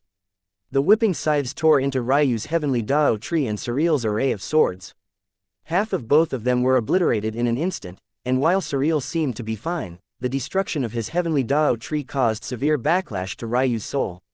He stabilized himself in the air, taking a deep breath before looking down at his chest. A mangled mesh of scales, flesh, and bone was all that could be seen. If he washed out the mess, it would probably clear out straight to the bone. This world is too weak for our battle. No, it isn't that. Ryu looked off into the distance. There were Dao gods fighting here. No matter how strong he and Surreal were, they weren't a match for even the weakest Dao god in existence. So why could they fight? While they couldn't. The truth was a little more complicated. The two were in a perfect sweet spot where their personal strength was more than enough to cause destruction to a world of this caliber, and yet their control was too weak to contain that strength. These two factors together were what led to this result. Surreal hacked up mouthfuls of blood. She and Ryu both had sensed what was about to happen, but they also knew that whoever backed off first would take the brunt of the damage. They had ended up in this state even with the two of them taking on the damage together. If one of them alone had been forced to take it on, they wouldn't even be alive right now. Ryu took a breath, and the wind around him howled. He probably should have expected this result. In truth, he had methods to deal with this matter and methods he could use to increase his lord control even further.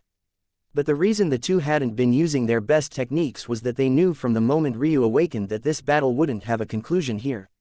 As for the reason for that, Ryu's gaze sharpened as his look into the distance finally brought him what he was looking for. A furious retreat. Xianxia and Eismein's evolution had left the battlefield in a completely lopsided state. There wasn't anything that their opponents could do against not just one, but two shockingly powerful individuals. The worst of it was that Xianxia and Eismein seemed to be a perfect complement to Ailsa even though the two were too arrogant and prideful to directly work together. Ailsa wasn't a fan of close combat. She preferred to control the battlefield from a distance.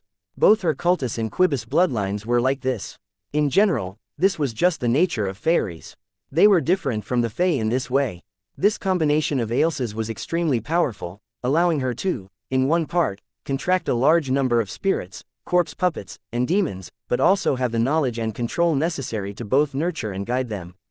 However, ultimately, in situations like this one, the best thing one could do to deal with Ailsa was to target her main body. Of course, these were all relative. Ailsa's body was weak in comparison to her overall strength, but it was still enough for her to slap a normal peak Dao god to death with a single blow. Still, this was where Eska and Eismine came in. With their abilities fused, their close combat abilities were nothing short of shocking.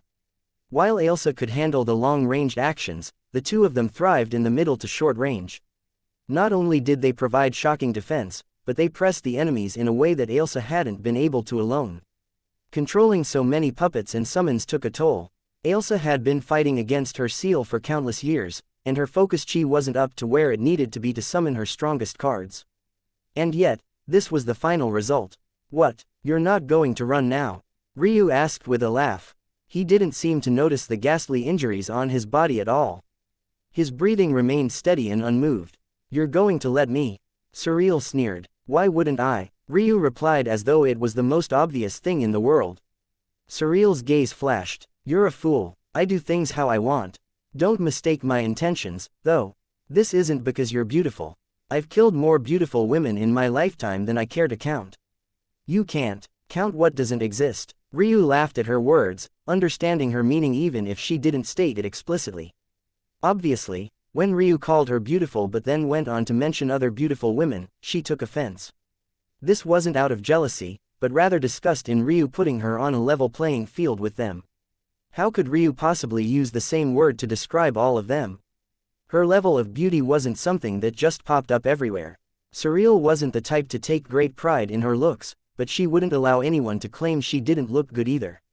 The irony was that Ryu had never said such a thing. Ryu's laughter faded, and a sharpness returned to his eyes. "I'll give you lesson 2 at the title steal." Chapter 2051. No fear. Surreal stared at Ryu for a long while as though she was trying to decide what she wanted to say. She could tell that Ryu wasn't letting her go out of love. He was letting her go because of his ego. Maybe he could already tell that she had feelings for him in some shape or form. But he wouldn't be satisfied until she admitted that, and the only way that she would is if he defeated her. They both could seem to see through the thoughts of the other, but neither of them seemed to care to explain themselves either. "Truth veil," Surreal spoke lightly. In that moment, all of her injuries vanished in the blink of an eye as though she had never been injured in the first place. It started off as nothing more than an illusion, but then the lines between illusion and reality blurred until it forced itself to be the one and only truth.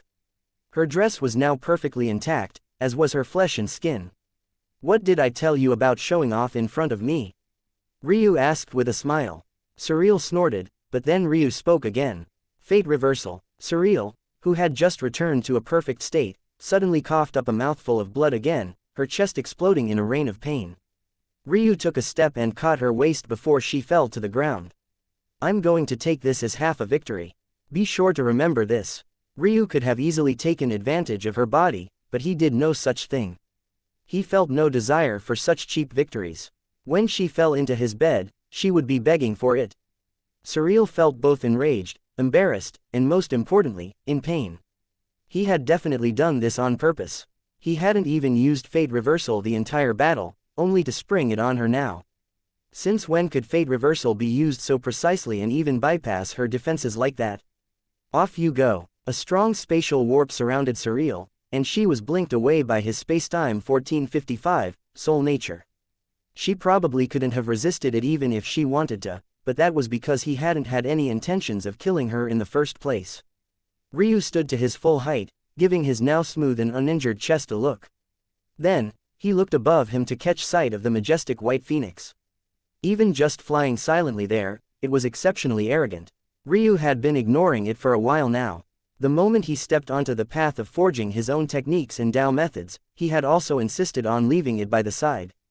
If he relied too much on an item like this one, that wasn't truly his own in the first place, he would definitely pay for it eventually. He had always known that it was a secondary solution to the problem with his body realm method, but he had wanted to try to do it all on his own. Ultimately, that voice had ended up appearing at the time he stood at a forked road. As for who that voice was, he was certain that T could only be one person. The Phoenix Sky God. Ryu, though, was far more interested in this so-called, nameless, one. They certainly had a name as well, but they seemed to have not allowed the heavens to grant them a title, nor did they choose to forge one themselves. They were certainly an arrogant character, and precisely the kind of person that Ryu felt he would have to surpass if he ever wanted to reach the pinnacle of all there was. However, whoever that person was, he was well beyond him. And before he could even think of getting to him, he certainly had to defeat this phoenix sky god first. Come. The white phoenix opened its wings and gorgeous white feathers dancing in white flames fell from the skies as it dove toward him, re-entering his dantian once more. Ryu took a step, soaring into the skies with a valiant momentum. The carnage in the outside world didn't seem to have anything to do with him at all. He took a breath and then he vanished. When he appeared again, he was within a familiar holy world. The situation inside hadn't changed much precisely because Ailsa had casually stepped out of it without doing much. But now, he would just have to take it personally. It was time to truly complete his body realm cultivation method before he lost his mind again. Doom. Doom. Bang. A pillar exploded through the world, rising to the top and ripping through its hidden canopy. The world shook from side before it shattered to pieces. Like the glass of a gorgeous array, Ryu appeared in the outside world once again. Beneath him, there was a magnificent shrine altar, the object that was none other than the third and final false shrine. It was completely ordinary. Unlike the others that were adorned in all sorts of special jewels and the like, this one was a simple wooden piece. It could have taken center stage at a normal mortal's church with how simple it was. But this was precisely the last piece. With this, everything would end. Ryu could sense several powerful auras locking onto him, but neither one could get close. The one with the best chance was Dao God Shai. His battle with hope was still ongoing, and neither one had gained a decisive advantage just yet, but it was also because of this that he had the best shot at peeling away. However, Ryu didn't fear him. The false shrine shuddered, and it was sucked directly into Ryu's body. Boom! A pillar of light that connected the earth to the heavens above enveloped Ryu. At the same moment, his realm heart trembled, and the runes etched onto his bones began to solidify. That was when Ryu did something astonishing. The cry of a phoenix echoed once more. Chapter 2052, Come.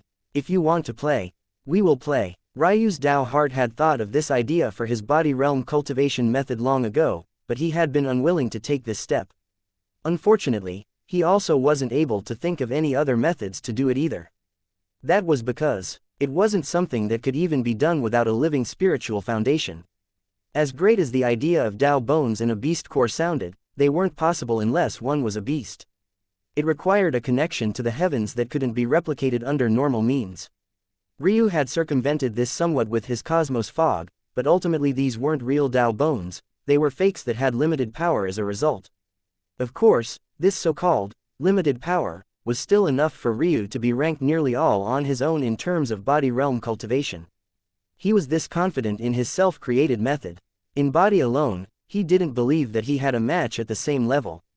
And that so-called nameless god could come and test that out himself. A flare of arrogance erupted from Ryu's chest, and his blazing intent seemed to be fueled by the white flames of his long-forgotten spiritual foundation. The plan was obvious by now. He was going to use his living spiritual foundation as a proxy for his beasthood. It was the perfect fit. A spiritual foundation was already the natural connection to the heavens that all cultivators needed. This was something Ryu knew more intimately than almost anyone else. Without the spiritual foundation, communicating with the heavens was an impossibility. A living spiritual foundation was a step beyond that. Not only could it communicate with the heavens, but it could do so on behalf of its owner. It was known as a living spiritual foundation for a reason. It wasn't just a misnomer. There was a true phoenix living within his body. It was just that he had neglected it. But now, he wouldn't. Ryu's meridians shook and his body almost burst at its scams. What was his plan? Well, it was quite shocking. So shocking, in fact, that Ailsa, who sensed what was happening, couldn't help but look over. She didn't seem to care when Ryu defeated so many genius lords while only in the omniscient realm, nor did she react when he conquered a god-grade world all on his own while, once again, not being a lord. She didn't even react when the false shrine was taken by him and the third and final loss of the fiends was sealed, causing their rainbow wall to shatter and retreat millions of miles back to their original borders. The only thing she seemed to have reacted to this entire time was Eska's breakthrough into the Dao God realm. But even that was more muted than this one. Her pupils couldn't help but constrict. And the reason for that was because Ryu's actions were almost too blasphemous even for her. Over the course of his journey, Ryu had caused the heavens to bless him with not one, but two bone structures. In fact, those two were just the ones that he cared to remember. His boundless cosmos bone structure and that mysterious close combat bone structure that he had rejected were both gifts from the heavens in thanks to his comprehensions. His original bone structure was none other than his ice jade crystal body. He had a fondness for it because it was the same bone structure his mother shared, and it was also the most responsible for his dual-wielding ability. Although he had managed to keep much of that ability thanks to the influence of his bone structure on his musculature, he could feel that was waning. Soon, it might not even be practical anymore to dual-wield, which was why one of the strongest attacks he had levied at Surreal was actually a fusion of his two weapons. But there was another side to this coin as well. While his muscles were slowly changing and adapting to the abilities of his new bones, that also meant that his muscles, tendons, and ligaments weren't perfectly compatible with his new bone structure either. These were two sides of the coin that he had noticed while studying his body for the sake of completing his body realm method. And now, he would form the solution to that problem. Bang, bang, bang. A series of eruptions shook Ryu's body to its very roots, shattering his boundless cosmos bone structure. The cry of a phoenix continued to shake the skies as crystalline runes formed all around him. The heavens reacted to Ryu's fate and karma soul nature, returning his ice jade crystal body bone structure to him. Ryu's aura began to plummet, his strength reacting as though it had fallen from a cliff. However, Ryu himself didn't seem to care in the slightest. His aura alone was able to keep his body from collapsing in on itself as his new bones formed. His skin and muscle regained their support structure, but they were so powerful that fragmentations began to appear in his bones. Just a simple flex would have ripped his bones apart. His tendons were so powerful that just a slight tug might cause his bones to shatter to pieces. However, Ryu remained entirely indifferent. His mind seemed to be somewhere else. Ice. The name of his ice jade crystal body never referred to the element at all.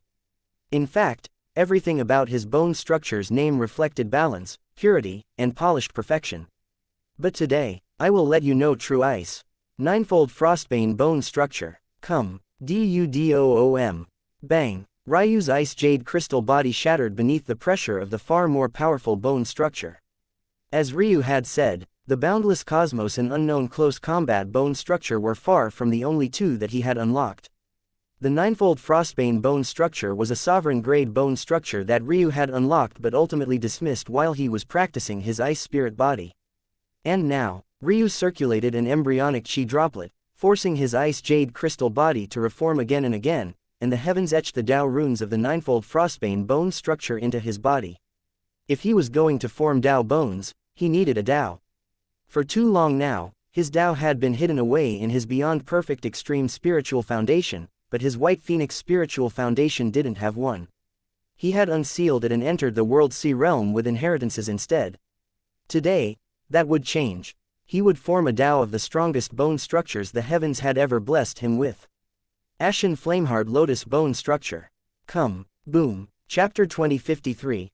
Flameheart and Frostbane. A red gold lotus took shape on Ryu's forehead, before it darkened considerably, becoming an ashen gray that carried the vicissitudes of life. As sovereign-grade bone structures, there weren't world-shaking legends about the Ashen Flameheart Lotus and the ninefold Frostbane bone structures. Ultimately, such legends were usually left to those with god-grade bone structures, individuals who stood and rose above all else. However, there was a legend of a woman who had once been born with both the Ashen Flameheart Lotus and ninefold Frostbane bone structure. These two bone structures were opposing in a way that went beyond just their fire and ice abilities and delved deep into the very foundation of what they were meant to be. The ninefold Frostbane bone structure was a talent steeped in restrictions and mystery. The so-called Frostbane was known as a banishment, a lock of sorts, one that was actually not too dissimilar from the divine chains of the martial god. It represented a restraint on the world that suffocated and opposed. When one unlocked the first Frostbane, one would gain access to an ability that expelled all heat from a region, allowing ice to thrive and suffocate the world. Just the slightest touch could turn a land into one of ice, and even strong cultivators into statues. However, this sort of restraint wasn't so simple. Heat could be defined by the movement speed of particles. The reason it felt like heat was expelled from a region was because this was precisely what the Frostbane was forcing. It was restraining the very fundamental laws of the world itself. As one progressed to the second frostbane, and the third, and the fourth beyond, one would be delving deeper and deeper into such mysteries, exhibiting a level of control that was rarely seen in the world until one reached the ninth and final. Upon reaching this stage, it would be where everything truly changed and the world overturned. At this realm, even techniques and Taos could be frozen, communication with the heavens could be severed, it was even possible to become the bane of the laws of reality themselves, causing freezes in time and space. This was why Ryu had deduced long ago that most abilities, when taken to an extreme, could touch upon such laws. This was why he had to maximize his spacetime affinity through complexity rather than simplicity. It was a rare instance where the former was far better than the latter. But then there was the ashen flamehard lotus. The words made it sound as though it was an existence designed for destruction. However, the reality was the exact opposite. The word ashen in this case represented two main aspects. The first was despair and hopelessness, while the second meant dust. This term embodied the end of the road and the helplessness one would feel when facing it. By this point, it seemed that it was only natural that this bone structure be about unfettered disaster and destruction. However, then one proceeded to flameheart. This was a very unique word as it wasn't usually used in normal language. Instead, it was a term often used in abstruse religious settings or monk temples. It could be translated as one's will, one's inner emotions, even one's Tao heart in some respects. At this point, it sounded like this bone structure existed for the sake of targeting an enemy's Tao heart and burning it to ash. However, that still wasn't the full picture. The lotus, purity, immortality, these were things that the lotus usually represented, but there was another. Enlightenment. But even so, this wasn't quite right. The lotus referred to here wasn't the entire plant, but rather a very specific moment in its life cycle. Its blooming. When these words were all put together, the bone structure here referred to not destruction, but rather the exact opposite. It embraced a rising from the ashes and a shedding of weakness from the heart, or in some cases, a willingness to face off against the world and bring your own brightness to it. This bone structure was a lot like the rage flame in that it could be fueled by the emotions of its user. Namely, it could combine with one's sky god control to increase one's power and influence over the flames of the world, using your own enlightenment to bring life. When these two bone structures came together, they were very push and pull, very yin and yang. One suppressed the world while the other embraced it. One filled it with a chilling death while the other pumped it full of a warm life. When these two appeared together in the same body, it was akin to the end of the world. In many cases, a child would die long before they could be conceived in this way.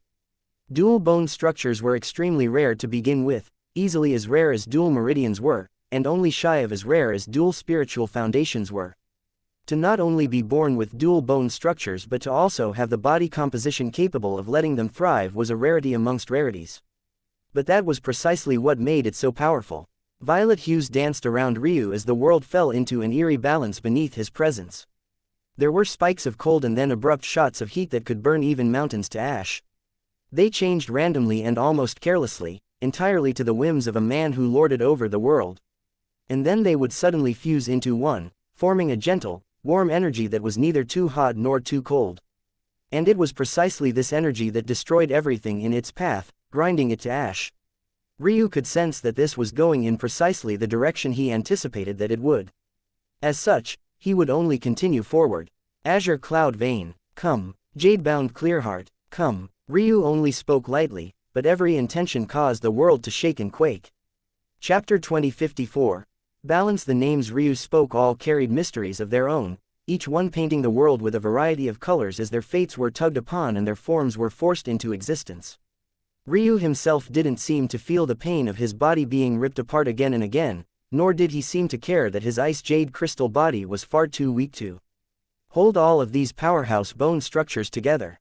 His ice jade crystal body was a mere ancestral grade bone structure, while these bone structures were an entire 8 tiers above it. It simply had no right to become their foundation. And yet, Ryu indifferently stared down at their discontent, carelessly withstanding their furious rampage through his body, and forcing their runes to become the Tao bones that he forged with his own hands. The Azure Cloud Vein bone structure was a sovereign grade wind elemental bone structure, and much like the others, its name carried with it mysteries that couldn't be described simply. The word azure almost seemed out of place. But when it was matched with the word vein, at least for a rune master, it all became clear. The word azure was very special to the cultivation world. That was because it was tied to a legendary creature, the azure dragon. It was a truly legendary beast, one that ruled the skies. It was said that it could control the clouds and the rain, climbing to the peak of the world, the heavens as its stepping stool. In reality, Ryu didn't think that the azure dragon actually existed. It was a mythology created by lesser cultures that eventually rose up to the cultivation world, one of the rare instances of such a thing happening. However, this didn't mean that the legend was weak, just because of its origin. In fact, it was actually far stronger because of it. For such a legend to persist even after so long, the amount of fate bound to it was astronomical. The azure cloud vein was an homage to the azure dragon, an attempt to make the legend real. When it formed, vein patterns would appear across the body, and one would be born to the wind, capable of summoning the clouds and commanding the rain, embraced by the very skies themselves. And then there was the jade-bound clearheart bone structure, a bone structure of the earth element. Jade, Ryu understood what it meant intimately. It was a word that embodies purity, balance, and harmony. It was why it was such an important piece of his ice jade crystal body. This bone structure was all about a resonance with the earth beneath one's feet. Depending on the world, bending the earth to one's will could be incredibly difficult. This bone structure instead took the approach of harmonizing with it, embracing it, making yourself one with it. In a lot of ways, it, too, was the mirror of the azure cloud vein bone structure. And together, one controlled the skies and the other the ground it shadowed. Ryu's body rattled as his bones continuously shattered and reformed, only to shatter once again. The cycle was continuous and relentless, but he was just as relentless. That was because he barely waited for the last Dao bone rune to be set in place before he spoke out again. Eternal Dawn bone structure, come. Dark Moon Veil bone structure, come. When many spoke of light and darkness, they often forgot the two most important contributing factors. The sun and the moon. Usually, the sun and moon were more tied to yin and yang, fire and ice. But they were arguably even more closely tied to light and darkness than anything else. Without stars, there would be no light in the universe. Without the moon, there would be no light in the night. However, without stars, no moon would have light at all. This balance, this ebb and flow, was too often neglected. But not by these two bone structures. The Eternal Dawn bone structure didn't just claim light itself, but the beginning of it, the first rays of the day and most powerful. Some of the most powerful cultivation methods in existence relied on the first rays of sunlight at the break of dawn. They were the purest, most beautiful, and undoubtedly the strongest. The swirl and array of colors carried a breadth and depth of mystery that stood before the secrets to the beginning of existence itself, and their radiance could enrapture an enemy and take their lives. The Dark Moon Veil bone structure was unique. It wasn't technically an exact opposite, but it embodied the truest essence of darkness. The absence of light, the weakness of darkness, as Ryu had seen in these last few years, was that using its techniques often required pumping darkness of your own into the world. But this was fundamentally not what darkness was about. Just by virtue of doing this, it was weakening your technique and your method. This bone structure was different. Much like the ninefold Frostbane bone structure, it imposed its darkness onto the world by veiling the light, embodying the truest essence of darkness itself by not creating it, but imposing it with the expulsion of light. When the dark moon was formed and light was completely overshadowed by a reflection of darkness, the power of his bone structure could truly display its might. This sixth bone structure burrowed into Ryu's body, and the lotus tattoo on his forehead gained a black moon hidden within its petals. Ryu felt himself shaking, but he forcefully stabilized it all with his will and grit. He wasn't finished yet, never would he allow himself to be finished here. Ryu's eyes blazed with an almost fanatical battle intent. This was where the challenge would truly become shocking and he just might lose his life here and now. These elements were relatively still fine for him. But now he was crossing over an entirely different territory entirely. 9 Revolution Skybreaker, come. A crack of thunder resonated through the skies. Chapter 2055, Revolutions. The 9 Revolution Skybreaker bone structure. It was one not just of lightning, but of thunder as well. Often, these two concepts were confused and combined into one, but this bone structure made certain that it was impossible to forget the latter. Thunder was the product of superheating the air. Another neglected fact about lightning was just how hot it was, and it was this overwhelming heat combined with its speed that caused small sections of air to rapidly heat and then cool down. It was this process of expansion and contraction that triggered the thunderous booms usual for storms. However, these were forms of lightning that were often neglected because it was too fast, too powerful. Who cared about heat when your lightning was fast enough and powerful enough to pierce right through the head of an enemy like a blade? By extension, though, lightning was also extremely difficult to control. Ryu had never really personally thought much about it because his chi control had always been excellent. However, he was also quite naive in his assessment. Just because he could get lightning to go where he needed it, didn't mean that he had perfect control of it. Even when he could get it to go to the exact locations he needed it in, he couldn't always control the path perfectly even if he could pick the landing zone. This would sometimes result in excess energy being used as he had to fuel whatever flight path the lightning chose. Maybe Ryu would have seen through these weaknesses if he placed more emphasis on lightning than he did. But maybe because he subconsciously understood that it wasn't his best element, he didn't find himself using lightning much at all these days. Even during his battle with Surreal of all people, he used many more dragon talents than he ever did Qilin, and that was despite the fact his storm talent was probably amongst the greatest in his arsenal. 9 Revolution Skybreaker, however, was Madman's bone structure. It forcefully reeled lightning into the body, controlling it and using it to explosively increase one's power by 1 revolution. Ryu pushed out, and an echo of thundering air followed his strike. Boom. 2 revolutions. Boom, boom. Ryu punched out again, lightning crackling in his eyes and flashing in the skies above.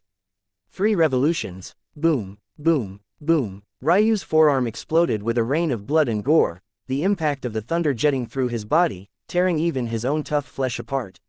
However, his gaze was almost fiendish in its fanaticism, chasing after something greater.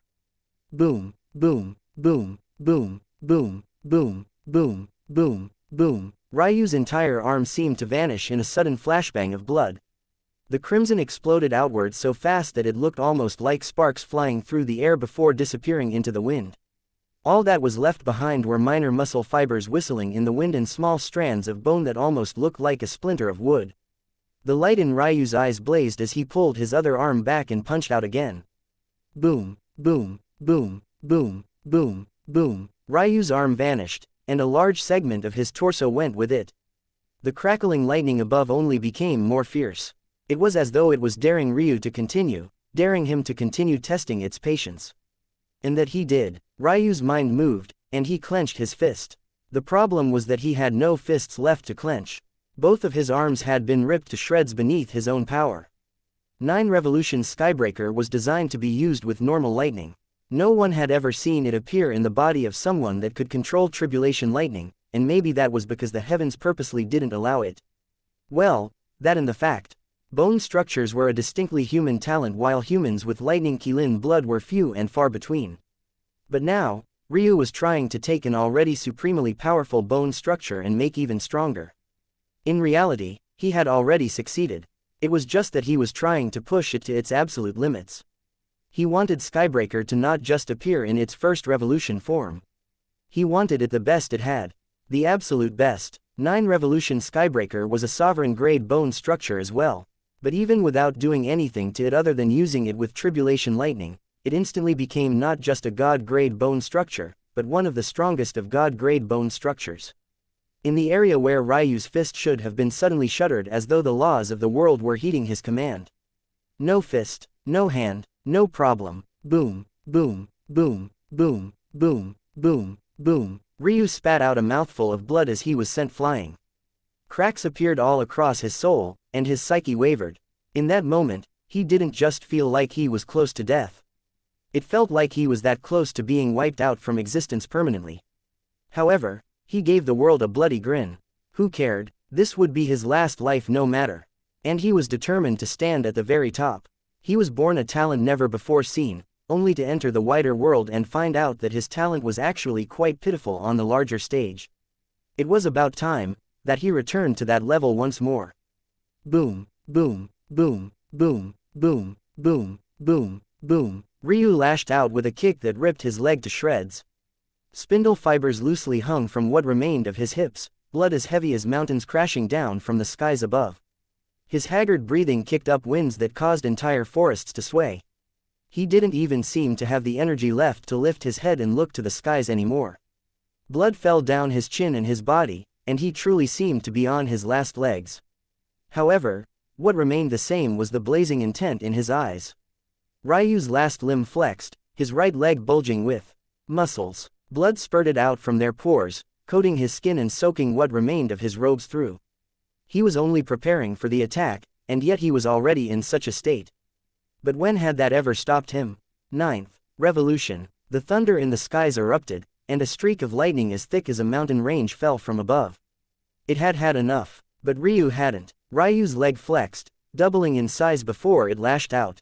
Boom, boom, boom, boom, boom, boom, boom, boom, boom. The last echo barely sounded out before being drowned by the chirping of lightning. It sparked like electricity in the air, leaving crackling air in its wake. Ryu's entire body was enveloped by the lightning, or maybe what was left of it, because the instant Ryu had lashed out with that leg, his entire body had exploded along with it. This exposed his soul to the air, only for it to be ruthlessly shattered by a rain of lightning above.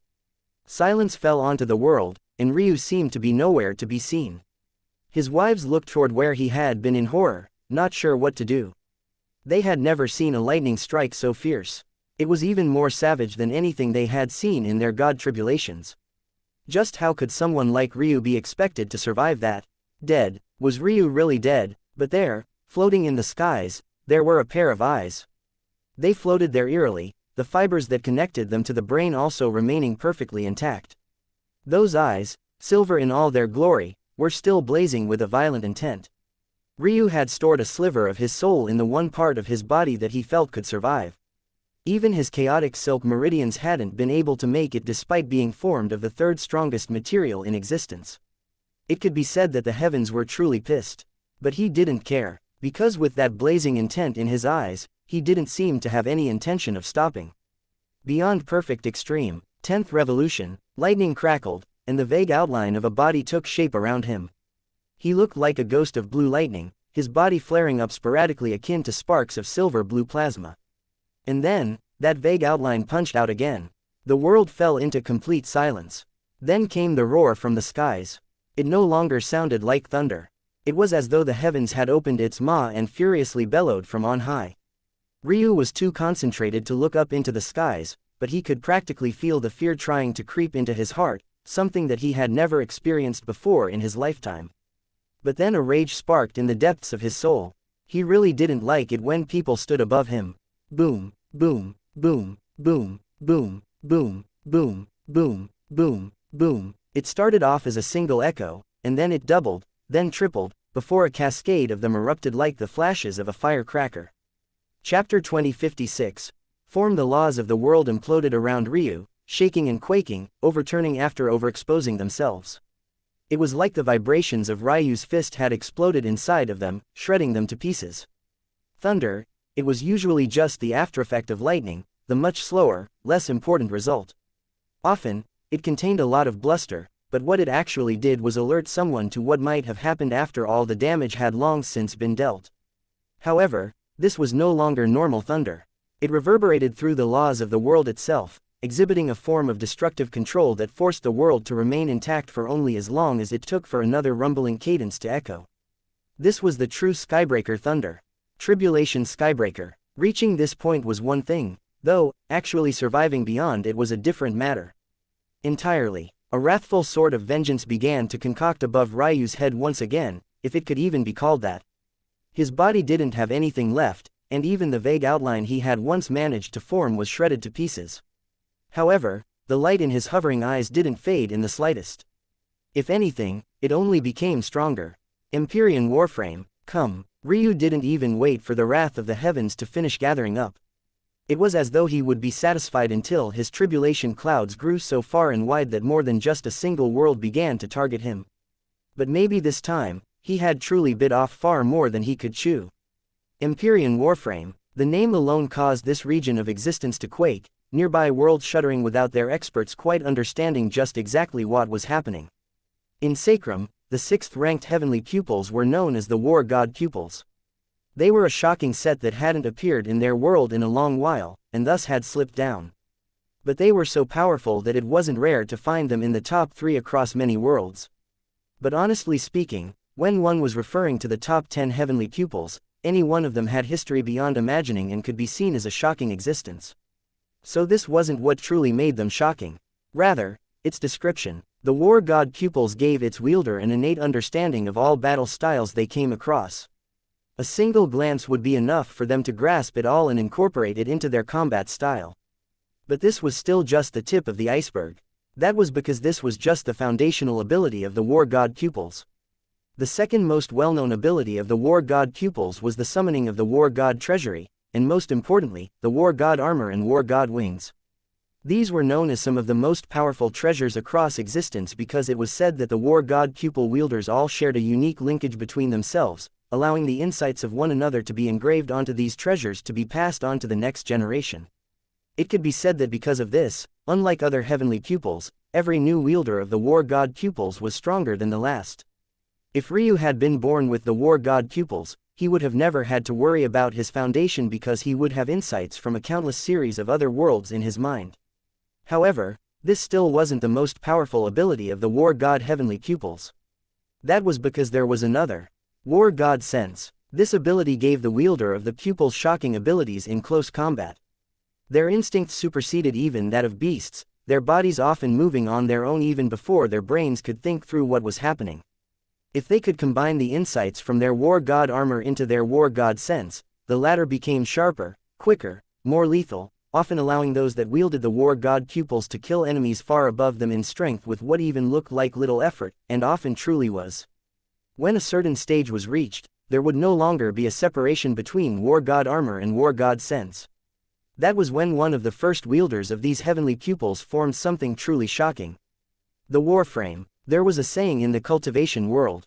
When meeting the war god pupils, one should run the other way. They were all madmen, obsessed with battle and thirsting for blood. They didn't know what mercy meant and all they wanted was to taste your blade. When meeting a war god with a warframe, fall to your knees and beg for forgiveness. In the cultivation world, the name of things was too important for there to be no connection between the warframe and the Empyrean warframe, and in this situation, it was even more shocking than normal. The Empyrean warframe was none other than the bone structure of close combat that Ryu had been granted all those years ago during his seclusion in Ika's sect, but had ultimately ended up rejecting because he preferred the boundless cosmos bone structure for what it could potentially provide him in the future. What he didn't know at the time was the kind of history this bone structure had. The Empyrean warframe wasn't created by a war god pupil wielder. It was created by an ancestor of Ryu's very own mysteries of heaven and earth pupils for no other reason than to prove a point. In the far-off past, the ancestor of Ryu's pupils and the ancestor of the war gods had a rivalry that could only end in the death of one or the other. Many believed that this battle was close because the war god was far better in combat, but the mystery's ancestor was far better at planning. The former would often fall for the machinations of the latter and have to pull himself out. The mystery's ancestor found this amusing until the ancestor war god began to complain about his cowardice. Somehow, this matter began to spread, and it likewise began to affect the reputation and fate of the mystery's ancestor, making him weaker at the same time. The ancestor war god thought that this was his chance and he launched a full-scale attack on the world of the mystery's ancestor, and at first, the results seemed to be exactly what he wanted.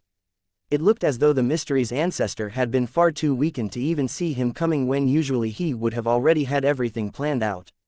There weren't even many traps, and most of what he found were easily blown through. However, when the ancestor war god made it to the core of the world, he only found a single man waiting in silence. It was the mystery's ancestor, standing in white gold robes with a careless disregard for the world.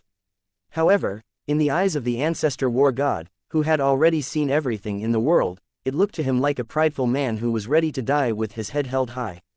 Feeling arrogant and confident, the ancestor war god howled into the skies and his warframe took shape. He charged, ready to finish this battle in a single, sweeping victory. However, to his astonishment, the mystery's ancestor who had never fought him head-on before suddenly took a step forward. The world beneath them rippled with a wave of gold, and the mystery's ancestor was suddenly wreathed in armor that seemed descended from the heavens themselves. No one knew what happened in that battle until afterward, because the mystery's ancestor killed them all. It wasn't until the war god ancestor's head was sent back to his world that everyone learned of the explosive news, but even that paled in comparison to what the scribes of fate learned after retracing the history. The mystery's ancestor didn't just rely on schemes to win. In fact, he didn't rely on a single scheme at all. Not only did he defeat the war god in hand-to-hand combat, he defeated him with a warframe. The Empyrean Warframe. It was a sweeping suppression of the war gods, and it was just one of the many feats crafted by Mystery's ancestors that resulted in their pupils often being known as Number One. But for whatever reason, the Mysteries of Heaven and Earth pupils just hadn't been appearing in normal cycles in recent years. Many remembered its power, but they also knew that it took existences that were truly special to allow it to shine through the way it was truly meant to. And now, shu, golden bones began to weave through the skies, muscle fibers that looked like streaming white gold light taking shape at the same time. However, Ryu's intent flared and it shattered. No. The foundation of his body would remain his ice jade crystal body. Form. Chapter 2057, wasn't that? Ryu roared, or rather, his soul remnant did, its will imposing itself onto the world, and the skies began to rumble with a more and more furious might. Bones continuously formed and collapsed, white gold interweaving with crystal and a gorgeous blue. However, even before they could fully form, Ryu's intent flared and he spoke out again. Boundless cosmos, come. For the first time, Ryu roared out in pain, the last wisps of his soul truly trembling as though it might be wiped out of existence at any time. His wives looked from the side, wanting to help but being unable to do anything. Quite frankly, it was difficult to even find a place to stand in the entirety of the world right now. It felt like every location was being overwhelmed by Ryu's tribulation. In fact, if one took a step outside of the world, it would be possible to see that the tribulation clouds had grown so large that they swallowed up more than just the entire world but had encroached onto the entire quadrant, connecting with the heavens of other worlds and descending with a furious sort of might. However, every time that the heavens wanted to strike, Ryu would do something else to piss it off, and it would feel the need to gather up even more power. This was a tribulation the likes of which one simply wasn't meant to survive. But Ryu kept pushing it as though he could sense this at all. He wanted to fuse 10 bone structures into one, all while using the weakest of them all as a foundation. It simply didn't make any logical sense. And yet, bang, the first bolt fell from the skies, crashing right into Ryu's eyes. After their mutation, Ryu's eyes had simply been indestructible. However, after this one strike, bits and pieces of them became charred. Bang, a second bolt descended, even more concentrated than the last. Compared to the first bolt that Ryu had suffered through, one thicker than even a mountain range, these weren't even as thick as a finger. 1717, but that made them even more shocking, because it meant all of their power was concentrated into a single point. Cracks began to appear across Ryu's eyes. Sprinkling shards of lightning entered and lashed out against his soul, causing his howls to pierce the skies. The world quaked as another spark fell, and then another, and then another. Ryu was continuously bombarded, the structural integrity of his eyes failing so much that even his inner world began to suffer. Tribulation lightning appeared within as though the heavens were telling him he didn't have a right to have a world of his own, as though it was informing him that there was nothing beneath its skies that could escape its control. Except for me. Ryu's voice was exceptionally calm, an odd occurrence to be sure. After all, his screams were still echoing, so how could he also be speaking so calmly at the same time? The cry of a phoenix echoed across the skies, and the white phoenix that seemed to have disappeared earlier returned. White runes appeared around the outline of Ryu's body, taking the shape of what remained of his collapsing bones and muscle fibers. Come, Ryu roared these words out once again, but this time he didn't attach a name to it.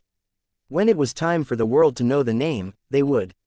However, his soul did resonate in the booming words he wanted to say but didn't seem to echo through the heavens themselves. And at that moment, the tribulation clouds above were almost forcefully dispersed. Xianxia. All of a sudden, it was as though Ryu had suddenly ripped through a barrier. His bones all formed at once, forging a resplendent skeleton that stood in the skies with a pair of piercing eyes forming its core. However, this skeleton, it didn't just have a slit for 2 eyes. It had 3. A third opening formed atop Ryu's head and the foggy energy centralized itself there.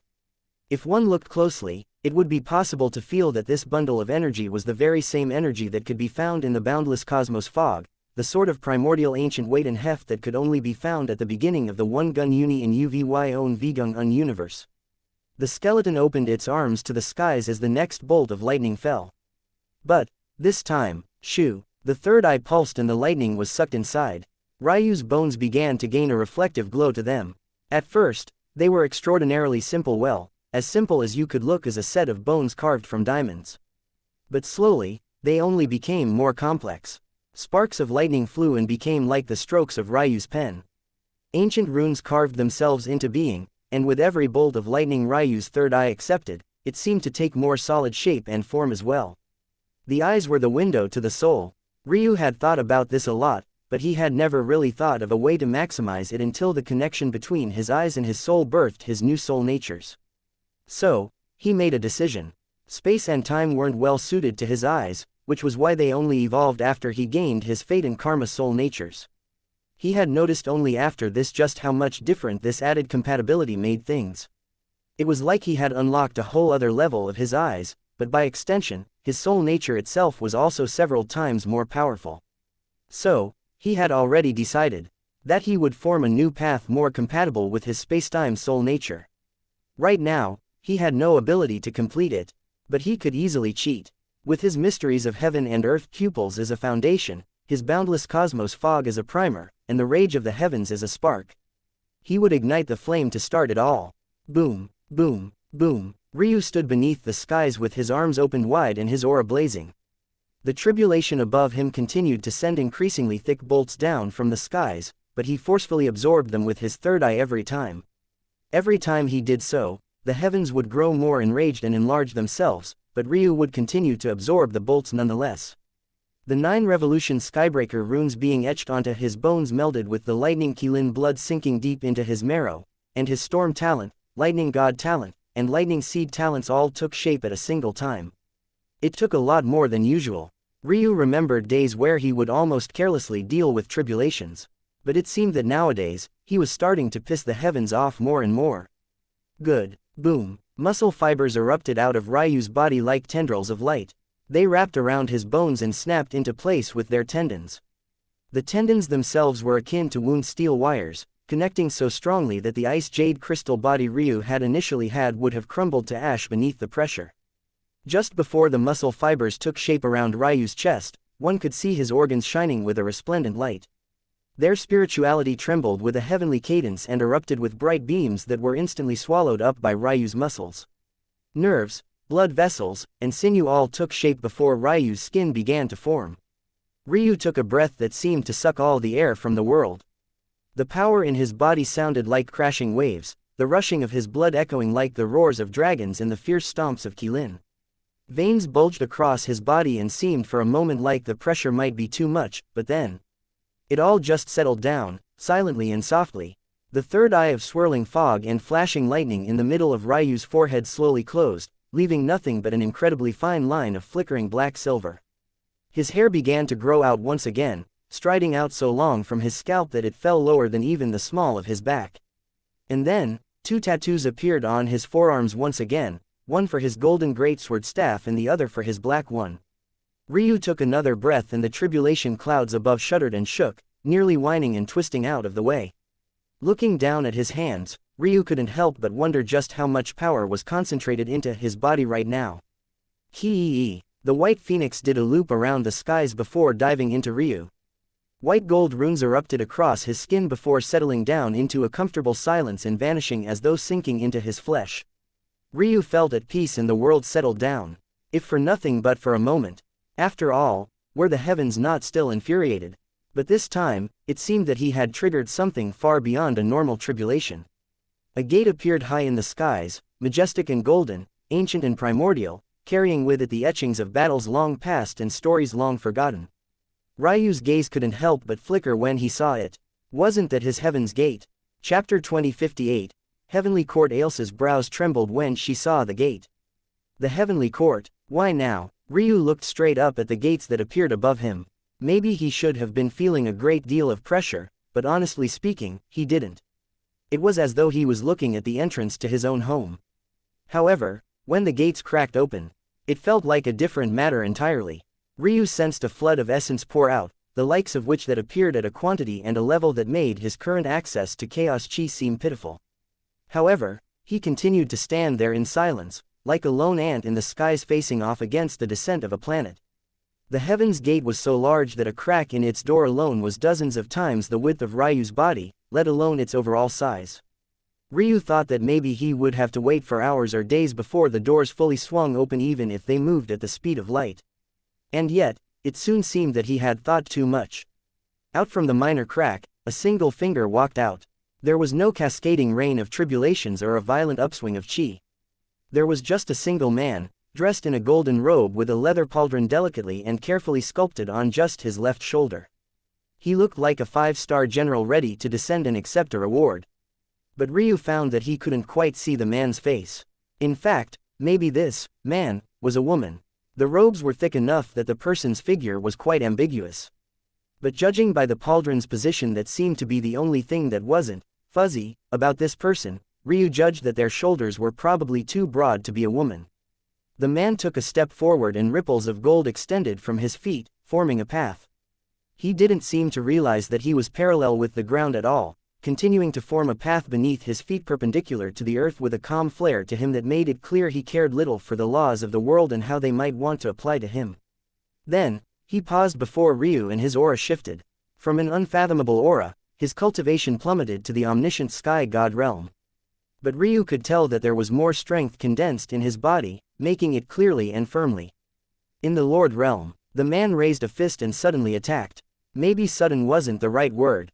The fist was slow as though it was being forced to move through rippling waves of thick water. But, contradictorily fast at the same time.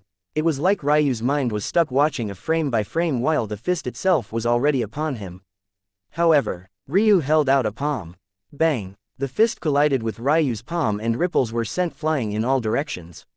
The moment the two made contact, the world around them seemed to solidify and Ryu finally saw the person clearly, well, as clearly as you could see a person wearing a white gold mask. However, it was enough to see the slight flicker of surprise in the young man's eyes. Ryu was fairly certain that he was a youth. This was surprising to Ryu because this supposed youth had to have his cultivation suppressed when he likely wasn't much more than 100 years old. Would it be surprising if his Chi realm cultivation had been at the Lord realm? No, but the problem was that his cultivation had been so deep that even Ryu's eyes that could see through Tao gods hadn't been able to pinpoint it exactly. Is this my final tribulation? Ryu asked, almost as though he was speaking to himself. You're going to need more strength than that. The young man pulled his fist back but didn't respond directly to the instigation. You are a heaven's chosen. But you've abandoned your own world. How is a fool so powerful, then? He too seemed like he was just speaking to himself. Both young men were locked in their own arrogant worlds, so enthralled in their own sense of self they couldn't be bothered to speak to one another directly. And even after these words were exchanged, neither seemed to care to change that either. This time, they both attacked, their fists rippling through the air and colliding. The young man was forced to take a heavy step back, but his control was greater than any Ryu had ever seen. The solid golden road beneath his feet didn't so much as quiver. So, that's possible too. Ryu seemed to understand something. His Tao heart was the core of his control right now, and that was all fine and dandy, except for the fact this wasn't perfectly in line with his earlier speculations. If control was truly part of a perfected cultivation system that he had missed out on, how could it not be just as tightly wound with Qi itself? The Tao heart was the spiritual foundation. What could it influence more than your Qi? This young man was so powerful because, although he wasn't using it now, he had access to essence and seemed to be naturally blessed with it. But didn't Ryu also have an equivalent Qi? What was chaos Qi if not essences exactly opposite and equal? The trouble was that Ryu always took his chaos Qi from his meridians and never really mixed it into his Dantian or spiritual foundation. How then was he supposed to exhibit the most powerful forms of control? It was only now that Ryu truly began to understand why it was having a powerful Tao didn't just make him invincible everywhere he went. Not to mention the fact he wasn't even satisfied with his current Tao, the Tao itself was just one aspect of cultivation. There was so much more. Boom. Chapter 2059. Locking a dancing dark gold energy poured into Ryu's beyond perfect extreme spiritual foundation and a path of equally dark gold formed beneath his feet.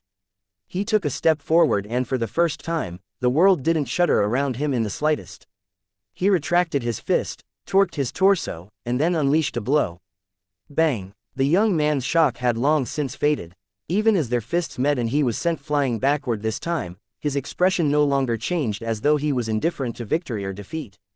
Compared to the young genius of the Fae who lacked any and all battle experience, not even having seen his own blood, this young man was someone Ryu could tell had likely fought more life and death battles than even himself. Even when he was fully outmatched, he didn't panic in the slightest. Ryu crossed the distance between them, his fists unleashing a barrage.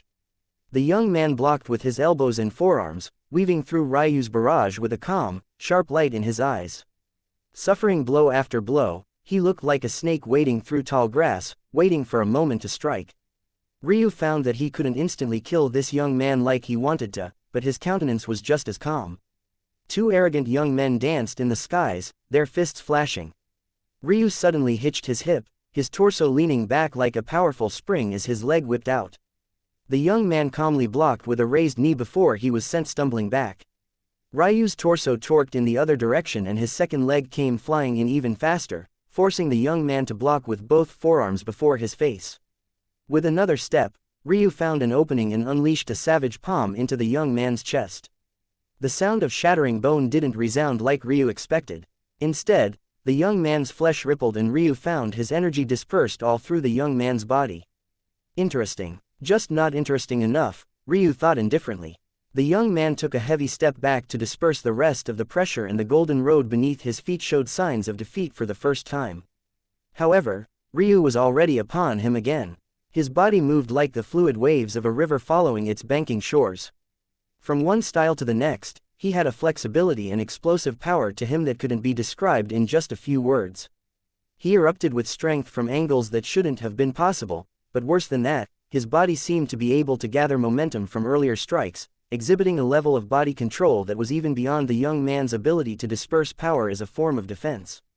Every time Ryu's fist or kick rebounded against the defenses of the young man, a portion of that rebound would be taken back into his body, flowing through his flesh even more seamlessly than the young man's and gathering into the power of his next strike.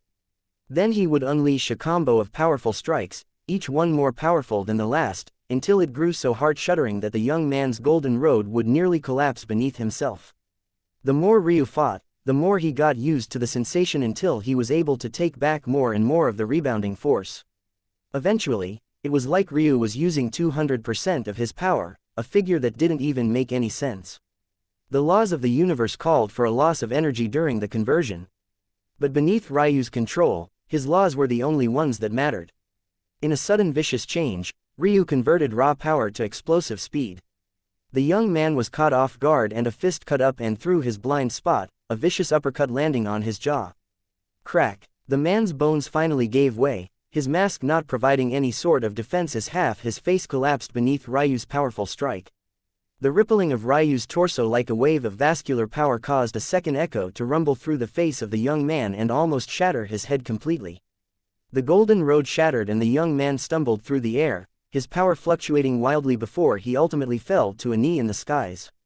He coughed, blood coming from his mouth, or what looked like his mask. The young man looked up, and for the first time, it looked like he was actually looking at Ryu rather than through him. Maybe that was the most sign of respect that he cared to give. That's enough, Tomorin, return, an ancient voice echoed from the heaven's gate above. The young man stood and his aura began to rise once more. Soon, it had stabilized into that unfathomable realm and his injuries began to heal at a speed visible to the naked eye. By now, Ryu was already able to see through the young man's cultivation. The reason it was so unfathomable was because he had cultivation with essence. But in practice, the young man was a lord just the same. However, with his full power, it felt like he could kill the sovereigns that Ryu had met with a flick of his finger. The young man gave Ryu another look before the golden road appeared beneath his feet again and he returned to the heaven's gate above. Ryu stood there in silence, not bothering to attempt to stop him. You are a chosen, the man spoke again. In order to maintain the balance of the world, your kind cannot be allowed to roam freely in greater existence. I will give you 1,000 years to ascend to the heavenly court. Should you fail to do so, you will be the enemy of the world and we will kill you with our full strength. The ancient voice seemed as though it was about to disappear before it suddenly hummed, its aura locking onto Ailsa. Chapter 2060. Then good, you are not meant to be here. The sentence was plain and simple, and it was also quite clear that it had no intention of giving Ailsa a millennia like it had given Ryu. However, Ailsa seemed entirely indifferent to it. Then see if you can do something about it, she said calmly. The ancient voice fell into silence before its aura locked onto Eska and Ismine. But it still didn't say anything as it once again turned its attention to Hope. Something about this place seemed odd, and then the ancient voice hummed again, seemingly understanding something. In the end, its aura locked onto Ryu once more. I will give you 100 years. Ryu frowned. For one, he didn't like being commanded. Second, he disliked being jerked around just as much. He had just been given 1,000 years, but then without reason or explanation, it had suddenly been shrunk to 900 years. However, to the ancient voice, it only made sense. Whether it was Ailsa, Eska, Ismine, or Hope, not a single one of them was actually a chosen. The only reason why their fates were so jumbled up and difficult to read was because of their connection with Ryu. Hope was especially a mess because she had tied her fate to Ryu completely. Meaning, their fates were practically identical when that made no sense at all. Then there was Ryu's fate itself. He seemed to have been manipulated in one part, and then he had a second life, and all of that ended up extending the time it took for the Heavenly Court to find him. If not for the interference of the martial gods, Ryu would have probably already been sensed by the Heavenly Court long ago in Sacrum and he would have followed the normal path of a chosen. But that was precisely why the situation was so complicated, and also why the ancient voice had no choice but to shorten the time frame. Anyone who could mess with the fate of a chosen was a problem. And if they were working on that sort of scale, it meant they had a purpose for doing so that was maybe even beyond this voice's pay grade. The less time Ryu spent in greater existence, the better. That was the only way to manage the fate of existence and stop the world from collapsing in on itself. There were enough rogues in the cultivation world, they didn't need for there to be others. The ancient voice could see Ryu's dissatisfaction, but it wasn't the first time he had seen such a thing. Maybe Ryu even had the intention of ignoring his words. Whatever it was, it didn't matter. Between Ryu's feelings and the fate of existence, there wasn't even a choice to be made. If Ryu listened, then good. If not, he would find himself as a small boat in the middle of a raging ocean. Even Ailsa had to take a step back from the Heavenly Court to regroup, what more of Ryu who wasn't even a Tao Lord yet. The voice disappeared from the world and the heavens gates closed. From start to finish, Ryu didn't bother to say anything. It would have been a waste of his time, and despite what he had said to Surreal, these days he still preferred to let his actions do the talking instead. As for anything that would come afterward, that would be decided by his fists. First, he would need to figure out how to perfect his entry into the Lord Realm. For some reason, he had a feeling that the title steal wouldn't be so simple. And given the changes to his eyes, feeling, to Ryu now might as well have been a sneak peek into the future. Without the burden of his incompatible spacetime soul nature layering on top of it, Ryu's eyes felt almost lighter in a way, and their abilities were far more shocking now than they had ever been. This so-called chosen title was interesting, but not enough for him to truly care very much.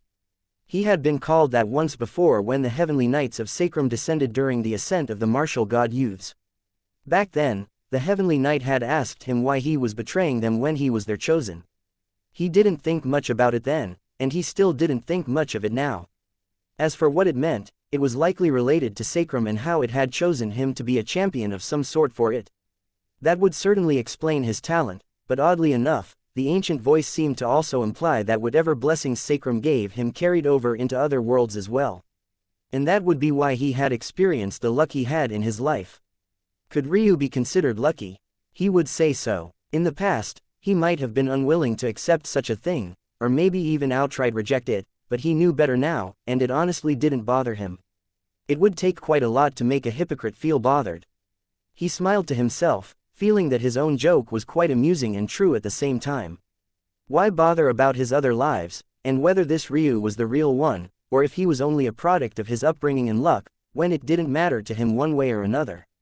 What he knew was this life, and since it was his last, he might as well reach the top of the world on this casual stroll of his. Ryu grunted slightly and a fragrant wind came barreling into his arms. He looked down to find that it was Hope. "You're hugging me too tightly," he eventually managed to squeeze out. "You deserve this," she replied. What did I do? Ryu asked with a laugh. Too dangerous. And also, why are you waving that thing around everywhere? It's private. That was when Ryu remembered he was still naked. Chapter 2061. Deeper meaning. Ryu chuckled. It wasn't long before he was surrounded by his women. Eska and Ai's mind seemed to have undecided to unfuse, which was odd because although the situation was calm now, it wasn't to the extent that all the troubles had been handled. The Griffins were still here, and so were the Ruin Master Guild members. Plus, there were still some powerful Fae lingering off in the distance. However, it didn't take Ryu long to figure out why. Ailsa's power had skyrocketed again. It seemed that Ryu's lack of power was still holding her back tremendously.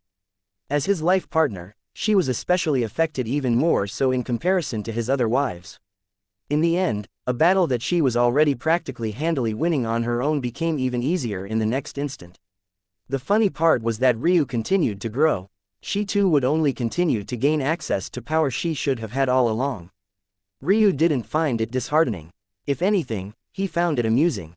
He didn't find that this matter bothered him much anymore at all. Who cared? At the end of the day, she was still reliant on him. And soon enough, the power dynamic between the two of them would be flipped on its head. At that moment, the skies shuddered and one of the elder griffins fighting Ailsa shook. His eyes shot up into the skies and Ryu even saw a small light of fear. The skies split and a gorgeous griffin descended from above. It was easy to tell that she was a woman at a single glance. She had elegant paws that walked across the air as though it was solid ground, and a body of reflective white fur that made one feel as though one was staring right into the maw of a star. On her head, a reflective gold gem lay, and a crown of feathers rose from her head. When her white wings spread, feathers fell from above. And when they landed on the ground, ripples of white danced in all directions, healing the land and calming the raging chi. Slowly, the world was healed by the presence of this griffin alone. She walked forward, ignoring the battle until she was right above Ryu. Then she lowered her head until her large eyes practically swallowed his figure. This beautiful griffin had a body that could swallow up the skies. One could imagine just how large her eyes were. And yet, she seemed insistent on looking right at Ryu like this, as though to make sure that she truly wasn't seeing things. Ryu smiled. How've you been, little gem? He could sense the spikes of fury coming from the surrounding griffins in an instant. How could their goddess have such a stupid name to bear? Suddenly, little gem shrunk down and became the same size as a little puppy. She leapt into Ryu's arms, licking his face, and then scurried up his head, her white fur practically disappearing into his white hair. Ryu was a bit speechless, but he ended up laughing.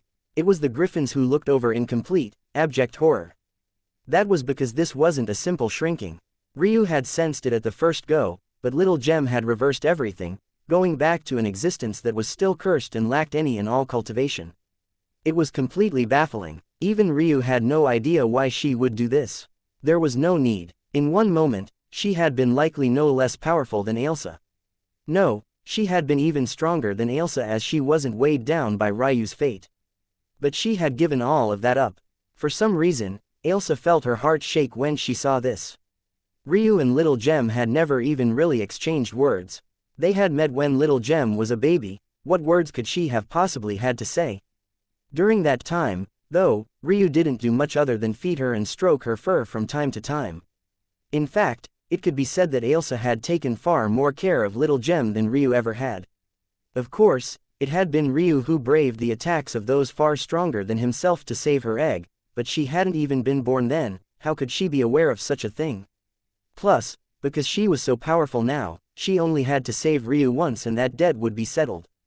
There was no need for her to give up all of her cultivation like this. It didn't make any sense. But Ailsa understood why, and so did Ryu. When Ryu learned of the curse that Little Gem had suffered and how her clan had abandoned her because of it, he, a man who rarely felt any sort of righteous indignation, had felt furious about the unfairness of it all. Ryu felt that his story and that of Little Gem's had been very similar at the time, and he hadn't wanted to help her because of that. Ultimately, it ended up being Ailsa who helped Little Gem break the curse without much of Ryu's input at all, but this seemed to have been enough for the little griffin to be completely attached to Ryu. Ryu looked up. At some unknown time, Ailsa was standing across from him. It was 3 meters, a distance that seemed so close and yet so far at the same time. He was about to smile almost carelessly when he saw something behind her. Ryu stopped moving, his thoughts moving in slow motion, or so it felt. His mind worked such that he understood the deeper meaning behind what he was seeing instantly. It wasn't that an enemy was creeping up behind Ailsa or that there was some treasure or memento behind her. Instead, it was the very same half-dead man she had been carrying around all this time, the same man that had hurled all those insults at her over the years. The question then was, what was the deeper meaning Ryu saw? Chapter 2062. Small Fry. Ryu stared at the man for a long time. It was truly odd. He was spending more time looking at this sorry excuse of a fiend more than he was the beautiful woman in front of him, but he felt like his mind was churning. He couldn't remember the last time he hesitated with a decision like this, and he was finding it hard to even look toward Ailsa in the first place because if he did so, then he felt like there was only one choice he could make. No matter what sort of hard stance he took, he would always have a soft spot for his women. He could be a hard ass in any other situation, but he didn't have it in him when it came to situations like these. Maybe that was because of guilt. No. He felt that it almost certainly was. For a hypocrite like him, it was funny that he even had such worries to begin with. But that had always been a part of him. In his first life, he didn't even want to touch Elena for fear of what her life might be like once he was no longer around. He held himself back for the sake of sparing her feelings, when in any other situation, he would never do such a thing. That guilt carried on into his second life, and he had treated Ailsa worse than he probably had anyone else as a result of it. He had been staunchly opposed to ever having a second wife so that he could repay Elena for everything that she had done for him. He wanted to help her to live a life that she deserved, one that her man should give her. That was the sort of responsibility he took for himself, and it was the kind of thing he felt was only natural. However, in the end, his feelings for Ailsa also grew to the point that he couldn't ignore them. What maybe even Ailsa didn't know was that her response to his initial rudeness hadn't given him a bad impression of her. If anything, it was what had creaked the door between them open. He remembered back then when he said that the heavens didn't have a right to pick his partner in love. He could remember how angry, how closed off, how completely infuriated he was about every aspect of the world. He wanted nothing more than to scorn the heavens at every turn, even if there was this gorgeous woman before him. And yet Ailsa had given him a check on his reality. For the first time, rather than receiving the coddling of his parents and the sympathy of his grandparents, someone told him to his face that despite everything he had been through, he was lucky. He had talent that others couldn't imagine, and even if he felt aggrieved about things that he couldn't control, didn't he now have the opportunity to change everything? So what was he moping about? Maybe Ailsa had only said those words out of frustration, but it was the first time anyone had ever said anything like that to Ryu. And even if he was still stubborn at the time, that didn't mean that it didn't cause a slight crack in his armor. By then, it was already too late. That sort of blunt, confident, arrogant sort of woman that could meet his coldness with her own, he had always had a weakness for it. No, that wasn't true. Before Elena, Ryu had never had feelings for a woman. Before his awakening, he was too young to have such thoughts. And after his failed awakening, the only thing he could think about was improving his life and not being useless anymore. But Elena wasn't that type of arrogant woman. She was carefree, always looking for fun, and had a cheery personality that even if most might not see, was her down to the very core. It was only after he met Ailsa that he grew this fondness for arrogant women. Then he began saying that that was the woman he liked most when in reality, it was nothing more than a new taste to his palate. He didn't know how to resolve much of these emotions. That soft part of him that wanted to protect his women was combating that part of him that wanted to look down on the world. The fact that Ailsa had come here silently, as though offering a proposal she couldn't be bothered to say with words, was somewhat annoying. However, by the same token, describing it as something she just couldn't be bothered to say was very clearly his anger and rage talking. This sort of thing wasn't the sort of matter you said out loud. Otherwise, it would completely defeat the purpose. If she had to explain it, Ryu might as well not do it at all. Ryu looked away from the fiend and back toward Ailsa for the first time. He stared into those deep crimson irises, feeling a trembling sort of weight to them. It was the first time he had truly looked at someone so powerful, and even if Ailsa wasn't trying to pressure him, she wasn't particularly hiding her aura as well. She probably knew him all too well. Doing such a thing would probably just piss him off more. The request couldn't have been simpler. This fiend meant nothing at all to Ailsa. She should have killed him on the first blow. Why would she bother to carry him around like this? There were plenty of others that had pissed her off. The Griffins had enraged her by taking Little Gem, the Heavenly Court was in existence she had her own clashes with, or what about just the other fiends of this world in general? Why not them? The difference between all of those events was that Ryu hadn't been there to witness her get bullied, but he was there when this man spoke those foul words. So, was he going to be her husband and deal with the situation for her or not? If he killed the fiend for her, it would be acknowledging his husbandly duties. If he didn't kill it, then it would probably sever the last of their relationship. The fact that Ailsa was lugging around this fool whose eyes had long gone vacant was for no other reason than this was the only recent grievance that Ryu had been privy to. He remembered that day when his master sent him to Ailsa's side. He remembered how what should have been their touching reunion was ruined by the crude jokes of a bastard who didn't know how to shut his mouth. He remembered the kind of sheer, unbridled killing intent that he had had at the time. And yet how he was able to do nothing to change the situation at the time because he was nothing more than an astral projection sent across worlds. A silence hung in the air and no one spoke. Even if there was danger lying in the surroundings, they probably didn't even dare to approach at this point. All they cared about was getting as far away as they could. What a joke. Who would attack with both Ailsa and Eska present? It would be a suicide mission. Ryu felt a shift in his hair. Little Gem moved slightly before collapsing into what she probably thought was an even more comfortable position. The distraction seemed to make him wonder if it was worth it. However, he already knew why he was dragging his feet like this. In reality, he had already made his decision. But, Ryu looked off into the distance toward the remnants of the Ruin Master Guild, and then up into the skies where the residual boundaries of the Heaven's Gate had been. He sighed. The sigh seemed to echo across the world, filling the folds of reality as though it was sighing along with him. Ailsa's pupils trembled, and though she controlled it well enough that almost no one saw, Eska certainly did. Ryu took a step, and then another until he was no longer 3 meters from Ailsa, but rather so close that their noses almost touched. At this distance, he could feel a natural weighted pressure coming from Ailsa that almost crushed all of his bones, the very same bones that he had forged from the bodies of 10 different bone structures.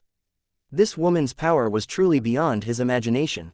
Don't waste my time, Ryu said coldly, looking Ailsa in the eye. Kill him yourself. Ailsa stared back at Ryu, her trembling pupils having already been reined under control by her. The two of them just stared at one another, and it felt as though something had ended. However, it was then that Ailsa suddenly jolted, and her body jumped involuntarily. At the same time, Ryu winced before quickly regaining his composure, burying the pain he was feeling deep as he turned away. I don't kill small fry, I'll give you the head of the Ruin Master Guild instead. Chapter 2063. No matter what, son of a bitch. Ryu looked at his arm a long while later in outright shock and horror. Maybe he shouldn't be shocked, but was hard not to be when your entire arm was nothing but a pile of mush right now. He didn't have a single other bone left in it, and if he hadn't been quick, he had a feeling that every bone in his body would have been shattered. Serves you right, Hope muttered, feeling speechless. It could be said that the entire world came to a stop after Ryu and Ailsa's conversation ended. That was because this idiot actually went and pinched the holy goddess Tatsuya's ass before everyone. Worth it, Ryu said shamelessly. Ailsa hadn't done it on purpose, she was just caught off guard, much the same as everyone else. That was the last thing she expected Ryu to do, and she had been so distracted by his words that she didn't even realize that his hand had reached around her waist to her back like that. She might have been a Tao god, but Ryu still had a much larger frame than she did. Couple that with her small little waist and how close they were, and it was like snatching candy from a baby. If that baby's casual protections could blast your arm to smithereens, that is. Ryu was also fairly certain that his wife had to cut off most of her instinctive reaction. If not, let alone his arm, his entire body would have been obliterated. Was it the smart thing to do? Absolutely not, for more reasons than just the fact he had almost died because of the prank. There were countless issues, from the matter of Ailsa's fate all the way up to what danger he might face the moment someone strong enough to be enamored with her beauty decided to come and take his head. However, for the former, he didn't care anymore. His woman was his woman. Soon, he would be overflowing with so much fate that it didn't matter what they thought. As for the latter, he would like to see them try. After all, he had more than one overpowered woman now. What could he say? He was overflowing with riches. Plus, He needed that for his ego. Was it mature? No. Did he care? Didn't he already say he was a hypocrite? He truly didn't give a damn. He really had needed to teach that wife of his a little lesson, otherwise, how would he continue to be the head of their household? Of course, he would have to grow much stronger before he could say that out loud, lest he lose a few more bones in the process. But he had to say, the feeling was both familiar and novel at the same time. That sort of elasticity couldn't be taught, but her cultivation made it all the more shockingly impressive. A Tao goddess's body was truly something else. For the first time in a long while, Ryu didn't feel like his lust was being dictated by his bloodlines any longer. But despite that, rather than weakening, it felt like it only grew stronger. This wasn't because he had some innate lust that came from somewhere else, well, at least not one that came from anything other than just being a normal male. Instead, it was because he no longer had an external source to blame. The thoughts were much more his own, and as such, even though the lust was much less potent, it was far more effective at swaying his thoughts. As he vanished into the distance with Eska, Eismine, Selhira, Mac, and Hope, evil thoughts swirled in his mind. Of course, he would have to find a place to hide Little Gem. He couldn't let her innocent eyes be forced to witness such a thing. Unfortunately for Ryu, getting rid of the little griffin would be much easier said than done. Soon he wouldn't have the tears left to shed. Who asked him to be so unforgettable to the goddess of the griffins? Ailsa stood in silence for a long while. At some point or another, her hand subconsciously reached for where Ryu had pinched her ass, still not quite believing it. She didn't even really know why she was so shocked. Ryu was her husband. Of course, he could touch her. In fact, even if during their falling out, if Ryu had wanted to sleep with her, she wouldn't have rejected him. There was a reason she didn't hide her body from him when he used his third perspective to speak with her. However, she also knew that Ryu's pride was far too great to try and do such a thing.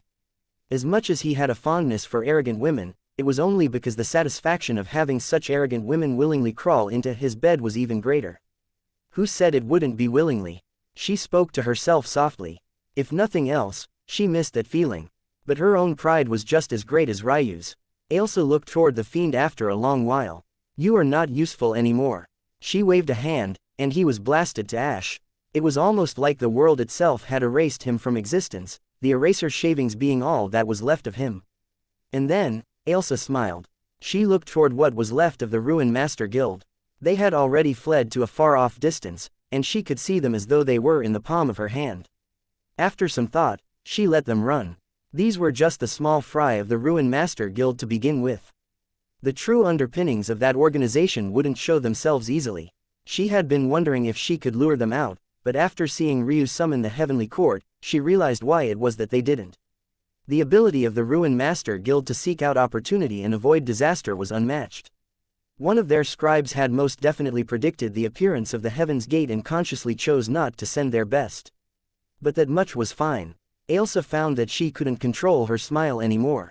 Even as she thought of gloomy things like enemies and death, she really couldn't. Suddenly, she understood Little Gem. That carefreeness to give up any and everything just for the sake of her own happiness, it was freeing. However, while Little Gem could do it, Ailsa couldn't bring herself to. Her ambition had always been too great. That said, if she had a husband who could accomplish all those things with a turn of his hand, then there wouldn't be a need for her to pursue it, even if she too wanted to reach the pinnacle of cultivation. What if her husband gifted her that mountain peak? Unfortunately, it didn't seem like that husband of hers knew just yet what kind of promise he had made to get her to climb into his bed willingly. Even the Heavenly Court had yet to be able to deal with the Ruin Master Guild. And Ryu saying that he would bring her their heads was little different from an ant shouting at the moon. But she was certain that he already knew that in part, and even if he didn't and only learned now, he wouldn't care. He was a man who was uncompromising in his pride. He took things so far because he couldn't stand the fact that she had brought him a man on his last breath just to prove his loyalty to her.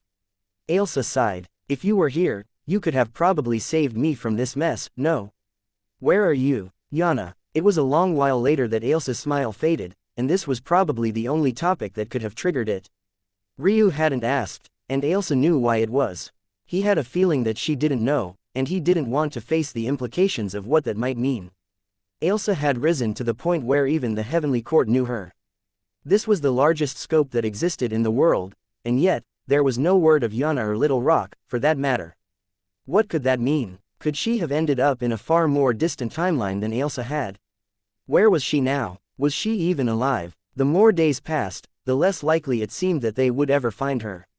But there was hope. Ailsa clenched her fists. That ancient voice had recognized that Ailsa shouldn't be in greater existence, but it hadn't known her by name despite the commotion she had caused. The world was large, an impossibly large place, and Ailsa had spent too much of her time trapped by the petty schemes of a coward of an organization that hardly dared to show their tail. Now, she was free again, and she would spend every waking moment trying to find Yana. She wasn't just a woman who shared her husband with her. After all the time they had spent together with no one but one another to keep themselves company, they were closer than even sisters. I will find you, no matter what. Chapter 2064. Changes. Ryu ignored the entirety of the rest of the world, his thoughts consumed by two things. Well, he would have liked for there to be a third, but Little Gem's existence didn't even give him the chance to think about it. The little one refused to leave his side, and though he had the power to just lock her away in some corner, how could he do that? After she had given up so much to be with him, he could only oblige. He might be a hypocrite, but he had a place in his heart for those that stuck by his side, and Little Gem no doubt fit that bill. Plus, although Little Gem had given up all of her cultivation, there was something that told Ryu that she wasn't as hopeless and fragile as she looked. So without a choice, Ryu could only slash women off of his list and turn his attention to the other two matters. The first was a method to return to the true martial world. Luckily, this issue was fixed quite swiftly. He hardly had to think about it because the moment he succeeded in his mission, the dream wraith existences had sensed it as well. They didn't speak to him, but he could feel the shifts of fate in the air. He could tell that soon, they would provide him a path to return to where he had come from. Since that situation was handled, he could just wait and focus on the second thing that had his attention. The changes to his body. In truth, like Ryu had thought earlier, he had had this idea in his mind for a while. It was among the methods his Tao heart and perfect blackbody had created while he was meditating, though only peripherally. They had been more focused on crafting Tao methods and techniques of the like, whereas this was far beyond just that. However, his Tao heart had created a technique that he couldn't use at the time that was quite good and relied on similar principles. As such, by extension, they had thought of this method.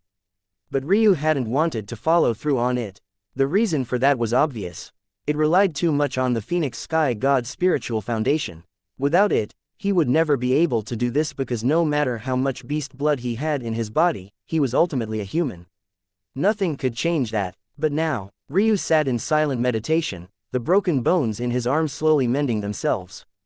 As he did so, he could feel the changes to his body more subtly and nuanced. His ice jade crystal body had indeed become the new foundation of his body, shining 1904 with a resplendent diamond color. But it was the Tao runes etched right into it that truly gave it a shimmering sort of gorgeous mystery. The ashen flameheart lotus, the ninefold frostback, the azure cloud vein, the jade-bound clearheart, the eternal dawn, the dark moon veil, the 9 revolution skybreaker, the Empyrean warframe, and the boundless cosmos bone structures all weaved together in a rainbow of colors that danced between dark and light, bright and faded. The etchings in his bones seemed alive, and most even seemed to be swimming within their crystalline depths as though soaking themselves in a spring of life. The sheer power that this new bone structure gave Ryu was truly shocking, but he knew that he had only been using it in its rawest form during his battle with that heavenly court genius. He had yet to truly exploit the power of his bone structure. In fact, he had yet to even name it. Of course, he already had a name in mind. But when that name would be revealed was another matter entirely. The first thing Ryu could feel was that his bloodlines were finally, well and truly, entirely under his control. He could not only access the full array of talents within, but he could use them to the fullest extent of their powers without worrying about the issue of suppression or clashing. It didn't matter whether it was his fire dragon bloodline or his phoenix bloodline, they were all like clay putty in his palms, being molded, shaped, and warped to his views. The second thing he noticed was that he not only had access to these talents, but they were also made far more powerful by his Tao bones. He didn't even cast it, but when he moved just his thoughts alone to his rage flame, he could feel the Tao runes of the ashen flameheart lotus bone structure flaring up. The heavens responded, and the talent was amplified twice over. When the lightning seed in his third eye shifted, the Tao runes of his 9-revolution skybreaker bone structure rumbled, lightning sparking around him. That was when Ryu realized something profound. It wasn't that he had just gained access to his full array of bloodlines after so long. It was like he had become an entirely new species of beast entirely. The world itself was bowing to his will with every action he made. But these were only the changes made to his bloodlines. Honestly speaking, they were the simplest and most straightforward of the changes.